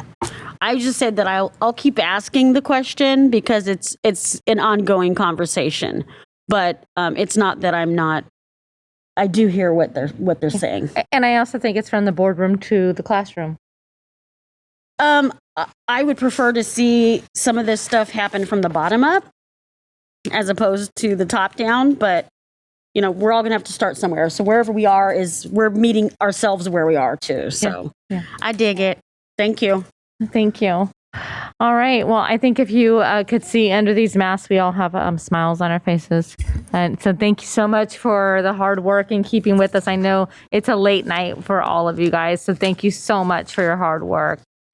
This is an informational item and I can't wait to hear more about it. So thank you again. Go get some sleep now. All right. Item 8.3, recommendations from the Local Control and Accountability Plan, LCAP Parent Advisory Committee PAC. Mr. Ramirez-Fong, welcome. Well, thank you. Good evening, Board, Superintendent, colleagues, members of the public. It's my pleasure to be here tonight. Just very briefly here to introduce this item, the LCAP Parent Advisory Committee's recommendations to inform LCAP development and also district planning. I have the privilege of working with the LCAP PAC throughout the year, and I'm just continually inspired by their leadership and advocacy. They really are an exceptionally committed group, as evidenced by 4 of them being here tonight to present here at 10:55. And this evening, there are 4 members that will be presenting the remaining slides. They include Vanessa Arisa King, Sarah Williams Kingsley, Terrence Gladney, and our first speaker, Allison French-Tubo. So with that, I'll pass it off to Allison, and really am excited for this presentation. Hi. Hi, can you all hear me? We can. Nice to see you. Excellent. So like Stephen said, I'm Allison French-Tubo, a parent and volunteer serving on the PAC. I'm going to cover the introduction and the first of our themes. As the board knows, but I'll just go ahead and say it for all the audience who's watching, LCAP PAC stands for Local Control and Accountability Plan Parent Advisory Committee. It's a committee that the state requires all districts to have. Our PAC members are appointed 2 each by board members and the superintendent. So we represent the various board areas that we live in and or have children attending school in, as well as a range of backgrounds and lived experiences. As a PAC, we find that we all bring different expectations and priorities to the table, but we are all committed to helping the district set goals and leverage funding to improve outcomes for SCUSD students, especially those students who the data shows us have the highest gaps in outcomes. As an advisory committee, we understand that we don't direct the board on what policies to adopt, but we agree that we hope our presentation will leave the board feeling inspired as well as possessing a useful set of filters through which to examine decisions throughout the year. These are our initial recommendations this year, and we will be continuing to review outcomes and progress towards existing goals as well as seeking engagement from more parents and guardians. Although our more than a dozen committee members could definitely come up with dozens of recommendations to share with you all, we focused on identifying a central principle of what we want to see for SCUSD students, which is this. And I think we can move to the next slide. Let's see. Yes, individualized supports and personalization to address the identified unique needs of each and every student. We'll go back to that in a moment. But first, we will say that we have these through lines that go through the recommendations that we're going to give you, which are short and medium term recommendations under 5 themes, plus a set of long-term recommendations. So our through lines through all these, the things that keep coming up amongst our group members as we discuss, we get presentations from different departments within the district and school sites. We ask for data, we analyze data, but again and again, we talk about strategizing to use one-time funding to reap long-term benefits, because after the pandemic, returning to the pre-pandemic status quo would not be enough. That's not enough. A growth mindset of identifying, replicating, and scaling up practices that are creating improved outcomes for individual students, especially students in the groups with the largest gaps in outcomes. And planning based on layers of good, better, best. Of course, we all want the best, which is addressing all the needs of all the student groups. But we know that the board is called upon to make tough decisions of how to prioritize. So we are advocating that the good and better decisions will be based on the current and historical gaps experienced by student groups. Let's see, next slide, please. So our first theme, the one that I'm going to discuss, is systems for accurately and regularly evaluating student performance and progress. And we will just note that, pardon me here, the purpose of evaluations that we are able to agree upon in the PAC is to be able to guide what students need as the school year unfolds. That's what the goal of it is to guide what needs to be brought to students. So let's see, we can go to I believe we have one more slide left in my section, yes. So in the short term, we would say goals that are look at evaluations that have already taken place this year and prioritize students who have yet to be evaluated to be able to identify learning gaps. Continue where it is already happening and initiating where it is not, evaluate students, and then be able to provide students the appropriate help. And with a growth mindset, identify the tools being used successfully and facilitate the expanding implementation of those tools to other school sites. In the medium term or midterm, we recommend regular evaluation of the pre-literacy and reading skills of kinder, first, second, and third grade students. Research shows connections between the reading skills acquired by third grade and outcomes well into adult life. And also creating a cross-sectional educational partner group to analyze existing assessment tools in use across the district and develop a set of recommendations and best practices that is not one size fits all, but identifies best practices when working with specific student groups. Before we move to, I think we'll probably just hold questions till the end, so I will just pass this on now for Sarah, I believe. Good evening, board members and superintendent. I am going to address the second and third themes, which are address learning loss and close gaps, academic and social gaps. Next slide. So the PAC, the Parent Advisory Committee, spent quite a few, many hours discussing and bringing together both what we're seeing for our own students, what we're hearing from school site councils, what we're hearing from board meetings, other parents, and also what we're reading in the media, right? This is the topic that is consuming sort of America and America's parents. What is happening with our children? What are we doing to make up for this quote unquote pandemic learning loss? And what we're hearing and seeing is that, like Allison mentioned, the literacy skills of our youngest learners, particularly students who were in kindergarten when school very dramatically ended in March 2020, and students who were in kindergarten last year, their literacy skills that we're seeing across the country and that we are assuming is what we would be seeing in Sac City Unified if we had across the board assessments or data about that, which Principal McGill and Ms. Bieda were mentioning in the prior presentation, that we understand that that data doesn't exist. We wish that it did. The PAC has mentioned this many times. And what we're hoping is that we can use whatever data we have about these students to help target a summer program to the students who are at risk of reading failure. So getting them to where they need to be before they start third grade when the state mandated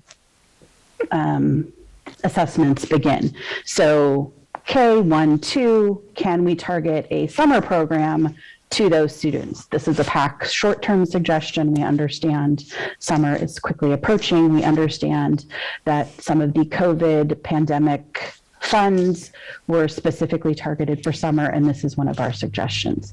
The other group that we would recommend for short-term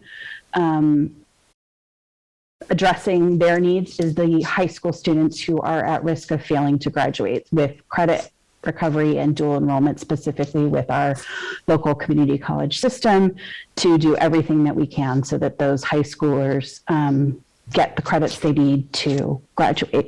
In the midterm, we were talking about strategies for differentiation, specifically UDL, targeted increase in early education services to identify and close gaps, and solidify Tier 1 MTSS programs across the district. I think many members of the PAC who are listening tonight will be happy to go back to that presentation and hear everything that our principals were saying, because it definitely addressed a lot of the things that we've been talking about. And then the next slide. Strategic partnerships to build capacity, leverage expertise, and break down walls between school and community. Next slide. So this specific bucket or theme, can we go to the next slide, was we've heard as a community that there, over the course of the last year, say that there have been gaps in services provided to our students, and that a lot of the possibilities for closing those gaps could be filled potentially by community partners. And we're not sure as a PAC how across the board that's happening. We understand it's happening at some sites, but our pitch to you, or our plea, is that there's a greater use of those community partners, specifically identifying them outside possibly the norms of those that we already work with, inventorying existing partnerships so that groups like the PAC or the other advisory committees could have some idea of where these groups are operating and what services they're providing, and scaling those groups up to meet these short-term needs without incurring all of the potential baggage that budget issues that come with scaling up our permanent and long-term staff. And also in the midterm, we were discussing expanding the community schools model, better connect schools with their surrounding neighborhoods and regional resources. And some of that was also addressed in the earlier MTSS presentation, but it's definitely been a conversation point for our group and something that we want to keep on the radar. And then I will pass it to Terrence Gladney for the next group. Thank you, Sarah. And the next theme is increased adult support in classrooms and elimination of vacancies. Next slide, please. Obviously, given our well-known staffing crisis, not only within our own district, but across the nation, we recognize that parallel to the district's plea for volunteers and additional substitutes, there's just a need for more adult presence on school sites. And we feel that while there are some things that may prohibit at this time, smaller classroom sizes per actual certificated instructor, if we're addressing the needs of scholars now, one way that we can support our classroom teachers is through providing additional instructional aids so that we have a smaller student to adult ratio. And when we talk about support staff, we recognize that students exist not only within the classroom, but also around campus and in the spaces between home and school. So additional areas that we would love to see supported in the immediacy is possibly additional, yard duty or before school duty. Just more presence for students to have a more safe experience at their school sites. We recognize that not only with the LCAP funding cycle, but also our recruitment processes, where we exist right now in terms of our school start date is not competitive, is not a competitive advantage. And we recognize that in years past, there's been obstacles within all educational partners, from parents and families up to staff, that have precluded us from achieving an earlier start date. We've maybe moved up a day or two, at a time, if that. So what we're recommending is bypassing the 22-23 school year. Let's look forward and look at the 23-24 school year and put that as a target in which we will greatly accelerate our school start date to align with neighboring districts that can make us more competitive.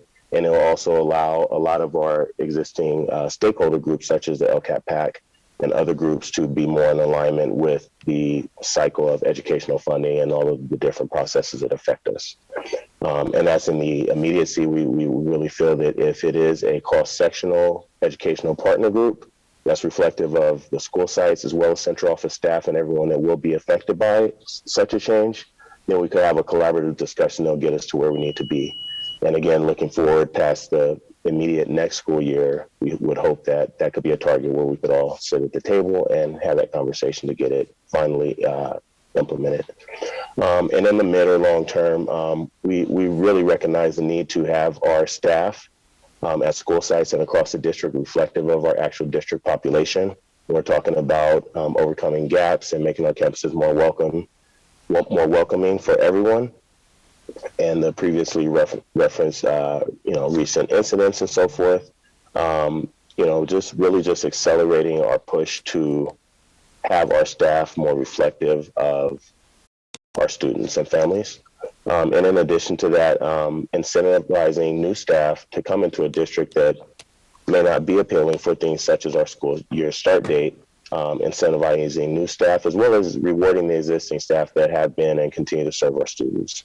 And really, again, just becoming competitive across the board in terms of climate, culture, and overall the way that we take care of the people who are taking care of our kids.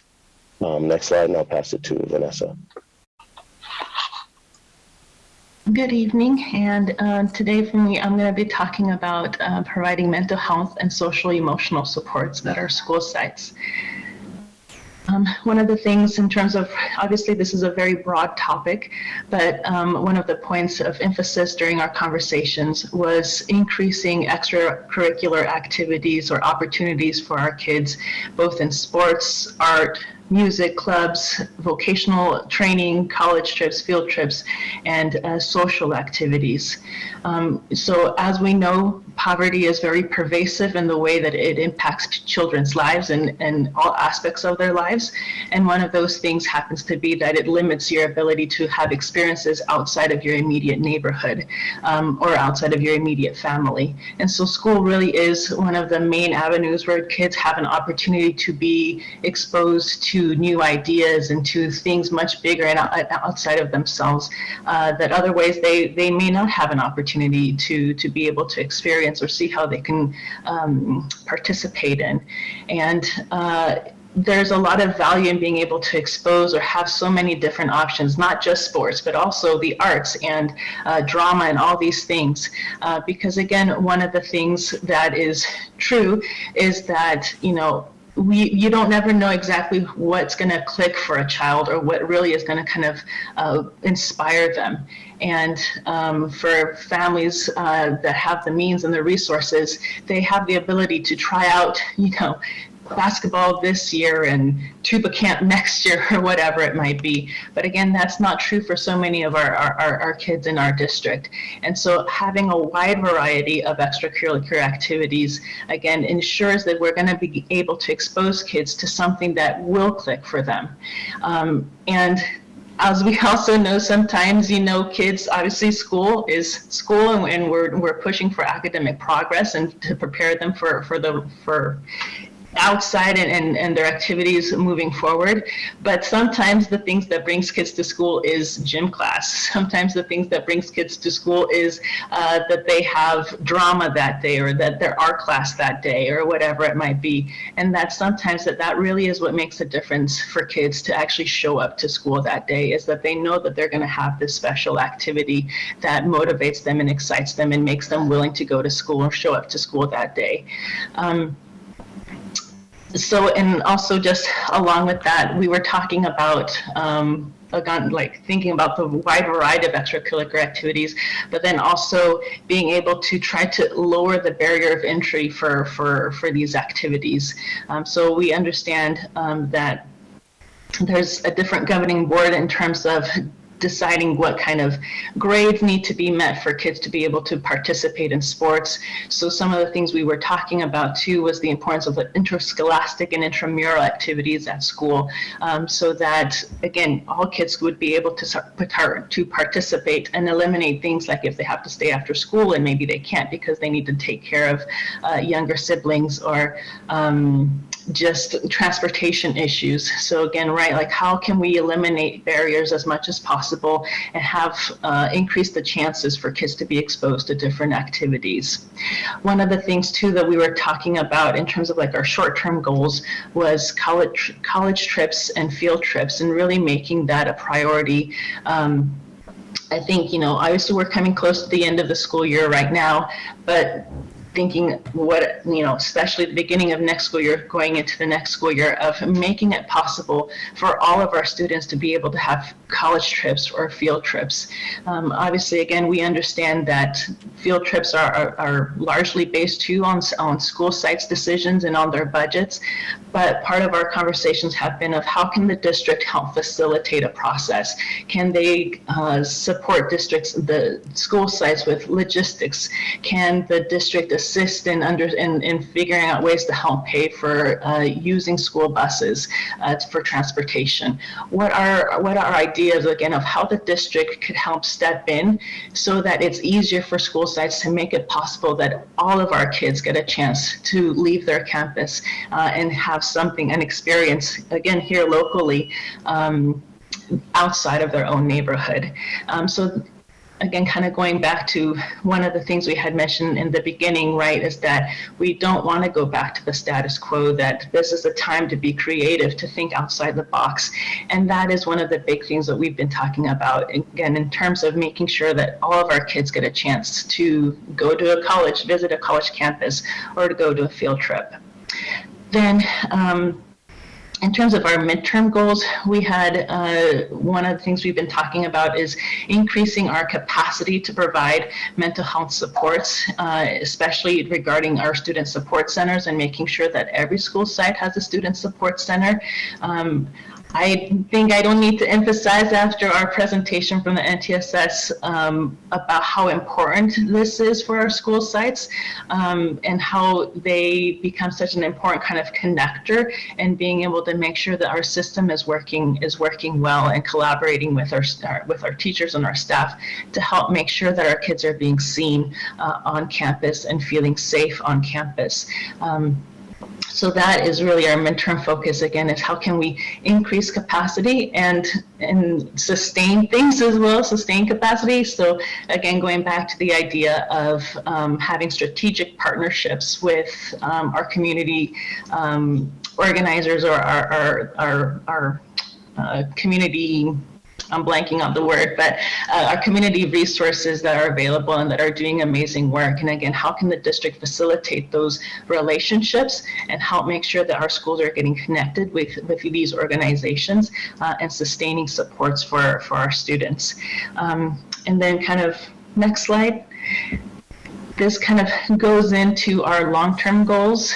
And next slide, which has to do with the effective implementation of our MTSS system throughout our whole school system, right? So like all of the things that we've talked about already in terms of assessments, addressing learning loss, strategic partnerships, mental health services, all of this again builds into making sure that when our MTSS system is, as it's being implemented throughout our district, that we are able to, right, commonly, regularly be assessing our students, but that the structures are already in place so that when we do identify a need for a student, that we actually already have a resource available to attend to that need, right? So like not having just a knee-jerk reaction, but the things, the places, the pieces are already in place to provide help, to provide intervention when it's needed.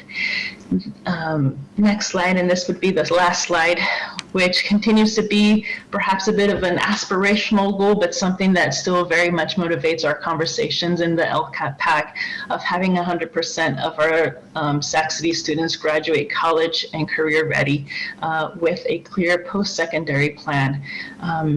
And again, being able to really prepare all of our young scholars for whatever they might do and wherever their talents might take them.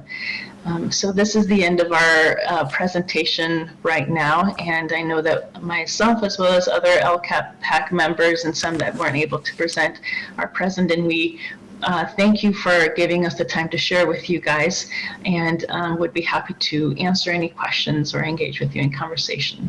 Great. Thank you. Do we have any public comment? Yes, we have one public comment from Renee Webster Hawkins. Okay. Good evening, Renee.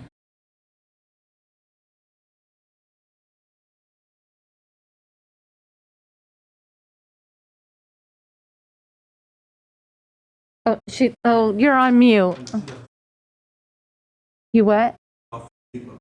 Oh, Renee, we're unable to hear you. Can you hear me now? We can hear you now. Yay. Oh, awesome. Thank you.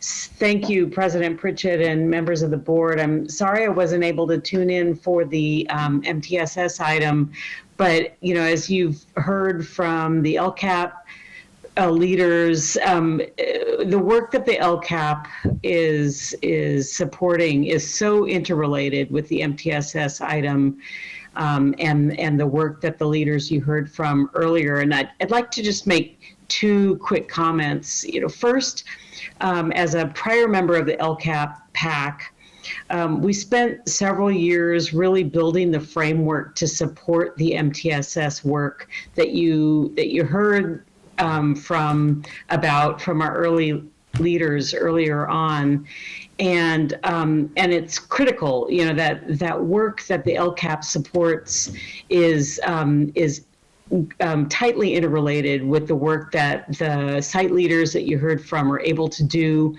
not only in terms of the aspirational goals that you just heard about, but even more critically, and I just really appreciate Principal McGill's clarity about, this is about having kids come to school happy and learning to read. Right, by third grade, it's if they're able to learn to read and on target, and they're happy to be at school, then the system is working. And I think that's the LCAP, as we know, is a really complicated and reticulated plan of strategies and funding.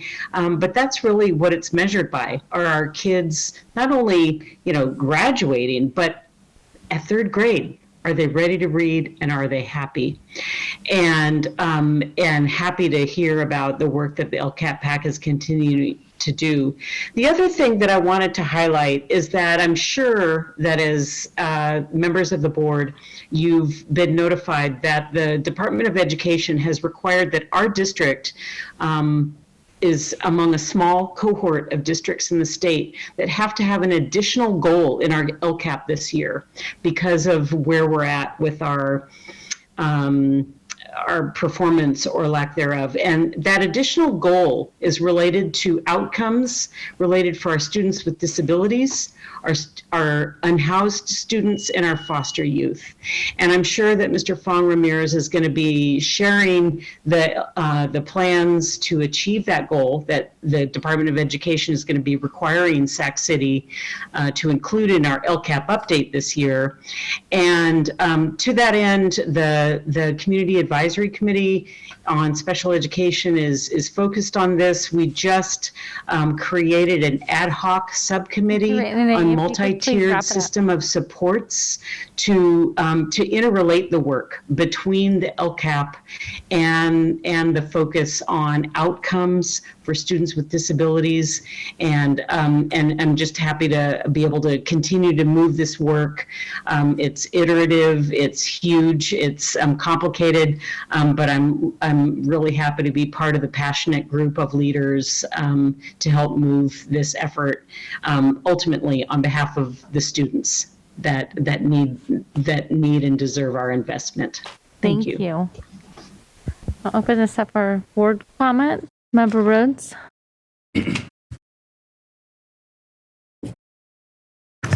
Thank you, everyone. It's wonderful to see the LCAP pack here today. I wanted to touch on a couple of things that stood out to me.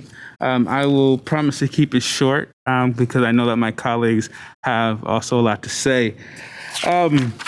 So when looking through this and kind of hearing some of the recommendations, these initial recommendation pieces, one of the things that stuck out to me a lot that I want to work with my colleagues on the short term of the targeted summer programs. I think that's going to be key into a lot of the work that we're doing, and using some of our one-time funds to do so. And then also really taking the inventory of existing partnerships and seeing to where those community partners that we can partner better to expand the bandwidth of what we do in the summertime and moving forward also. And these are all short-term goals that I think that can be tangible within this year. Along that, community schools. I love me a good community school, and I think that across our district, we should be moving towards this systemically, and that we don't have these islands that show that are very successful and as superintendent would say, deserts of despair. So also along with that, going over to the providing mental health and social emotional supports. One of the things, Vanessa, you brought it up. You spoke about the poverty indicators and how, some people have access to basketball, and I believe you said tuba camps, and that sometimes extracurricular activities like art, culture, music makes students want to come to school. And I would say, growing up here in the district, I hit all the poverty indicators. I did not attend tuba camp. And for me in high school, it was football and track and field, shot put, that brought me to school each day, right? If I rode the bus from Valley High all the way to McClatchy High School, bus 5, got off right there in Lamb Park, walked across Cal Middle School, across the field to get to the back and walk into campus. And so, but I came to school because of football and shot put, and then also having a teacher who was regularly having a studio open for music that let us be able to explore creativity in that medium. And so that's what brought me actually to class every day. It was not necessarily just a class. Oh, and then Mr. Barney, also my history teacher, he also brought me to class. But these things are all real, and they might not be things that are usually tracked, but are things that we have to take acknowledgement of and how it impacts our students. And so I just wanted to give those couple of things as we move forward, and those short-term things I really think we can work on this year. So I will yield to any of my colleagues who also want to speak. Do we have any other Member Morosky? Just real short, just ditto to what Member Rhodes said, except I didn't play football, but really a lot of the same things rose to the top for me, and very happy to see the 100% graduation rate goal. I think it's really critical to keep pounding on that and to get there. And I just want to thank you all for your service. Thank you. All right. Thank you again, and likewise, I think these are very great goals to get to, and I agree. I love that last slide. I think that is exactly where we need to be with 100% graduation. But I just want to say how much I appreciate your guys' commitment, the LCAP PAC committee. Sorry, it's late and my brain's off right now. It's a long day.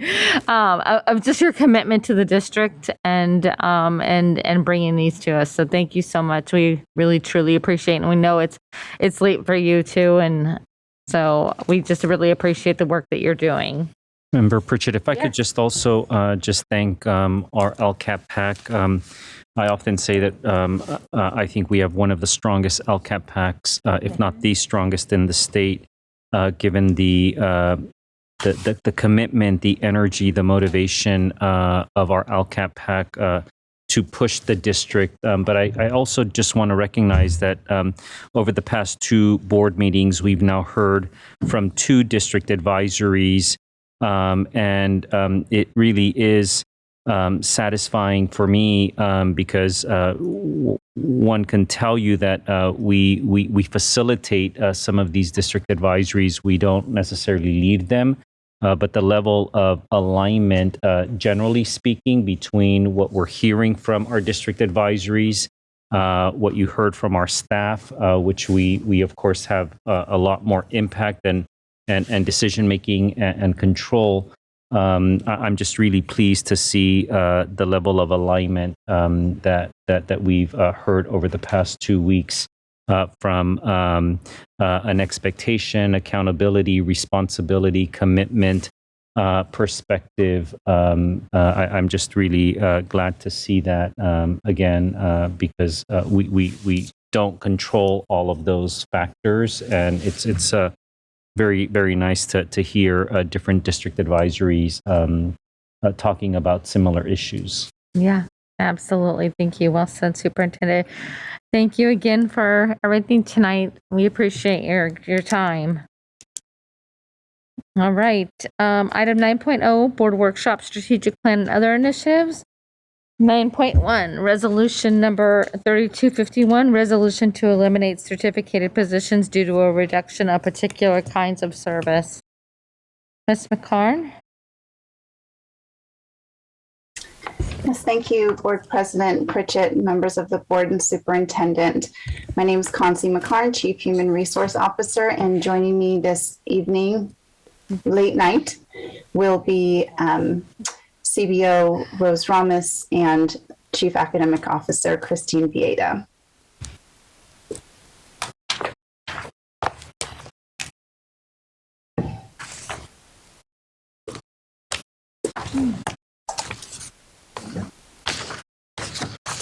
Okay, I'll just, should I just go ahead and get started? Yes, go ahead, Concy. Okay.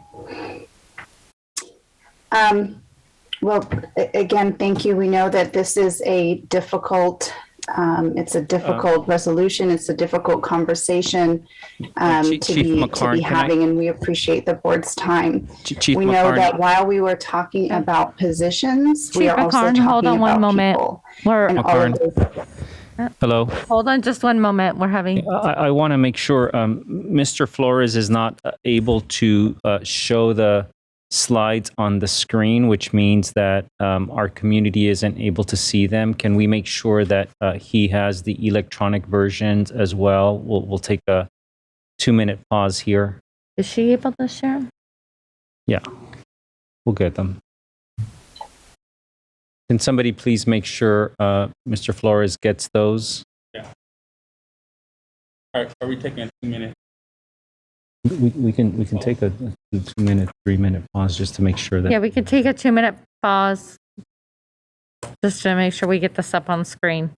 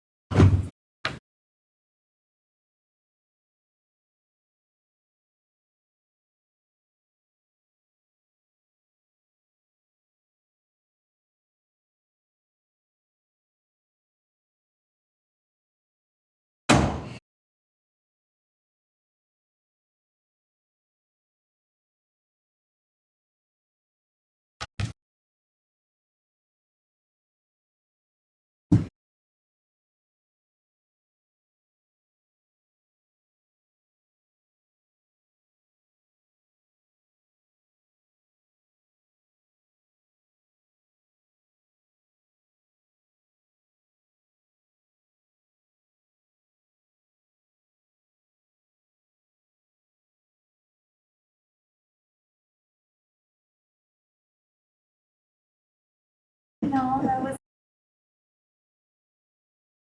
under your chair. Right. I know. It looks so good too. I think we're ready. Huh? Oh. Okay. All right. Okay. Go ahead, thank you. Concy. It's up now. Thank you. As I was saying, joining me this evening is Rose Ramos, our CBO, and Christine Vieta, Chief Academic Officer. And we know that while we are talking about positions, we are absolutely talking about people as we connect with the resolution to eliminate certificated positions due to the reduction of particular kinds of service. If we could go to the next slide, please. So what we want to share with you through this presentation are factors that went into the development of these board resolutions, this one specifically 3251 that we are first talking about, and the associated exhibits. And we want to talk about the strategies that were implemented to balance the staffing levels that were needed in order to provide services to students, as well as meet the anticipated student decline in enrollment and the district's obligations. So you'll hear strategies related to improved budget practices, programmatic updates, and steps taken to help reduce and mitigate the number of layoff notices that would have otherwise been provided. So with that, I'm going to please go to the next slide. We'll turn it over to CBO Ramos, and we do just want to highlight that with this resolution, through the things that you will hear about, the strategies, the mitigation, we did and were able to get to a place where no certificated layoffs will be given as a result of this resolution. So with that, I'll turn it over to Rose. Thank you, Concy. Yes, good evening, board members and members of the public, and just a general overview of some of the major elements that go into our budget development process. And these are pretty common elements that you'll see across the state as districts plan for their budgeting process. Of course, the biggest one is our enrollment projections, and that along with our enrollment projections is that determines our staffing allocations for the coming year. And for our district, we do use a firm by the name of Decision Insight.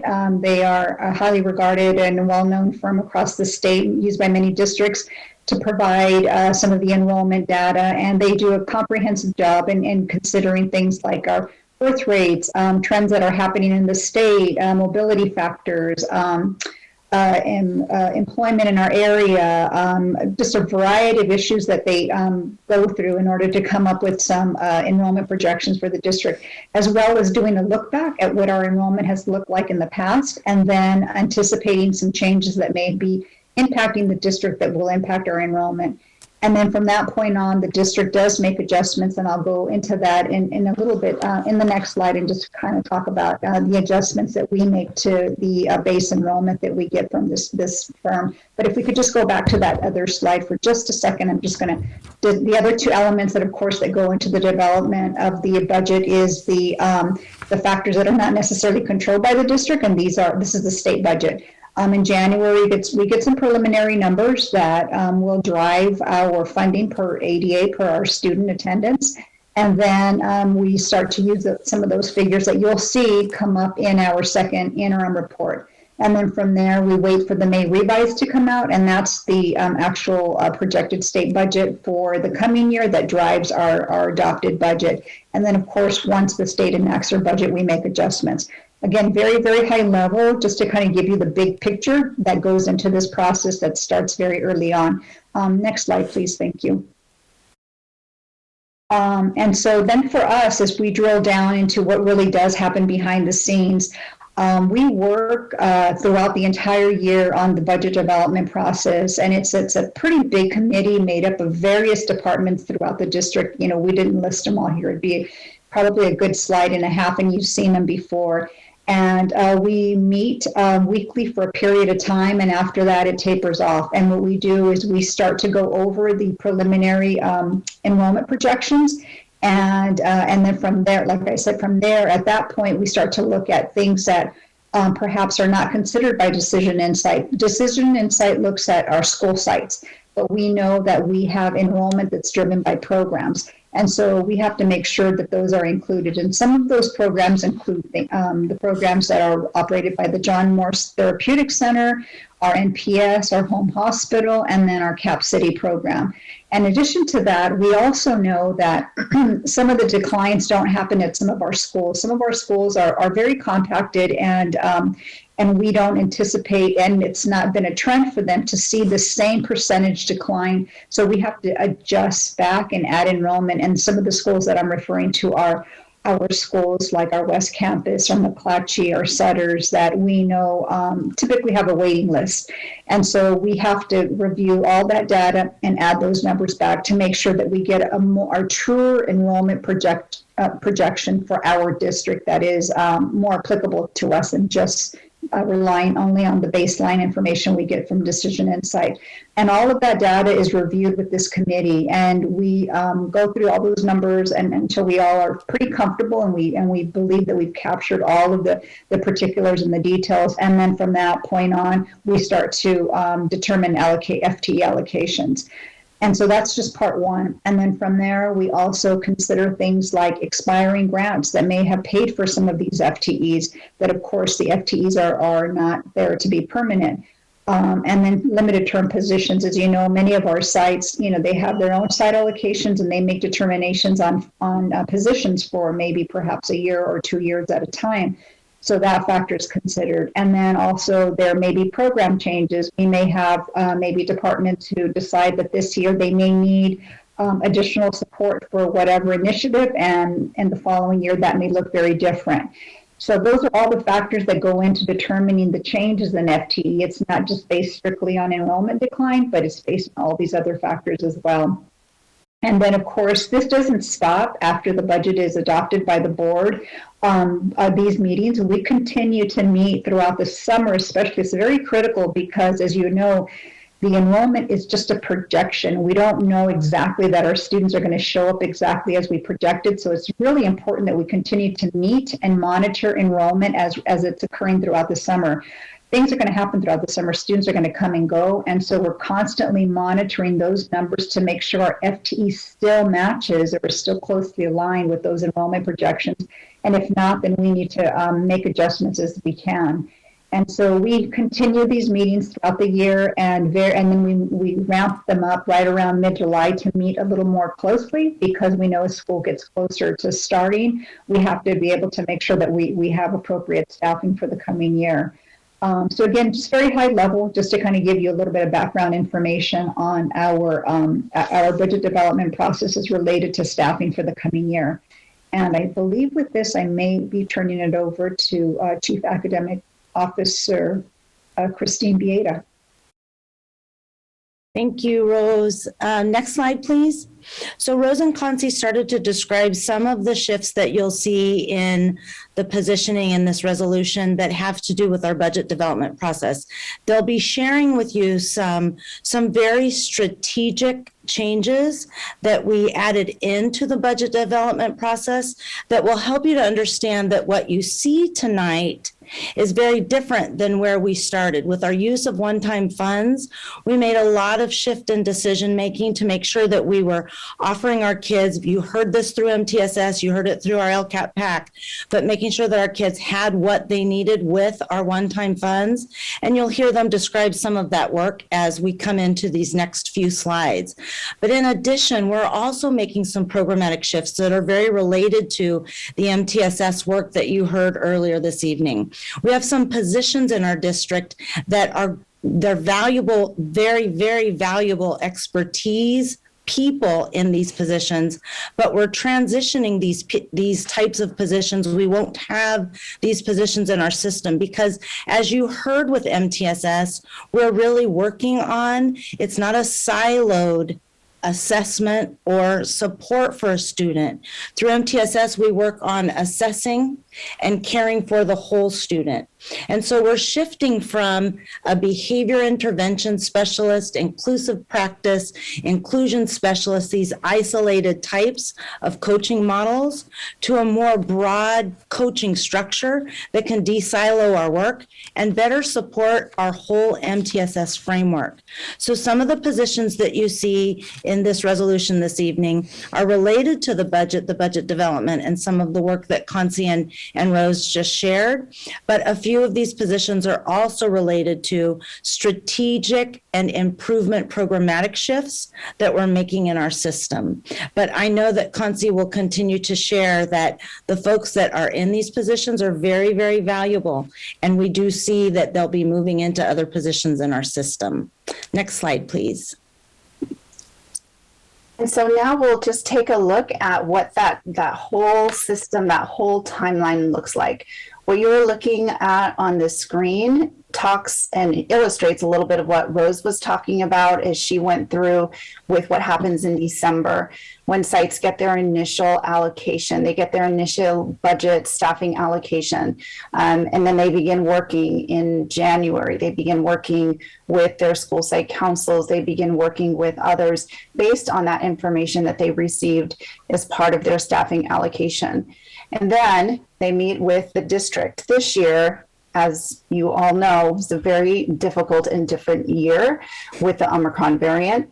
And so the budget development process meetings that generally take place, we tried to be as flexible as we could with those, meeting with principals and administrators as they could, as they were dealing with lots of other things on their campus.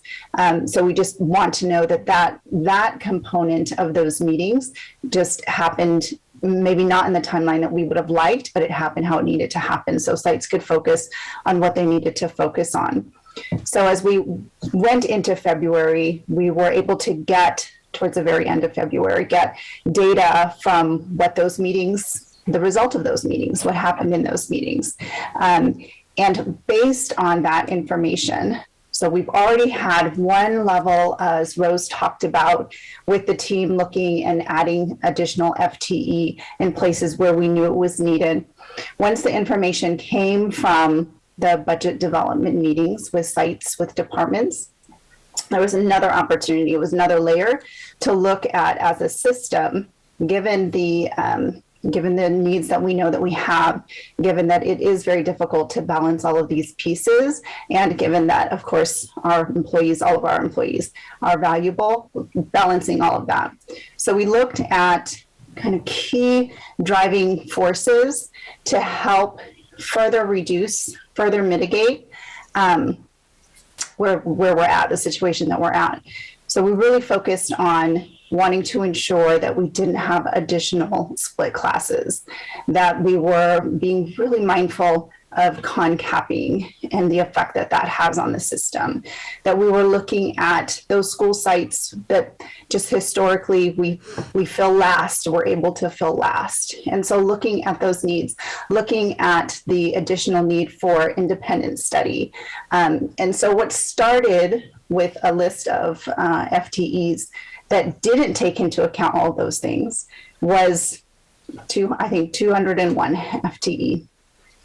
After going through and applying that frame of those key pieces that we wanted to ensure were incorporated, we were able to just continuously build that down and create opportunities, create flexibility for needs to be met in a way that wasn't going to result automatically in a layoff notice. In this particular notice that we're bringing to you today, this resolution for certificated staff, you can see there on the bottom that no employee will receive a layoff notice based on this. So the March section is where it ends. You see an X over April, you see an X over May. That signifies that normally what would have happened is that we would have been issuing layoff notices by March 15th. There would have been hearings in April, and we would come back to you in May for a final layoff resolution. Those things won't happen now. We're coming to you to share that these positions, as we'll go through and talk a little bit more, are being reduced. The people will stay in the system in other roles. So we're able to do that because we are using very strategically using vacancies, using our known attrition and our anticipated attrition, and also using one-time funds. So we realize it's not a long-term solution, but we also realize that it is what we need to do right now and the best use of the funds in terms of being able to maintain our staff. If we can go to the next slide, please. So what you see on the exhibit is mirrored in this slide right here. You see a total of 123.2 FTE in positions that were identified for closure. But what you also see is in that entire resolution is that you see an asterisk noting no notice. But I just want to go through and talk about the order of the resolution exhibit, speak to some of what Christine mentioned, and just share with you those pieces.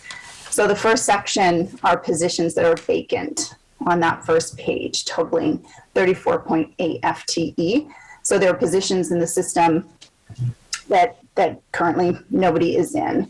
We know we also have positions that we have not yet been able to fill based on funds that the board approved, right? We're working towards that. So we really took a look at all the vacancies and tried to use those first. The next part that you see are the K-12 positions. So we see a whole list. It's on the second page, totaling 88.4 FTE.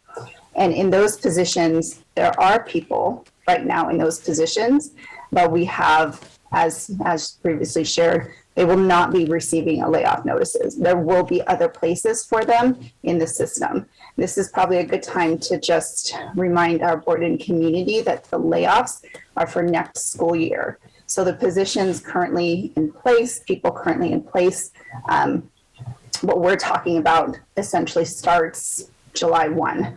So even though people aren't being noticed, positions also wouldn't be closed until July 1. So that's an important distinction. We go to the next slide. Oh, I'm sorry. No, I'm sorry. Moving too fast. Thank you. The program shifts that you heard Christine talk a bit about related to moving to better implement MTSS and to provide the supports to students in a more coordinated fashion. Those positions, unlike the others, are just shifting, right? But what is similar in them is that all the individuals, the teachers affected, will have places, will have positions for the next school year. The next slide takes us through one of the ways that will help get people into those positions.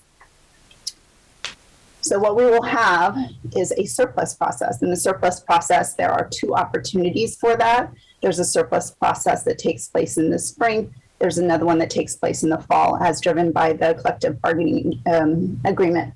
So we would follow the language in there and provide employees who may not have a position, still an employee for next school year, but may not have a position, the ability to go through this process. The surplus process is one that exists for both involuntary surplus, meaning something has happened, a position is closing and won't be there, and opening up at someplace else next year. It also allows for voluntary surplus. So teachers have the ability to say they're interested in going to a new school site, to trying something new.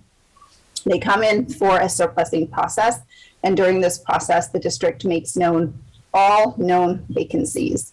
They come in and they choose based on their credential area two that they would like to go to, and the district identifies one of those two where they're able to go. And again, this is for next school year. So they're still continuing for the remainder of this school year in their current positions. They're going through the surplus process to help identify positions for the following school year. Again, based on credentials and based on their choice, since they get those initial two choices.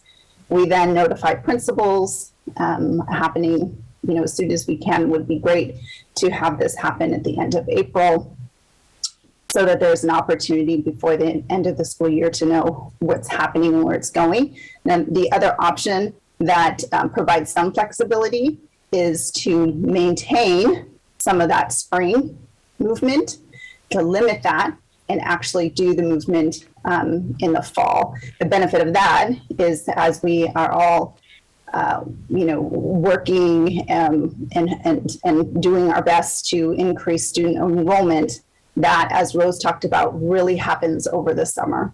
So it's an opportunity, it's another opportunity for some potential movement, but we're watching that enrollment really closely because that affects where positions are. If you go to the next slide. That brings us to the end of the presentation, and we definitely can answer questions about anything that was discussed within. As these positions close with the approval of the resolution, no certificated employee will receive a layoff notice based on, as I shared, the known attrition, the current vacancies, the use of one-time funds, and pieces that we've put in place to help mitigate that has resulted in the FTE that you see here, again, without noticing employees.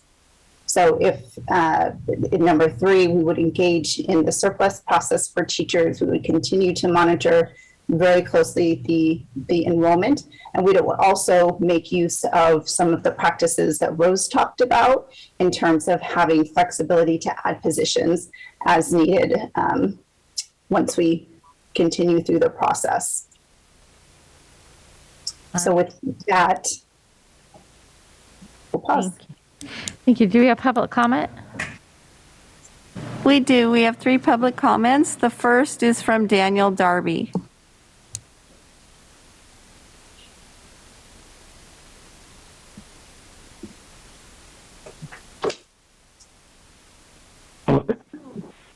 Hello? Yes, go Can you right hear? ahead, Mr. Darby. Okay, thank you. This presentation that I just heard almost seems to be the antithesis of the prior 3 hours of presentations on MTSS and the LCAP. And if I even go back to the previous board meeting of is it the African American Advisory Board, where we're asking for more contacts with students rather than less contacts with students, which we seem to be proposing here. So I'm going to focus on page 2 of Exhibit A. And I can't help but notice that if I look at the science and math, and I'll throw the engineering in there as well, that there's something like 14 positions there. For the past 12 years, I can state with certainty that come September, this district has had an open math and or science position.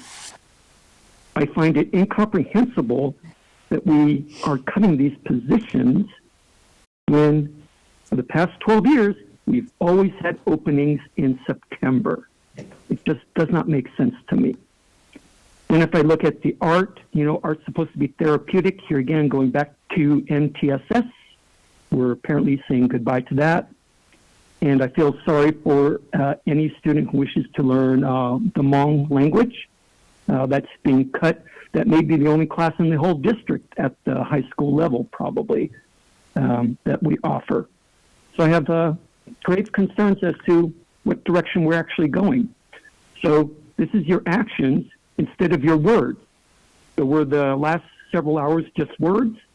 Well, here's your chance to actually implement actions. Thank you. Thank you. Next speaker. The next speaker is Jason Burke.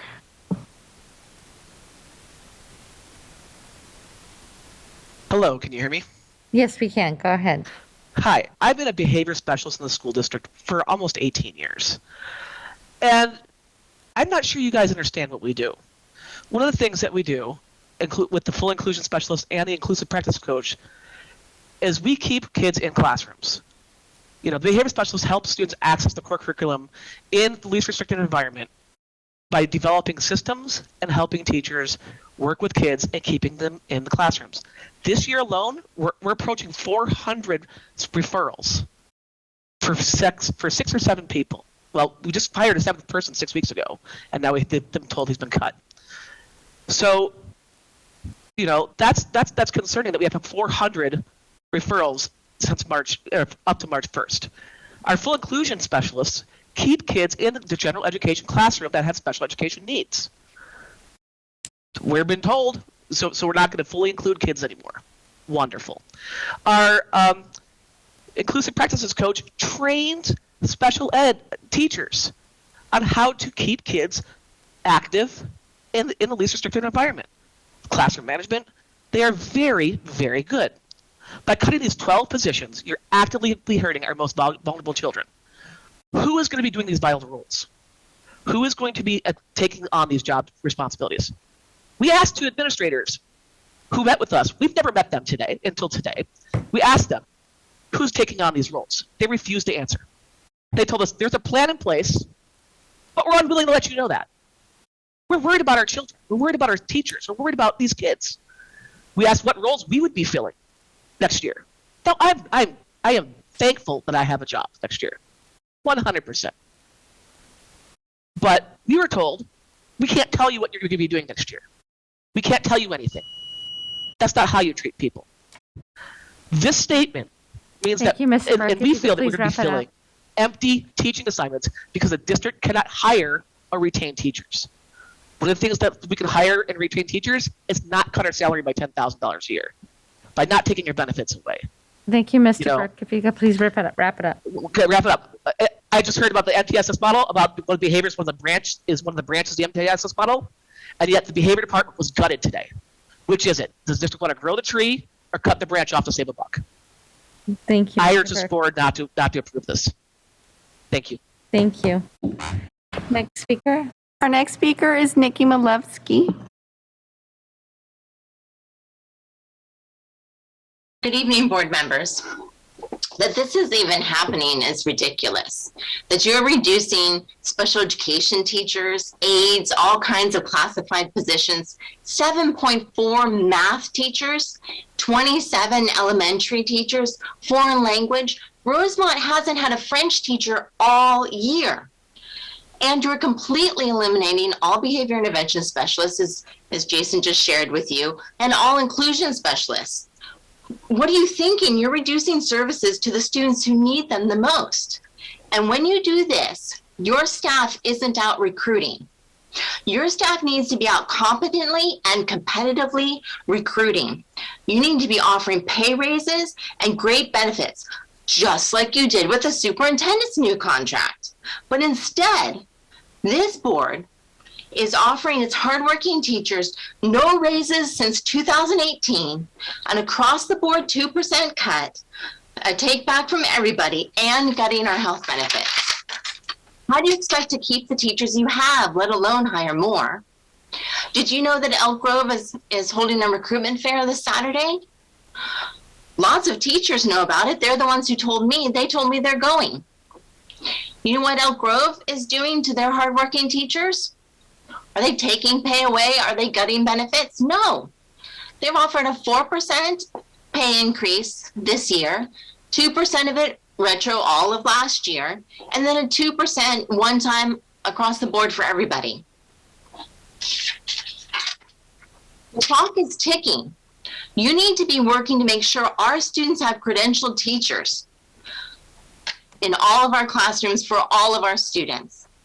But instead, your superintendent is leading you in this battle with all the workers in the district, all of SCTA, all of the SEIU workers that actually give services to students. Thank you, Ms. Molesky. These contract negotiations that your superintendent doesn't even know what's going on. On November 18th, he told you about a proposal about independent study. That wasn't what your proposal was. Thank you, Ms. Molesky. You're driving teachers away and you're making it impossible to hire teachers. Thank you. Next speaker. Our final speaker is Terrence Gladney. I'll try to get all this in 2 minutes. I'd just like to start by saying you can't acknowledge that these positions are people without acknowledging that they're people connected to other people. We just uplifted MTSS, where we highlighted the local control of school sites and school site leaders and personnel to bring about impacts, positive impacts and outcomes for students. And whether the superintendent wants to say so or not, that is the work of the school sites. You know, like that is not a reflection of a centralized model that he's trying to move us to. You guys uplifted local excellence. And in that same vein, you guys uplifted, you know, kids getting services at their home school. But we're talking about programs that the district created to move kids away from their neighborhoods. You want kids to be more culturally responsive? Have them go to school in their neighborhood where they see people outside of the school, where they see them in the grocery store or on the bus or at the park or just walking around in the neighborhood. You guys are uplifting Sutter, and I thought you guys were supposed to be looking and investigating changing the name. You know, like we can't go meeting to meeting and forget about what we said. You guys did not acknowledge much of what I asked about the BAAB presentation. You guys moved on to the next thing. That is the model that we're looking at. And I don't understand. You guys are talking about, oh, well, they're not going to lose their jobs. School sites are losing their identity. These people have connections to our students that we say we want to serve, and you're just going to move them on. And it's just like any other model where we have centralized gate models. We're robbing talent from our neighborhood schools and sending them off elsewhere to these schools that we say are impacted, that you guys created. And you guys know who has the courage to stand up and ask the questions about open enrollment. Where's that data? No shit. Thank you, Terrence. We have one more speaker? Okay.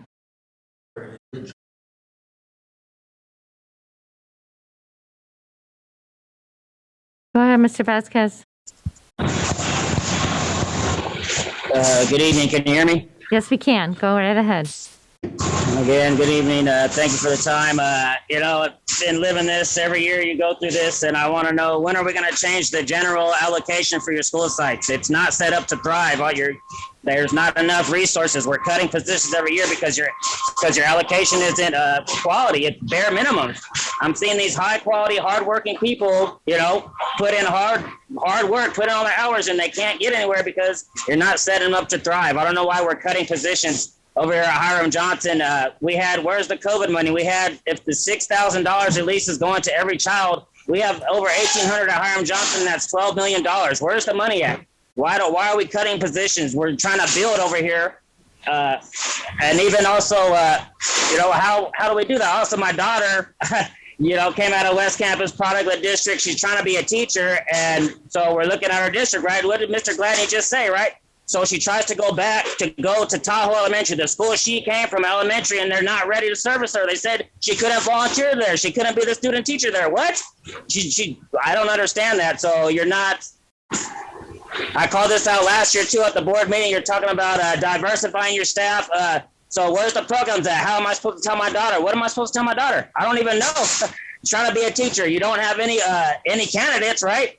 Who wants to be a teacher? So where's the programs in the districts, honestly, please? So again, right, been highly involved. I'm at everything. My daughter goes around telling people she wants to be a teacher, and there's no oh yeah, it's great, right? You get frowns and moans and what? We're trying to get out of poverty. We're trying to advance, get at higher education, improve lifestyles, and that's what we're getting.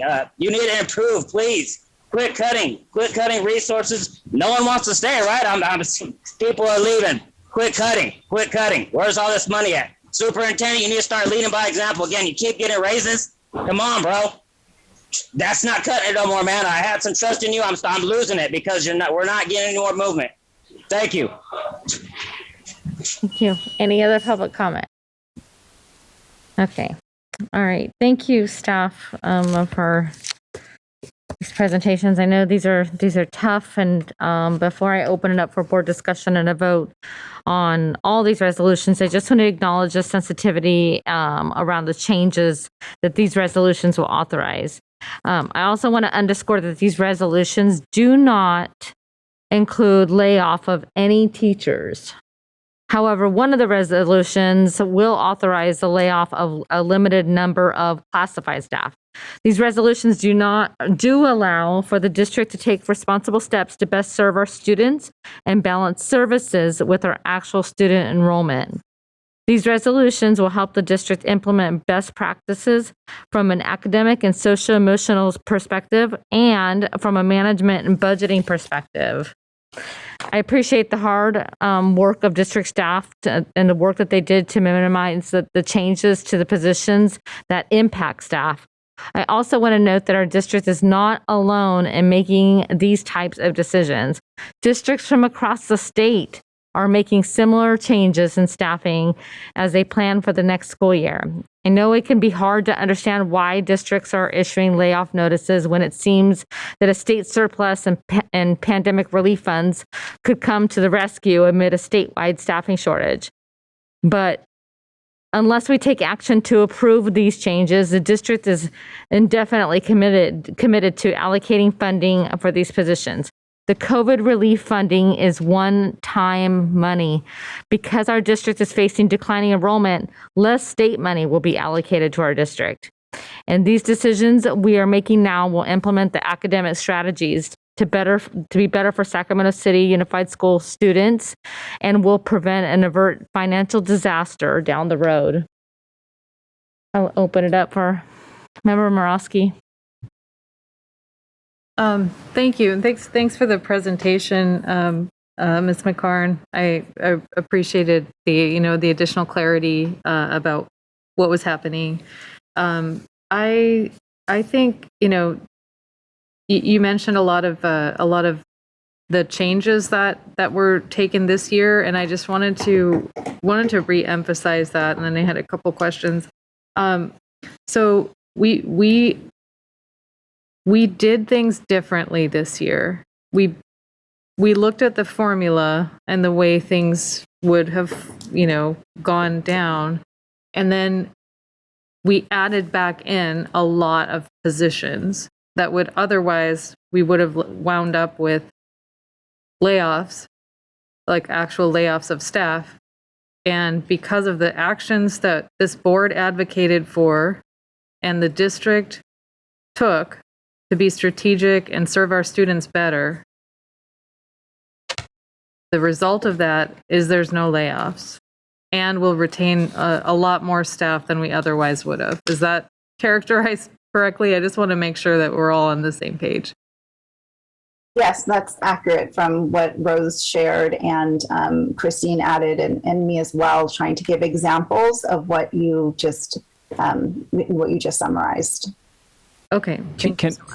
Member Morosky, can I just interject and ask the staff just to provide even more specificity in how the process that we sought to implement as a result of this year's process, I think abides by some of the commitments and principles that you were seeking. Specifically, for example, there was encouragement that we look at issues related to concapping, issues related to split classes, issues related to a select group of schools that we could look at trend data and see that they typically have the greatest challenges of filling staff vacancies, for example. I'm going to ask our team to be a little bit more specific in how that information was utilized, even though we didn't present it as part of the bullets, as part of some guiding principles in terms of this process. But I'm going to ask our team, Consi, Chief Ramos and Bieda, to give a bit more explanation to the board about how we've taken all of those pieces into consideration and landed in a place where we are not issuing layoff notices, and how we're balancing sort of the responsibility that Member Pritchett just mentioned in terms of having to recognize the enrollment loss over the past 2 years, what we saw and what we're projecting, which is a deep consideration, long-standing improvements that have been called upon by independent entities around position control, where we should not continue to leave positions open. That has been called into question over the years as well. But let me just ask our team to be a little bit more specific in terms of how we used considerations and factors to also get us to a place where the concern of looking at a position that might be closed and wondering, well, then how are we going to serve our students who might have more needs? So I may interject after, but let me ask our team to share a little bit more specifics on that.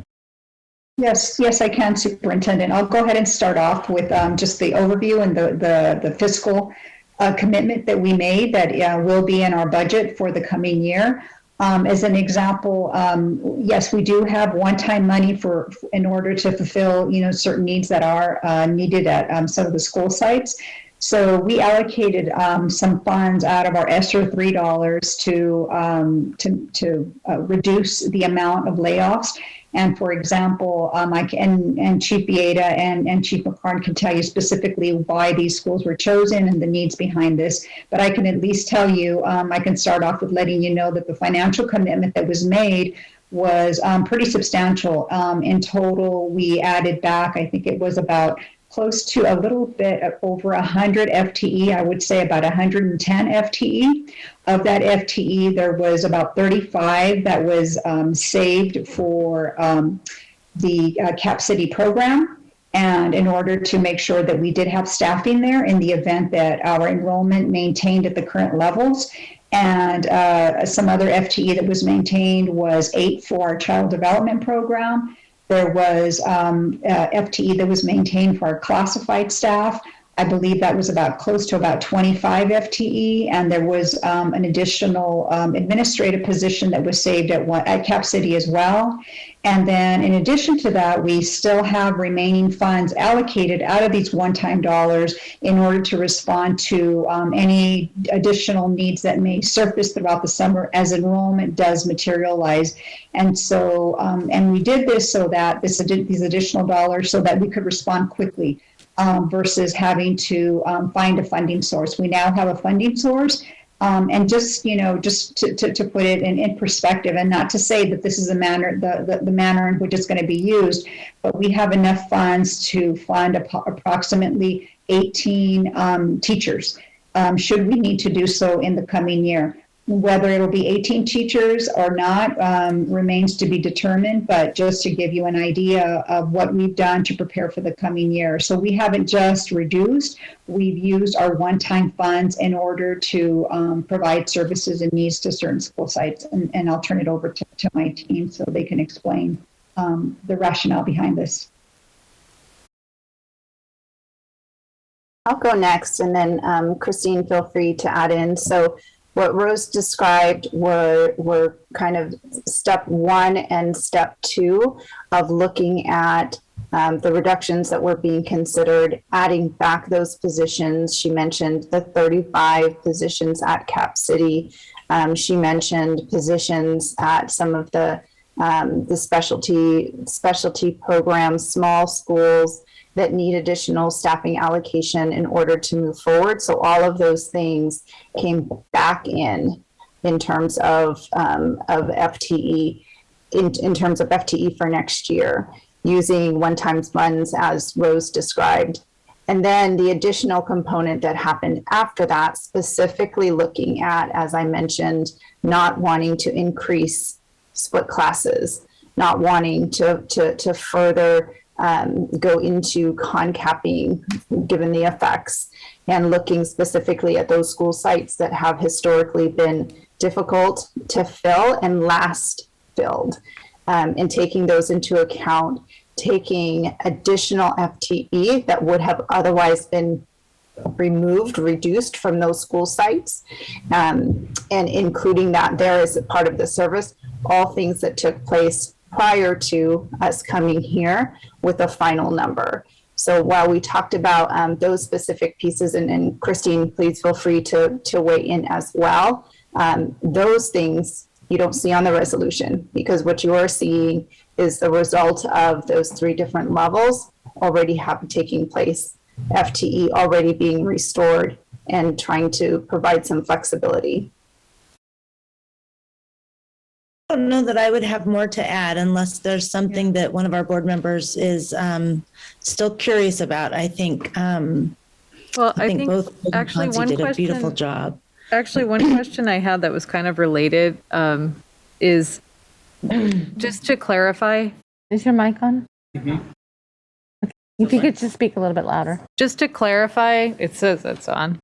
That we are not reducing services to students. We're not reducing special ed services. It's like we're seeing, I think this is the way I understand it, is we're seeing the one side of the equation where we're closing positions, but we're not seeing the other side of the equation where we're opening or creating new positions that the employees would then be able to go into. Is that right?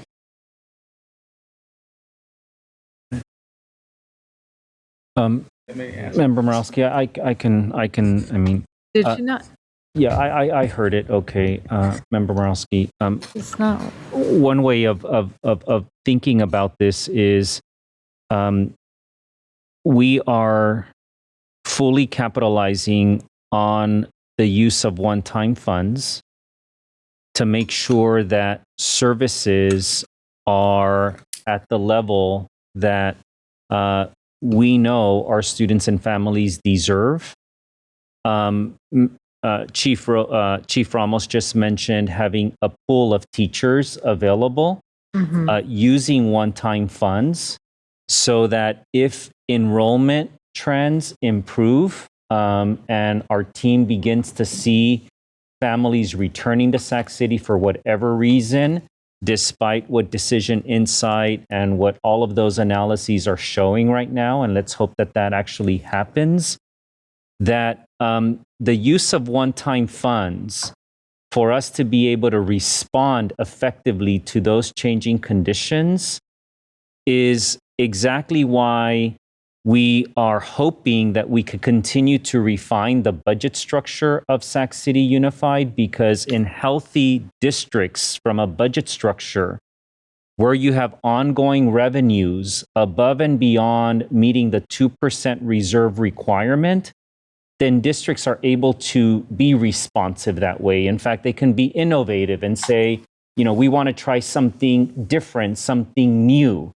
In our case, we don't have that budget structure where we have every single year, outside of one-time funds, outside of budget savings, the way that we had due to the pandemic, the resources to be innovative, the resources to be able to be responsive to changing conditions.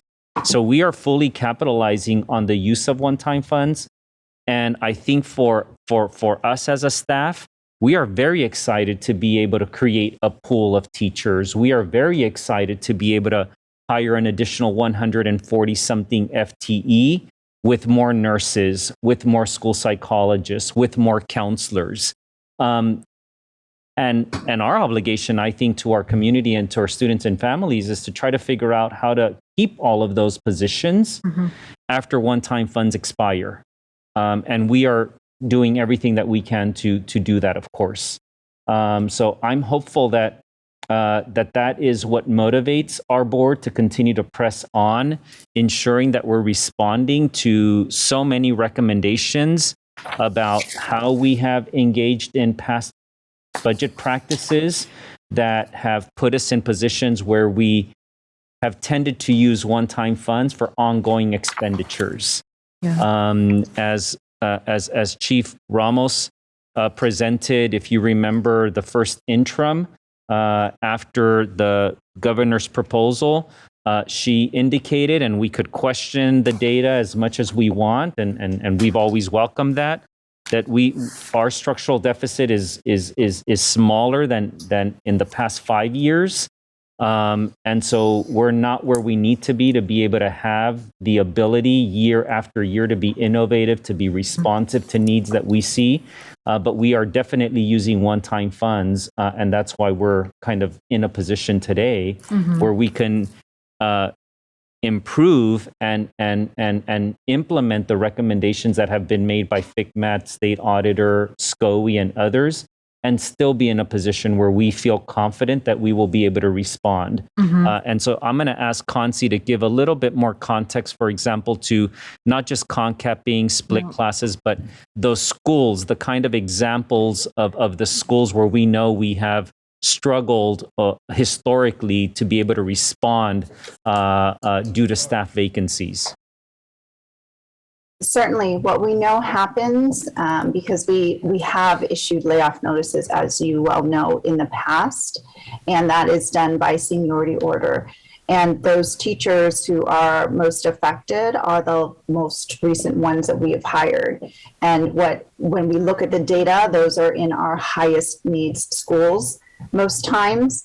And what that does, it creates a revolving door, a lack of sustainability and access for students. So when we say we looked at that as part of not wanting to have additional teachers leave the system just because that happened to be where they came in, we are looking to make sure that whether it's those sites or others, we have flexibility. We have flexibility, one, because we're retaining the teachers. We are not issuing a notice, so we are retaining them, right? Starting to build that. The other thing is that we know that we have hard to fill high needs positions. Some of those on this list where we continuously struggle to fill. So we are also working through some of the funds that you've previously approved on actually 3 different teacher residencies with partners in the area. One specifically focused on transitional kindergarten with the Sacramento County Office of Education, another partnership with Sac State that specifically focuses on special education recruitment and getting teachers in with those credentials. And then one also focused with the National Center for Teacher Residencies, in addition to Sac State, a 3-way partnership that focuses on diversity. So all credentials, all high areas of needs, but focusing on that perspective. So when we say that we want to try not to further affect those highest needs last in school sites, this is one of the ways we were able to do that and plan for that. And having the additional structure in place that Rose spoke about to get positions back into the system is also going to greatly benefit, because it will prevent a delay in bringing people back. Already having it built into the next budget allows for that flexibility. Well, that's really fantastic. I'm so glad that that we're able to do this, to maintain all of our certificated staff inside our Sac City family for this year. And I'm just super pleased with that, and for all the additional work that went into to doing that. So thank you. Thank you, Happy to Member. move it at the appropriate time. Thank you, Member Morelsky. Member Phillips? Just to make sure the people in the back and our public understand this, maybe Conti can answer these questions just to make them clear in English. Attrition is one of the reasons, or attrition that's people leaving their jobs, right? Exactly. Retirement, a resignation, somebody who's no longer in the district. Okay. And then vacancies, obviously, there are just open positions that haven't been filled, and one-time funding. So there's going to be movement still. There's just not going to be any layoff notices, correct? Correct. Okay. So, I guess, I mean, like I said, what we talked about before is it makes better sense if this can be explained in very, very plain terms, even though I know this is a presentation to the board and you know, we should be able to understand this. I just want to make sure that if we're not giving layoff notices, that we're a little more clear, but in a simple way for folks to understand, so that there's not going to be a backlash against this. Because what it sounds like is that we're doing what we promised to do the last couple years, is we're not going to hand out layoff notices for certificated. That's what we were trying to do, and that's what it seems we've done. But there's still going to be movement. There's still going to be bumping if there is bumping, but no one's going to get a layoff notice. No one's going to get a layoff notice. Absolutely. The surplus that happens every year. I think that you are absolutely right. There are no certificated staff leaving the district getting a notice, a preliminary one, a secondary one, due to this. And I do think that is important. It is difficult to recruit and retrain. And if you can prevent people from getting layoff notices, that is helpful. So in this, you are right. There are no notices that will be provided. Okay. So on this resolution, I would like to, when we get to that point after the rest of my colleagues speak, I'd like to make a motion to. Okay, I think Lisa was going to motion it. And did I miss you, Lisa? You can send in one. Yeah, you can second it. I'll second it. That's cool. Okay. So I have. Did you have a question? Did you want to ask something, or? I did. Okay, go right ahead, Member Rhodes. How you guys doing? So I have a couple of questions and statements. We'll go to first. I'll go statement. One of the things that we heard today, I think I'm gonna paraphrase what Principal McGill said. We have to make sure teachers are not burnt out and they feel supported, so they can make sure our students are not burnt out and feel supported. And I think that that the team here, staff has, including has taken some of the critique and direction from the board of saying that we did not want to lose teachers this year, and that we wanted to do everything we could to keep our employees employed at the district. We wanted to, you cannot replace a staff member, and especially seeing in a pandemic that's something that you cannot replace. But then I also have some questions, right? So with this work, how does the subpool or surplus pool, more or less, let me use my word right, the surplus pool, how does that impact? I'm gonna give you a direct example. How does that impact Parkway Elementary School? So now they're not down 5 staff mid-year as they currently are. How does it impact Rosa Parks Elementary School? So they're not down 7 staff, and the VP and principal are still teaching and holding classrooms to this day. And so, like, how does this process better support our students and our teachers and staff and administrators so that they're not burnt out and they feel supported, so that our students are not burnt out and they feel supported? Can you guys answer that question for me? Sure, I can start. Certainly having staff know, having teachers know that they have positions next year is a first layer of help. You all know for the past number of years, we have not been in that position, and there has been that additional worry by many staff. So one, having some security in that.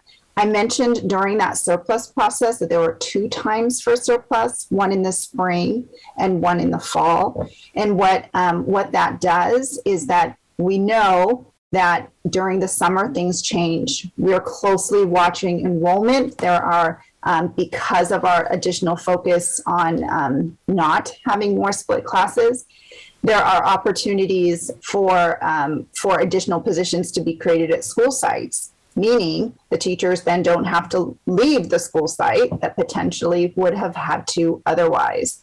The structure that Rose spoke about with regards to having access to immediate FTE, to immediate positions, is another way that it's going to help that, because unfortunately, as we continue to learn and grow, one of the things that we had is once we saw that enrollment, some kids are coming back, it looks like you're not going to have to lose a position. We then had to go through a process to reauthorize the position that sometimes was lengthier.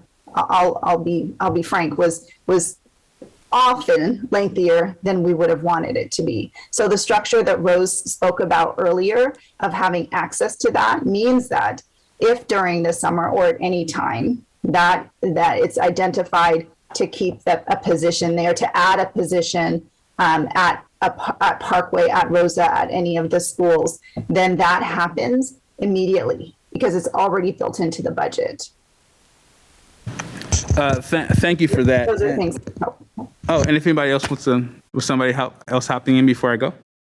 Okay, no? All right. This is my last one, I promise. And our classified employees, when we talk about those positions, right? Those ones are going. But that's the next resolution. You have to. Oh, yeah. Okay. So we're not on that one. Never mind. I'll get to that one then when I get there. But what I really like is what I really enjoy about this one, and not necessarily enjoy, but what I really take away as a positive here is that I feel like we are changing. This board here is changing the arc of how we support our system, and I think we've made it clear that by doing that, we do want to support our teachers, our classified staff, into making sure that they're here. And I think the first step is making sure that they don't actually get pink slipped at all, and they have a space going into next year.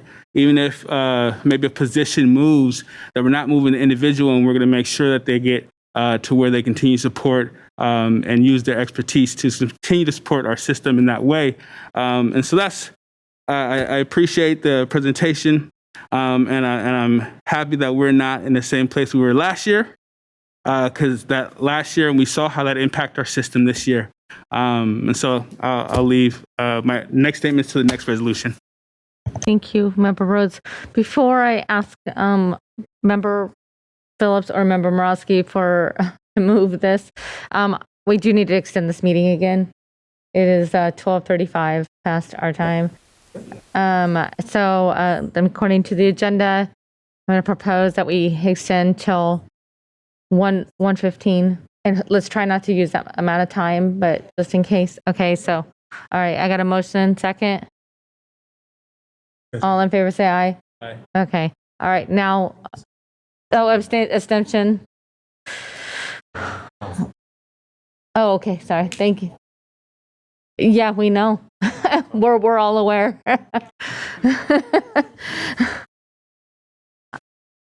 All right, is Member Morosky or Member Phillips, could you please put forth the motion? So moved. All right, student preferential vote. Superintendent roll call. Member Pritchett. Aye. Member Garcia. Aye. Member Rhodes. Aye. Member Morowski. Aye. Member Villa. Aye. Member Wu. Aye. Member Phillips. Thank you.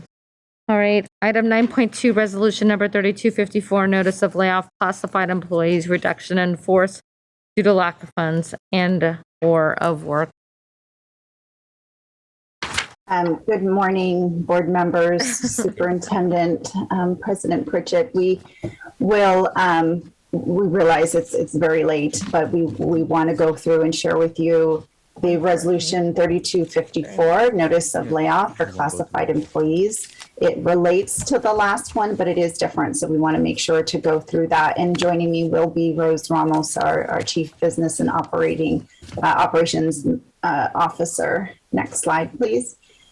So while some of the initial context is the same in terms of a budget development process, in terms of some of the communication and the collaboration that takes place, there are some differences. So we'll try to be mindful to both share enough details about what is similar, even though we had a similar conversation, as well as the components that are different.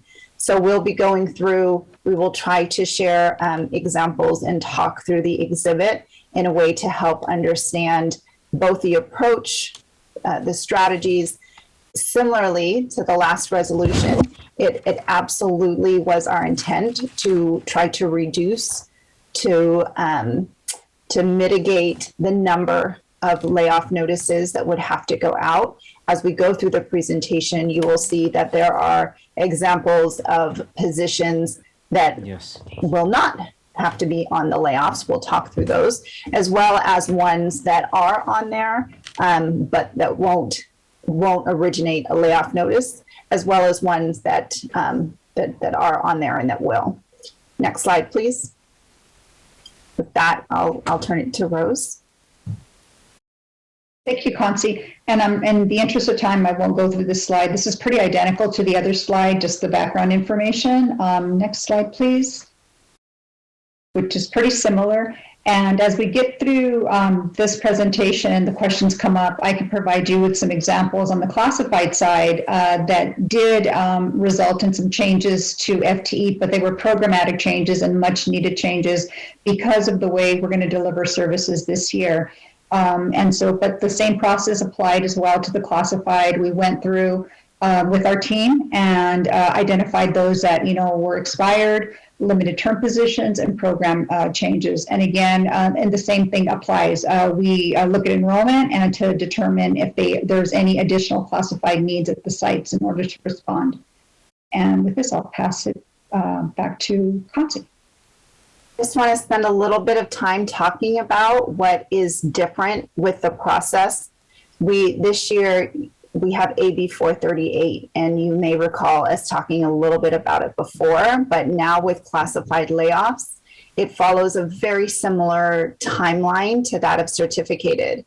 So we have to, prior to March 15th, send those preliminary layoff notices. What you see on the screen shows an example of the former process as well as the new process and some things that are in place. So that March 15th is a new piece. The right to a hearing is a new piece. And you can see that while there are still some reasons that positions may be laid off with the 60-day mark, which was former, they're very, very limited. So that's another reason that we are bringing it to you now, is we want to ensure that we're able to meet the AB 438 deadlines, and wanted to share with you the difference between the current process, the new process, and the former.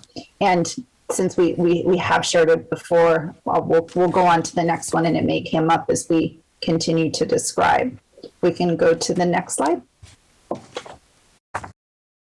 So similarly, the December, the January, February happens because when sites and departments are having those conversations, they're having it about their entire site, not just certificated or not just classified.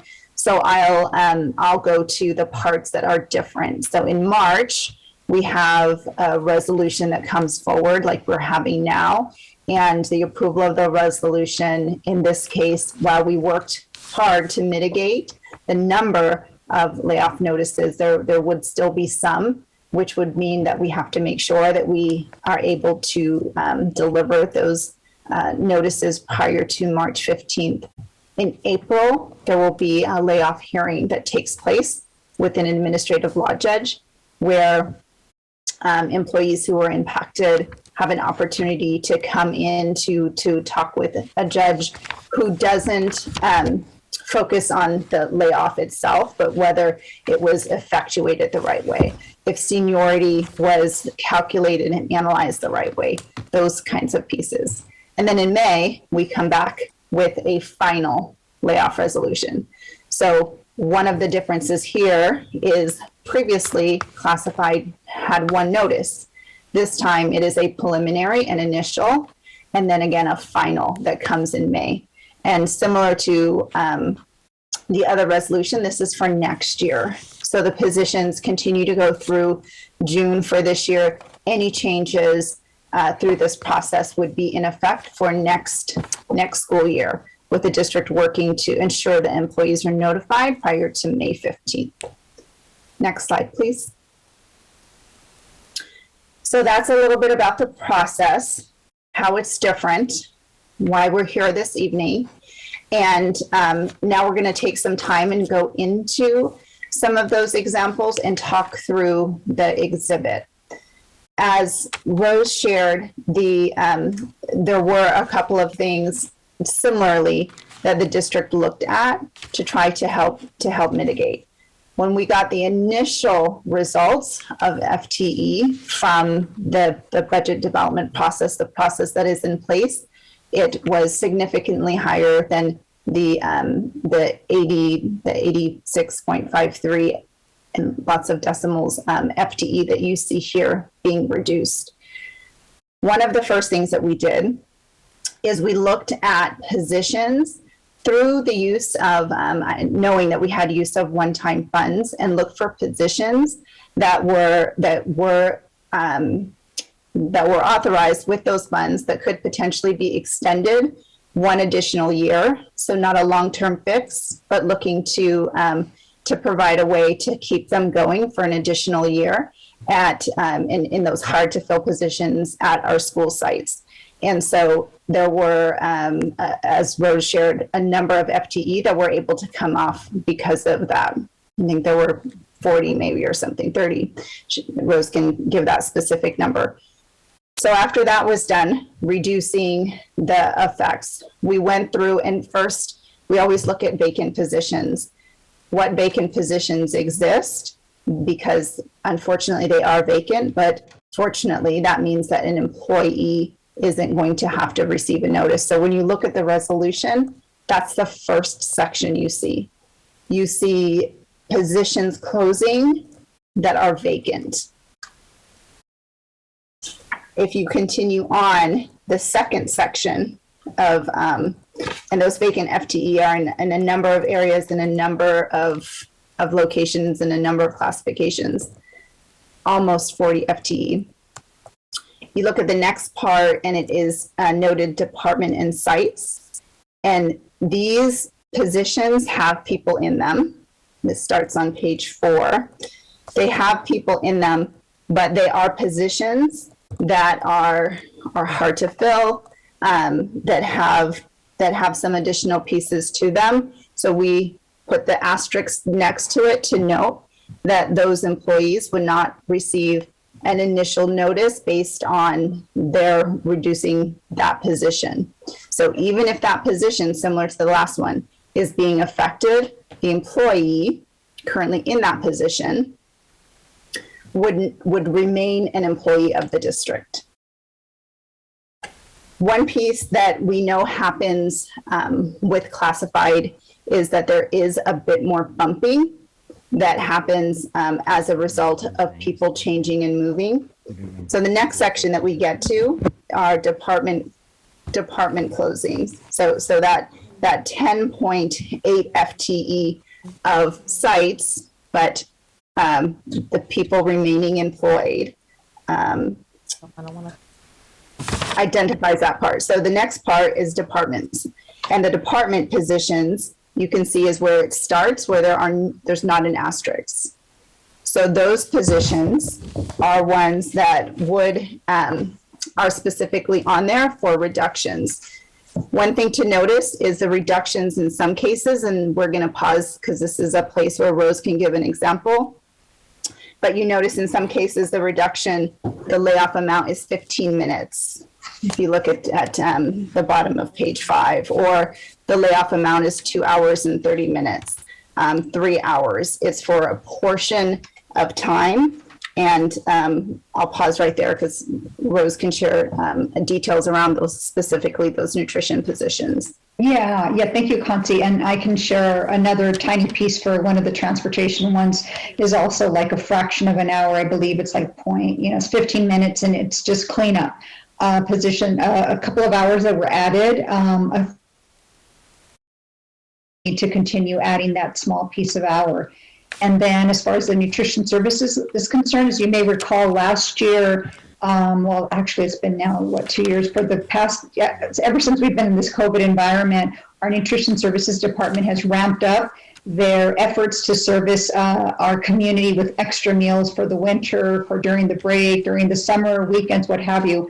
And as a result of amping that up, of course, we needed more labor. And so our nutrition services department granted extra hours to our workers for that period of time. Well, now that we're returning to an in-person instruction and we're getting back to some sense of normalcy, we don't anticipate needing those additional hours. So we're just now returning the FTE to its regular FTE that it was prior to COVID. However, of course, if there is a need to add those extra hours, if something were to occur, we would certainly do that. But at this point in time, we don't need that, and we do not want to allocate those limited and precious resources unnecessarily until we need to do that.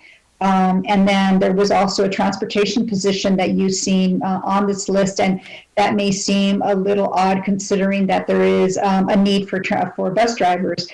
Please keep in mind that that position had been persistently vacant for years because we were unable to fill it. And so what our transportation department has been doing for the last year and a half is that they have been acquiring vans in order to increase our van pool and convert those vacancies into van drivers, which require a different licensing that is not as intensive as a bus driver, and we can respond to filling those a lot quicker. And then not only that, but the van pools will allow our sites to have access to transportation to transport smaller groups of students to athletic events that otherwise would not have transportation available and wouldn't be able to participate.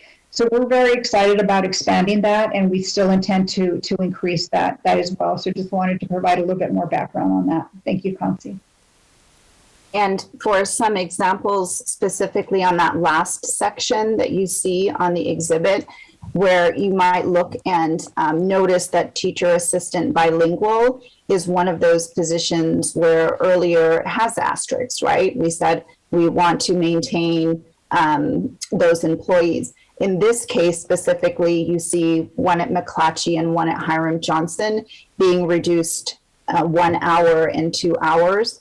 Those relate to positions that are being brought down to 6 hours, a total of 6. So positions that were 8 hours and 7 hours with the school day being 6, those sites decided to make those adjustments. Similarly, Kit Carson specifically on there because they are doing some site level changes in order to better serve based on what they see their needs are. So they're reducing a half an hour of an office technician, but they're going to, the part you don't see is they're going to increase that position as a registrar. So it would be a full-time as opposed to being a half and half. And you don't see that portion of it on there, but those positions in that last segment, that 6.375 relate to specific things happening at the sites. Next slide, please. So what this will mean in terms of the process is, as I described, for those that have to, and there's an analysis, of course, that is completed additionally because layoffs are based on seniority in the classification. So seniority as a clerk, for example, or seniority in whatever the classification is. And based on the calendar, the hours of that position, those notices need to be sent by the 15th, prior to the 15th. As I shared before, employees have the right to request a hearing that takes place in April with a final notice going in May. And before that final notice would go, we would have to come back to the board to get approval and authorization for those final notices. Next slide, please. So with this, one of the things that happens in situations where there are going to be notices is we try to work with union involvement and we attempt to meet with the employees, because one thing that they're able to do is they're able to have voluntary reduction to stay in the position. It's an option for them. What has happened in the past is that the district, the union, and the employee meet together. The employee learns of all the options before them, is provided with the information, makes a decision, and then after that, an analysis takes place. That is how it's worked in the past. And being able to share with employees who are impacted all their options is still something we definitely greatly value and being able to do and provide. So with that, I'll pause. Rose, is there anything else that you want to add? No, Concy, I think that's it. Thank you.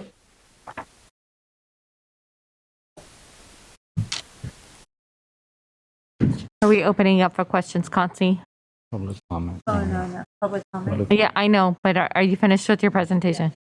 Yes, we are. We realize this is also a very difficult resolution, always topic when we're talking about it, and we are happy to answer additional questions. Okay, thank you so much. I believe we have 8 public comments. We have 3 online. We have 3.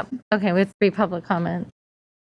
And Angela Allen is the first public speaker. Hello, can you hear me? Yes, we can. Go right ahead. Hi, my name is Angela Allen, and I'm just here to say I firmly oppose the resolution to lay off classified employees. I have children who have attended and attend Sac Unified Schools from kinder to high school.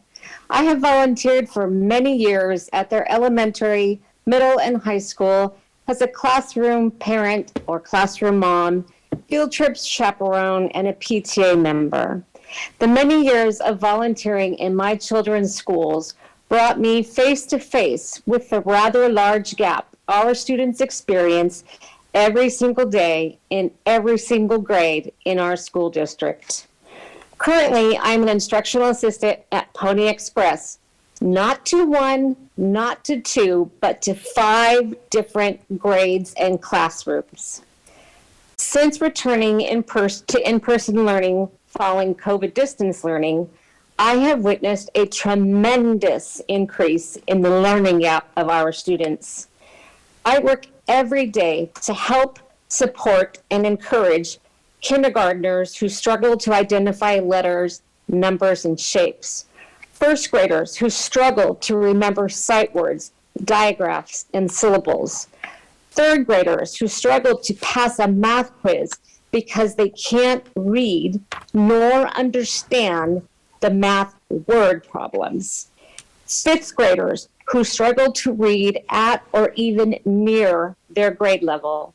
And sixth graders who struggle to still memorize their multiplication tables and to know the difference between a prefix, a suffix, a synonym, and an antonym. I am just one of the hundreds of classified workers in our district who do their best to close or at least minimize the learning gap our students experience every single day in every single grade in our school district. I believe if you choose to eliminate classified workers throughout our district, it will appear to many that you are doing your best to increase the learning gap our students experience every single day in every single grade in our school district. Thank you for your time. Thank you. Our next speaker is Daniel Darby.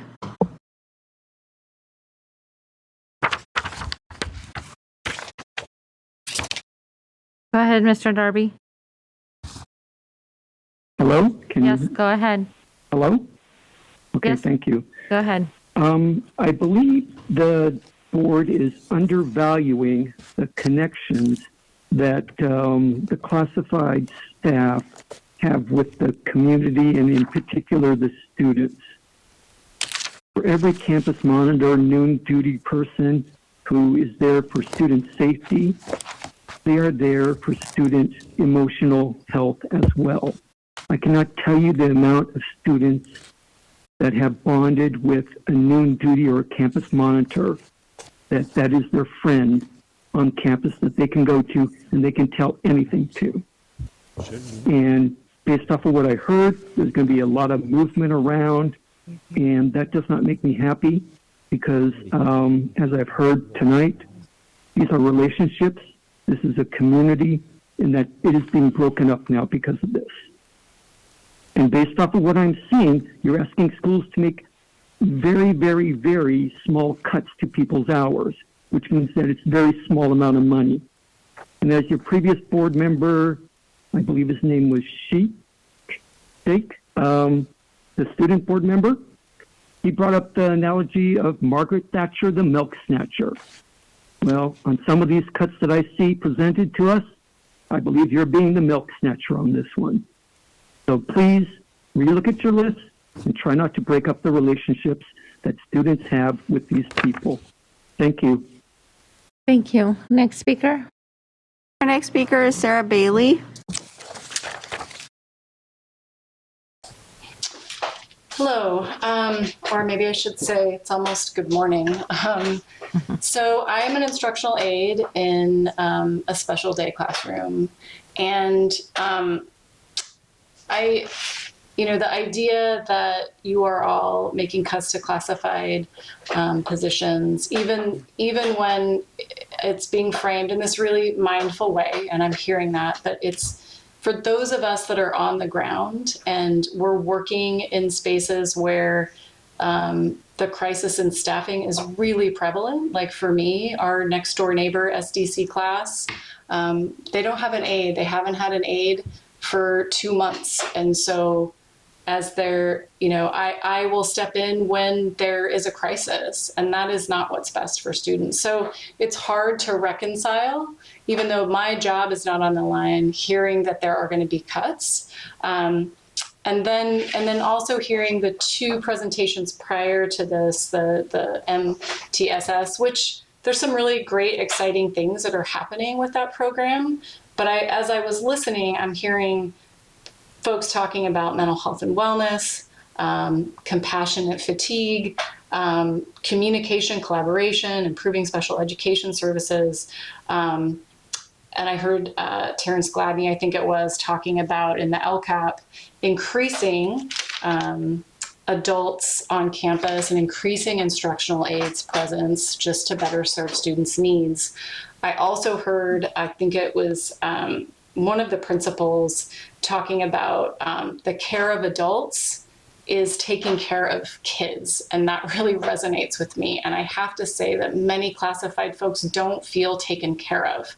It's not all just specific to potential cuts, it's what's happening in bargaining. We need you all to show up for us.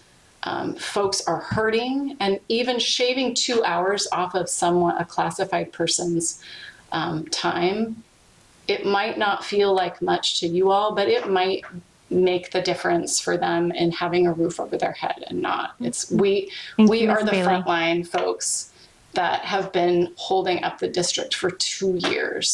So cuts to any of the positions, it's just really hard, like I said, to reconcile that. And then also hear you all saying that we hear you, we're supporting you.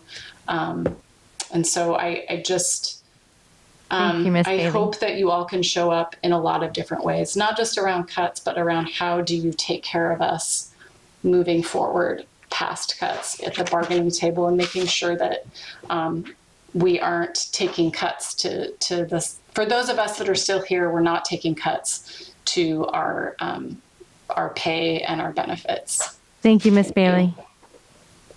Are there any other comments? Yes, we have 2 more speakers. Our next speaker is Rich Vasquez. Again, good evening. Thank you for being up. Again, I'm tired too. Just want to get this out. It's more toward still previous comments. Again, my child has had 3 teacher vacancies at Hiram Johnson. We've had over 20 in 5+ years. I just don't. When are we going to get a hold of this? Do you care? How are we showing we care? What are we changing? The process, procedures. Superintendent, you said you're going to change all this when you came. It's 4 or 5 years in. You know, I'm losing my way. The SROs got cut. We had this problem over here earlier, and we need more campus monitors. I see on this classified it's cutting too. We were trying to add 2 in the middle of the year. I mean, can we change the calendar? We're not talking about it. It's just sitting there waiting to be used as a bargaining chip, right? When are we going to change the calendar? Start doing something. You're not changing what you need to change to even give us a fighting chance. I challenge you all. Look at all you guys making all your big money, 400, 300,000. All you guys keep coming. I come here, listen to your guys' presentations year after year after year, thinking it's going to make a difference. I challenge you, no more teacher vacancies at Hiram Johnson. Give these kids a chance to be something in life. Give us some morale, right? All these people too, you got so many hardworking people over there and they get overlooked. We are only one. We only can do our jobs. All right, everyone over there. So many good people over there, man. And I only got 1 year left. So please, no more teacher vacancy. Give these kids a fighting chance. Give us something to care about. Thank you. Good night. Thank you. Next speaker. Yes, our final speaker is Terrence Gladney. I'm just smiling at Rich.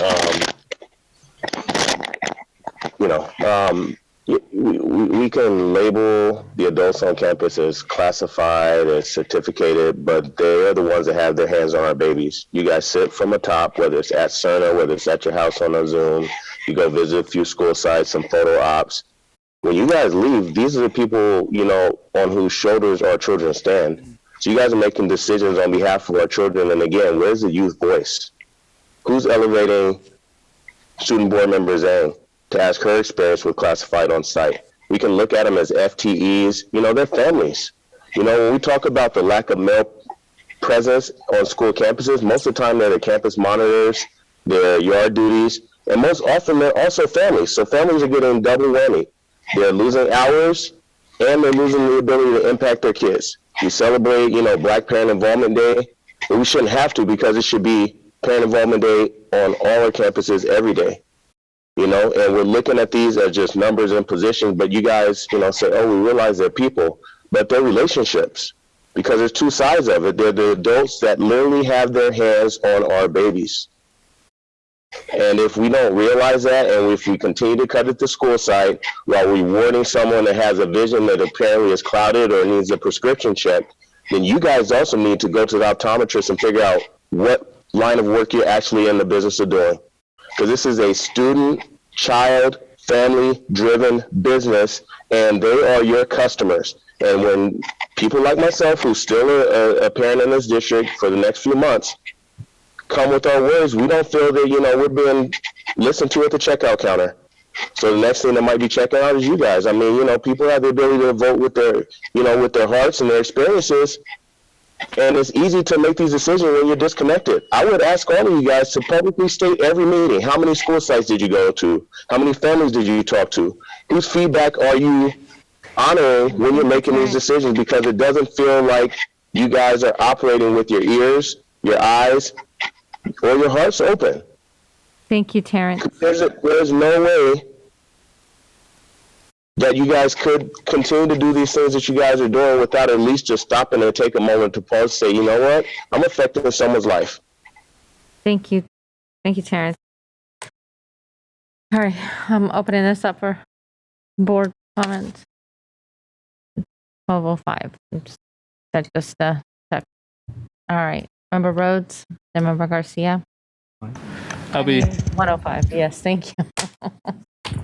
I'll be quick. I wanted to know very quickly these positions we're talking about with our classified staff is you said expired grants or resources. That means this was one-time funding for that when they came into the job. They understood that there was a stop point to that. Limited term positions, is that's around the same thing, Kansi? And then program changes. And the program change we're talking about is at the site level. The site decided to change something at their level, meaning removing of a certain amount of hours for a position, rechanging it to a different hours, moving someone who works in the front office to a different position in the front office still. Could you reiterate what that means? And then after you reiterate all those things, we see the FTE and things like that, but how many actual positions are being moved, and then how many of those? I know they're in the exhibits, but not everybody has the opportunity to read the exhibits. So can we just know like the actual positions that are being moved out of system, and then how many positions that are being moved, but then just switched into a different one? That would be helpful for everyone of our community members. That's all. Sure, I will do that, and please feel free to add in, Rose, if you think that there's something that would be helpful. So in terms of identifying the total number, we won't be able to say a total number until after an analysis because of the bumping that happens. So while you might have an FTE, means like part of a job. So one FTE, a full-time equivalent, which is what that stands for, could be 4 people. It could be 2 people, each having 50, or somebody having 80 and somebody having 20. The example of a position where the site is making some changes and doing something different is that example that I gave at Kit Carson. We know that the decision at that school site was to close that 4-hour office technician 4 position that is on there, that and open a registrar so that the individual is no longer half of this position and half of that position, but will have a full position in something else. And that's part of what I was sharing. The resolution speaks specifically to reductions, and so that part not being on there. I do want to maybe take the opportunity to talk about the Hiram Johnson campus monitor example that's on there. The campus monitor position is earlier in the resolution on, the exhibit on page, I'm sorry, I can't find it long enough, quick enough. Here it is on page 3, on page 2. I don't want to keep you waiting, but on page 2, you see that there are 2 lines for Hiram Johnson, both indicating a campus monitor position, both with an asterisk, meaning that in this particular case, those positions are vacant. But here's an example of what happened at the site. They were able to add some mid-year additional positions, and actually they added 3 campus monitor positions. We were only able to fill 1 of those positions. And so these 2 positions, which were added specifically with grant funding that ends June 30th, 2022, so it already sets to end unless something happened, were not able to be filled. So what the site is doing there is, we know that they are going to use the current funds, the vacancies that they have, but because what we have in place with this process is that changes can be made, positions can be added. We also use attrition in these positions, meaning if somebody leaves a resignation or a retirement or changes to another bargaining unit, that creates a vacancy in that position, and we use those vacancies for people that we're keeping. So in the campus monitor situation, I know that the site intends to continue to work with their school site council and try to find ways to extend the positions. Right now, they end because they were one-time funds, and with all sites have that ability to submit to have additional, either an extension or to have an additional position. With those 2 particular ones, I know that is the intent, to have them extended. But given that they're vacant for right now, it was a way not to affect a current individual. Okay, thank you for the explanation to our community as well. I think in future documents, possibly, it will be really cool to see that nuance you spoke of that's not readily seen in this document. It just looks sometimes like we're just cutting to cut, and doesn't take in consideration school site movement. It doesn't take in consideration attrition. It doesn't take in consideration one-time funding, and it doesn't explain those things so that people can view it and really understand and take in. I think that our community often views it and just sees cuts, and they're not seeing the nuance or working in the nuance like we get to do up here. But it's important that we try our best to relay as much information as we can, and then give them some of that nuance so they can have more informed conversations as we move forward. And I think that's a task that we have as a board and as a team, but it's something that we should take on head on, and so that we don't continue to have conversations that our community only has one side of the picture. Thank you. Thank you for that feedback, Member Rhodes, and we will definitely continue to do that, work to do that, just as we work to try to reduce and mitigate with some of the priorities that the board has shared prior. So we are seeing less. We will continue to work to do a better job of explaining. Okay, thank you.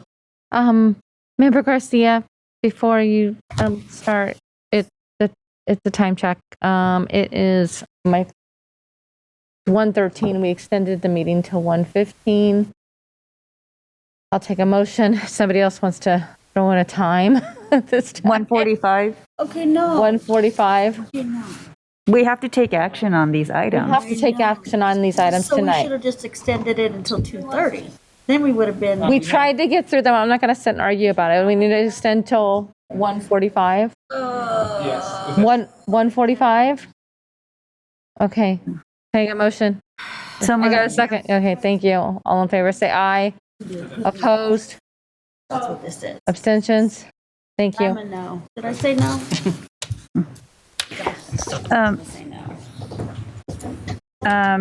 Thank you, Concy. I appreciate the explanation on the campus monitors for Hiram Johnson, because we know that that as many schools, this particular school started off to a rough start with some, physical altercations on the school site.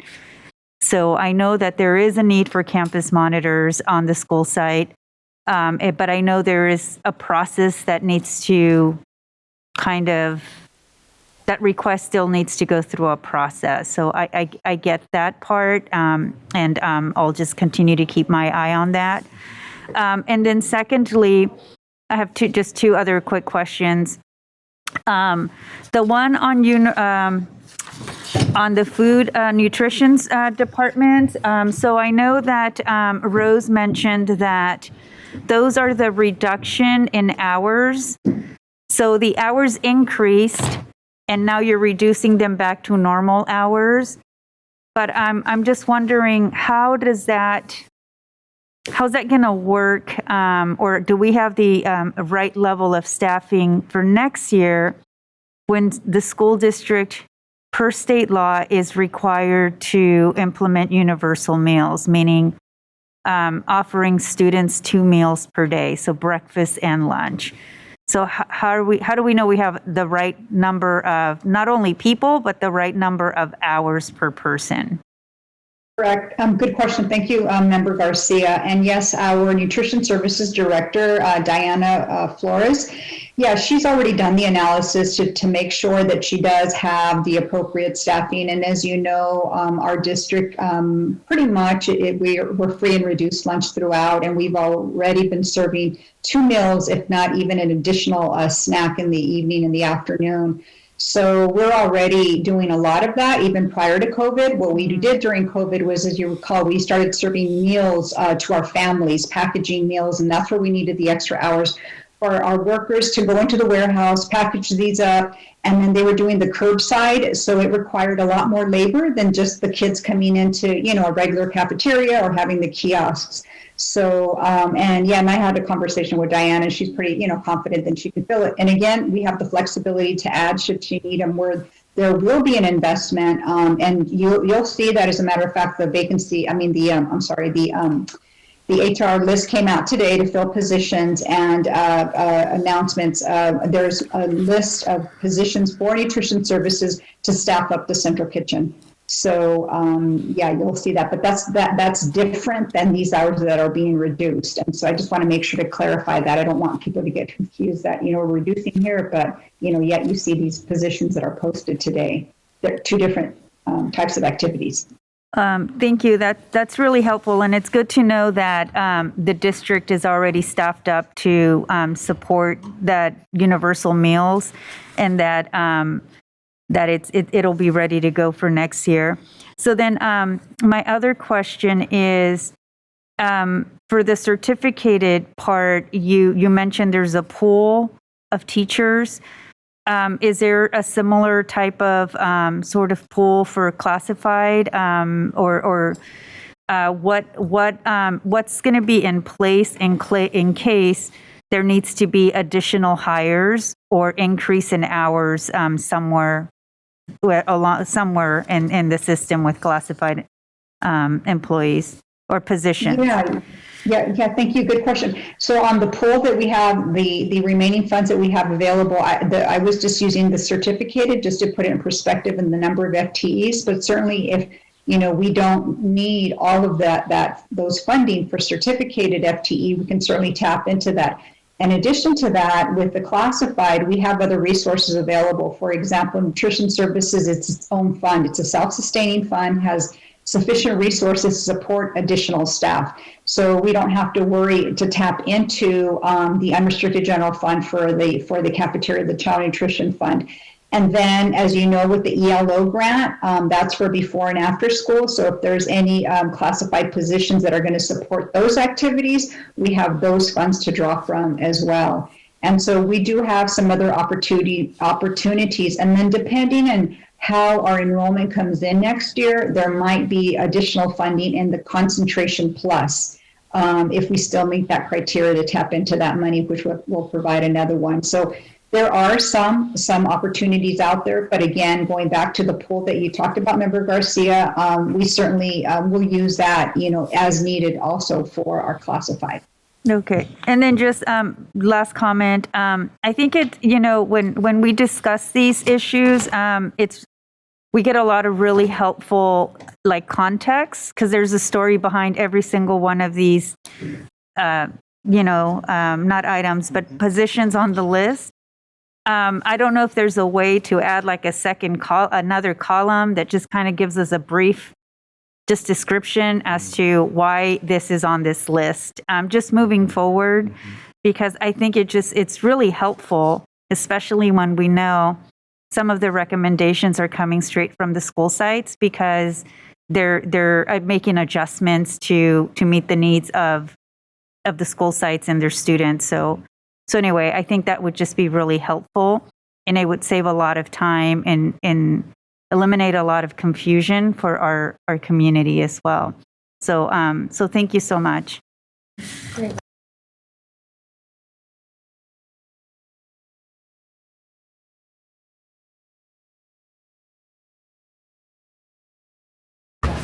Member Pritchett? Aye. Member Garcia? Yes. Member Rhodes? Aye. Member Morowski? Aye. Member Villa? Aye. Member Wu? Aye. Member Phillips? No.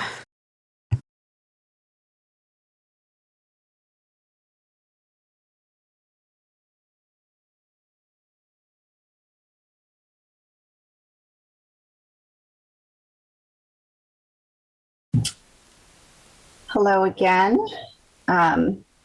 Good morning.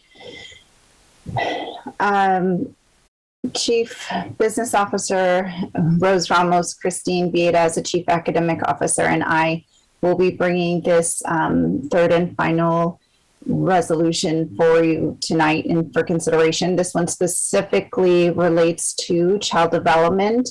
And as we go on, if you could please to the next page, we are going to be talking about some changes, some program changes. So we will want to make sure that you have information related to what that looks like, how that plays out, and what that means for staff and students. Similar to the first resolution, in this one, there will not be any layoff notices. There will not be a layoff notice of any of the individuals impacted here. If you could go to the next slide, please. And I'm sure Rose can do a quick sharing of the next slides. Yep. Thank you, Concy. Same information. I know you guys are very short on time. We can skip the next slide too, please. It's the same process. We don't distinguish between child development or classified. We take all of them into consideration. So the same process applies. Next slide, please. And I'll turn it back over to Concy. And before I turn it to Christine, I just want to make one clarification so that it's clear, because I know it's not. And that is, these positions are the parent participation preschool teachers who teach Head Start state-funded programs. And in our collective bargaining agreement, it notes both parent participation preschools who are in these positions. It notes those that are in adult education, which you may be familiar with as well. So these teacher preschool, parent preschool positions are not those in adult ed. So before we go on to Christine, I just wanted to make sure that was clear. Thank you. Thank you so much, Concy. So board members, what we're excited about tonight with what we're bringing to you, first and foremost, know everybody that has this expertise that has been caring for our littles, our youngest learners, we still need each and every one of them in our system. And so that's really important to know as we move forward into this information. And as you heard tonight with MTSS, and I even saw a call out in the LCAP PAC's recommendation, transitions. We need to better serve our earliest learners. The soonest that we can start to provide wrapping and care to our students, the sooner that we can have them in our system, understand and know their needs, especially thinking through that MTSS tiered format that we talked about, then we start looking at truly being able to build a pre-K through 12th grade system. And part of what we'll be describing tonight also helps us to even serve an additional number of younger students, 3-year-olds, infants, pregnant and lactating teens in our system. So this really is about providing better and more robust service.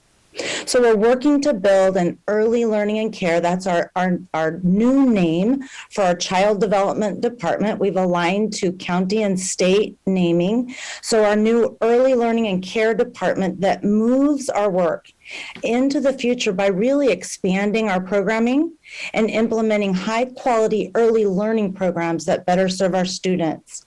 I want to also, as Concy gave clarity regarding who we're talking about in this resolution, I also want to be very clear because we've heard some concerns from the community about some of our fee-based programs. Those programs are at LDV, Matsuyama, and MLK. We are not doing any transitioning to those programs this particular year. All of those programs right now are being protected with one-time funds. We are going to make recommendations in the future because we absolutely need the support of also those individuals in positions in our system. But this year, we are not making any changes to those fee-based programs. So I think that's really important as we hear the messaging tonight. So as we build this more rigorous and robust early learning and care program, it's important to understand that all the work that we're doing is aligned to our state goals, that as we start to expand our universal transitional kindergarten per AB 130, we're in the first year. This year is called the planning year of this 5-year phase-in. And that's one way that we're building a more robust and comprehensive early learning and care matriculation pattern in our whole system. So matriculation meaning starting with our preschoolers as early as we can get them into our system and then moving from grade to grade right here with us in Sac City Unified. You'll see on this slide some information regarding the credentialing requirements for a transitional kindergarten teacher, because Concy may also share that we do have some partnerships, one particularly with SCOE, where we're hoping that our child care providers right now, that maybe some of these particular teachers we speak of this evening may be interested in earning their transitional kindergarten or early multiple subject teaching credential so that they can also teach TK, because we'll be opening some TK classes and I'll be sharing, or we're proposing that, and I'll be sharing some of that with you also. So we'll be talking this evening a little bit about our transitional kindergarten expansion. I'm going to share some opportunities to braid funds, to put funds together with state and federal preschool funding, with our transitional kindergarten funding, to be able to offer full day supports and improved supports. You heard through our MTSS discussion, as well as the call outs from the LCAP PAC around supports that we know our students need.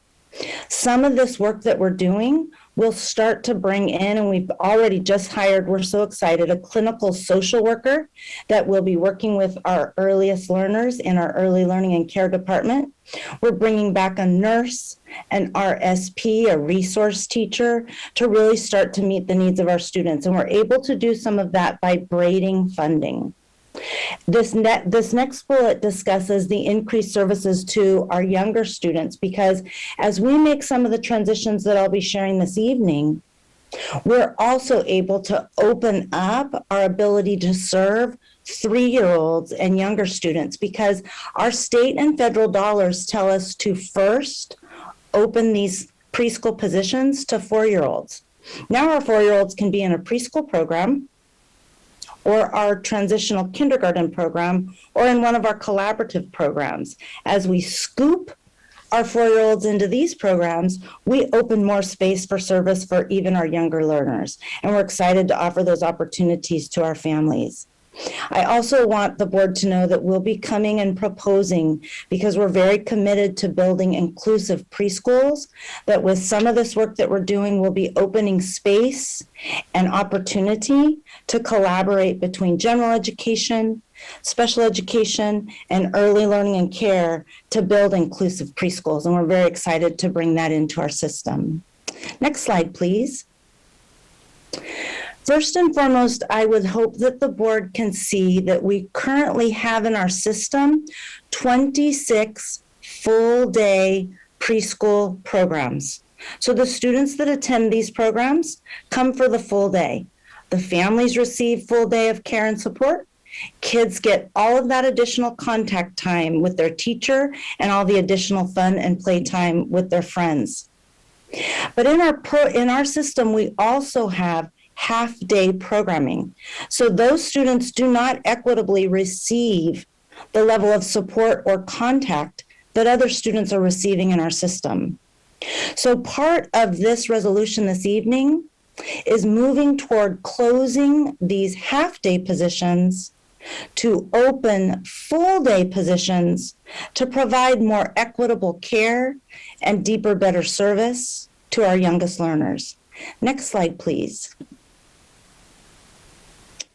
On this slide, this shows the proposals to this shift from part-day programming to full-day programming. And you can see here the very specific sites where we're proposing we make these shifts.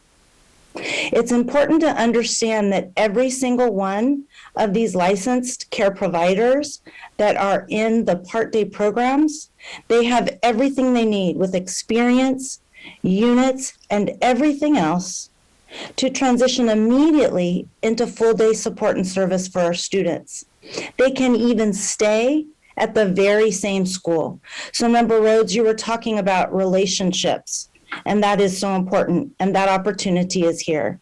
These care providers, these teachers can stay at their very same school. I'd also like to highlight that below this yellow line, you see these transitional kindergarten programs where we're also making the recommendation that we move from part-day programming, this is part-day preschool programming, to in 2022-23, the recommendation of the transitional kindergarten and preschool braided programming at these particular sites. This would be offering full-day programming with 2 to 3 adults in the room at all times, providing deep level of support for our students. And again, the important thing to understand here is we intentionally found these schools in places where we knew there was deep community need. And so all of the students who attend this programming have access to all of the supports that come with our state and federal programming. So that's the nursing, the social worker, the RSP teacher. So it's a really good opportunity for our students and a great opportunity for us to better serve our youngest learners. Next slide, please.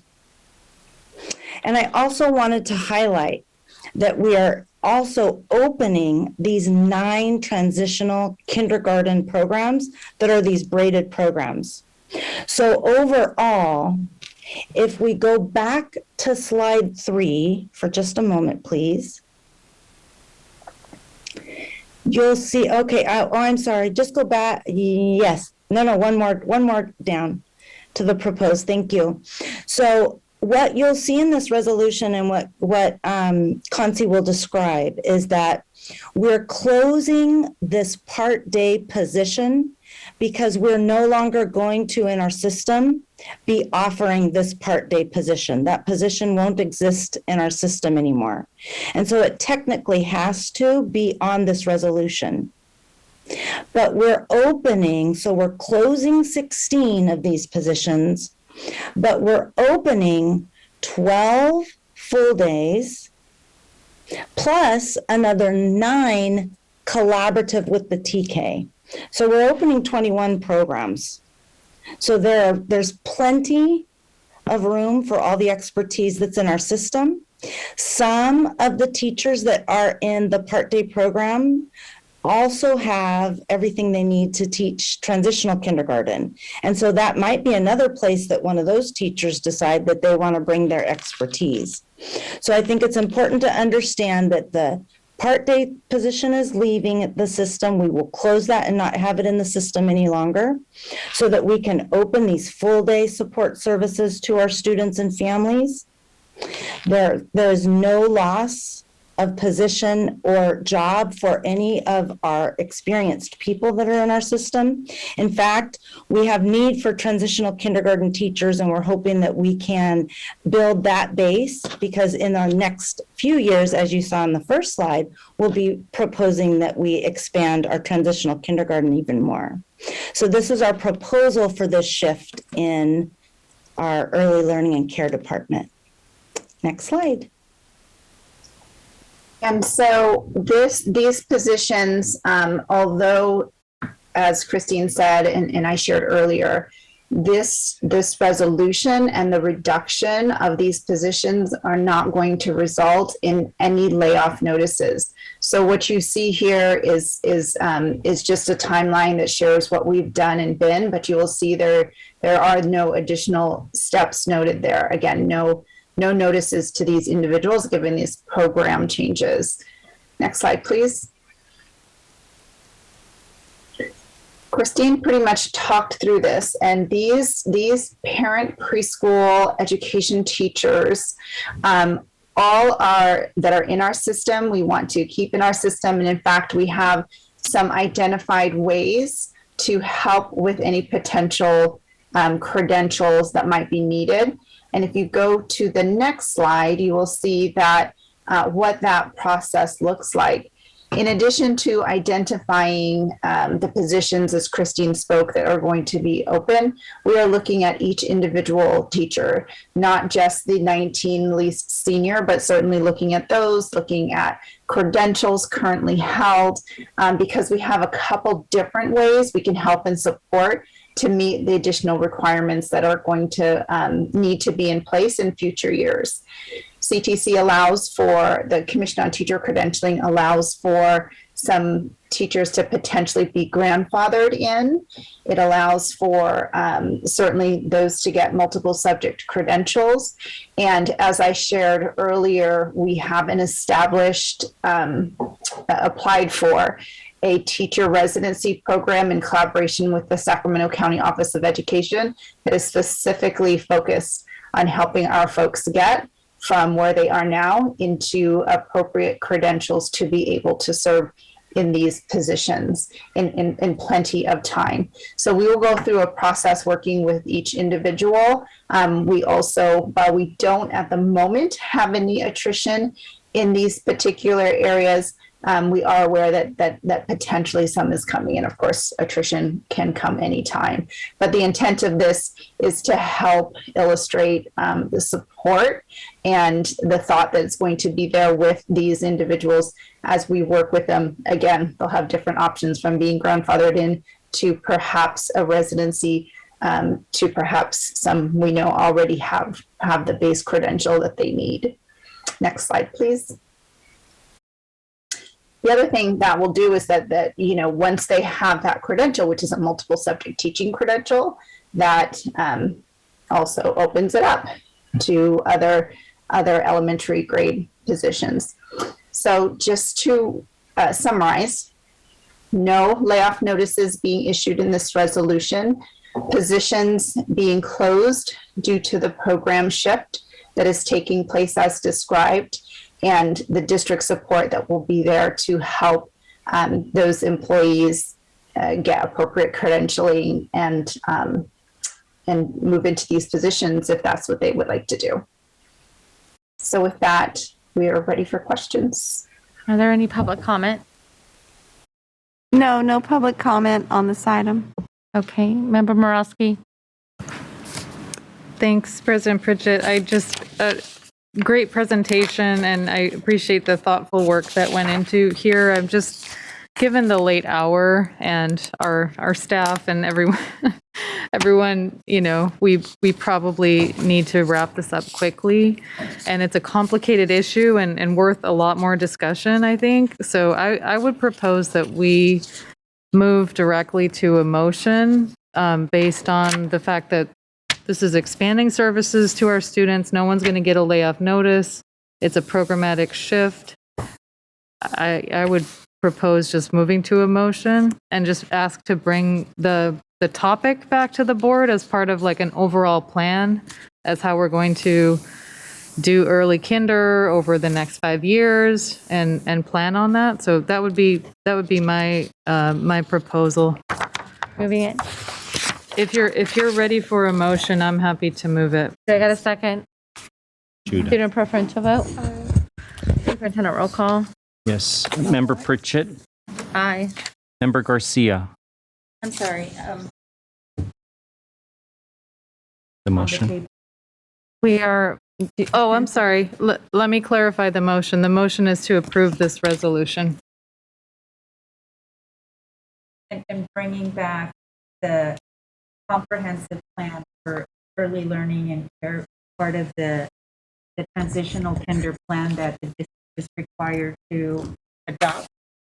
Yes. Yes, Okay. we can do that. We I'm sure our staff would be excited to have a lengthier discussion about where we are going, just as an overall effort around this transition that Christine talked about toward early learning. I'm excited to have that. Is that an aye? Member Rhodes? Aye. Member Morowski? Aye. Member Wu? Member Phillips? Thank you. Thank you, staff.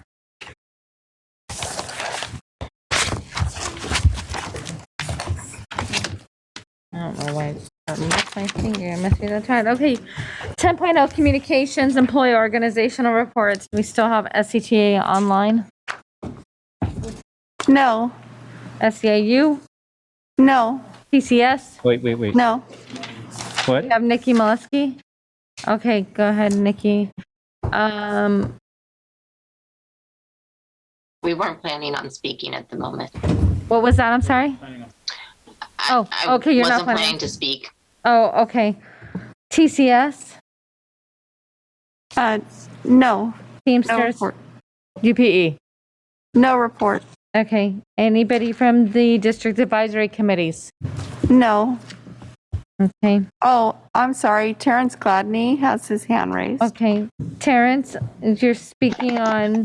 I'll present very briefly for the LCAP back. I know Vanessa was on earlier, and I wouldn't expect that she'll be up this late. But we did want to just remind you guys that we do have some vacancies. I think at least 2 that are board member appointed, and 1, I believe, that's a superintendent appointee. So we would love to get additional voices at the table. And then I'll also provide the actually as part of the LCAP pack. I'd also like to honor Alex's memory. I did not know that he passed. He was one of my late night, 1, 2 in the morning board member. He would stay there with me. So I'll make an honorary motion once you guys wrap up in his honor. If you guys could just move to adjourn in his honor, because that was his name in any of the parent spaces. For AAAB. Answering the call that we got from you guys following the presentation by Julius and I, we did work to not only prioritize the outstanding and remaining 7 priorities, but we prioritized them with the intent that they could be highlighted and targeted this school year. And those are the recommendations number 5, 9, and 13. And I'll pull it up really quickly. 5 is under academic achievement, to implement multiple measures to assess student progress, to identify student need, and intervention and prioritize resources with the intent of prioritizing specific subgroups, in this case specifically Black and African American students, and also making sure that the multiple measures are culturally relevant. Recommendation 9 is to create a district-wide study team, and of course cross-sectional, tasked to review, monitor, K-12 special education referral practices, which ultimately end up in disproportionality on behalf of Black and African American students and special ed service recommendations. And recommendation 13 under climate and culture, to increase the Black African American number of teachers from 109 to 150. We understand that that is not probably the current number, given the continual exodus, especially around instructors and administrators and just staff of color in this district. So we obviously will refine that for accuracy around the number, but the intent remains the same, that we want to see more reflective representation and staffing and adult presence around campus and throughout the district. And we appreciate that through the LCAP Pact, all of these recommendations were echoed through their lens, and we look forward to continue to push forward in this work. And with that, I will tell you guys good night or good morning. Thank you. Good morning. All right. Do we have any other? No. For the district advisory committees? No. Okay. Superintendent's report? No. All right.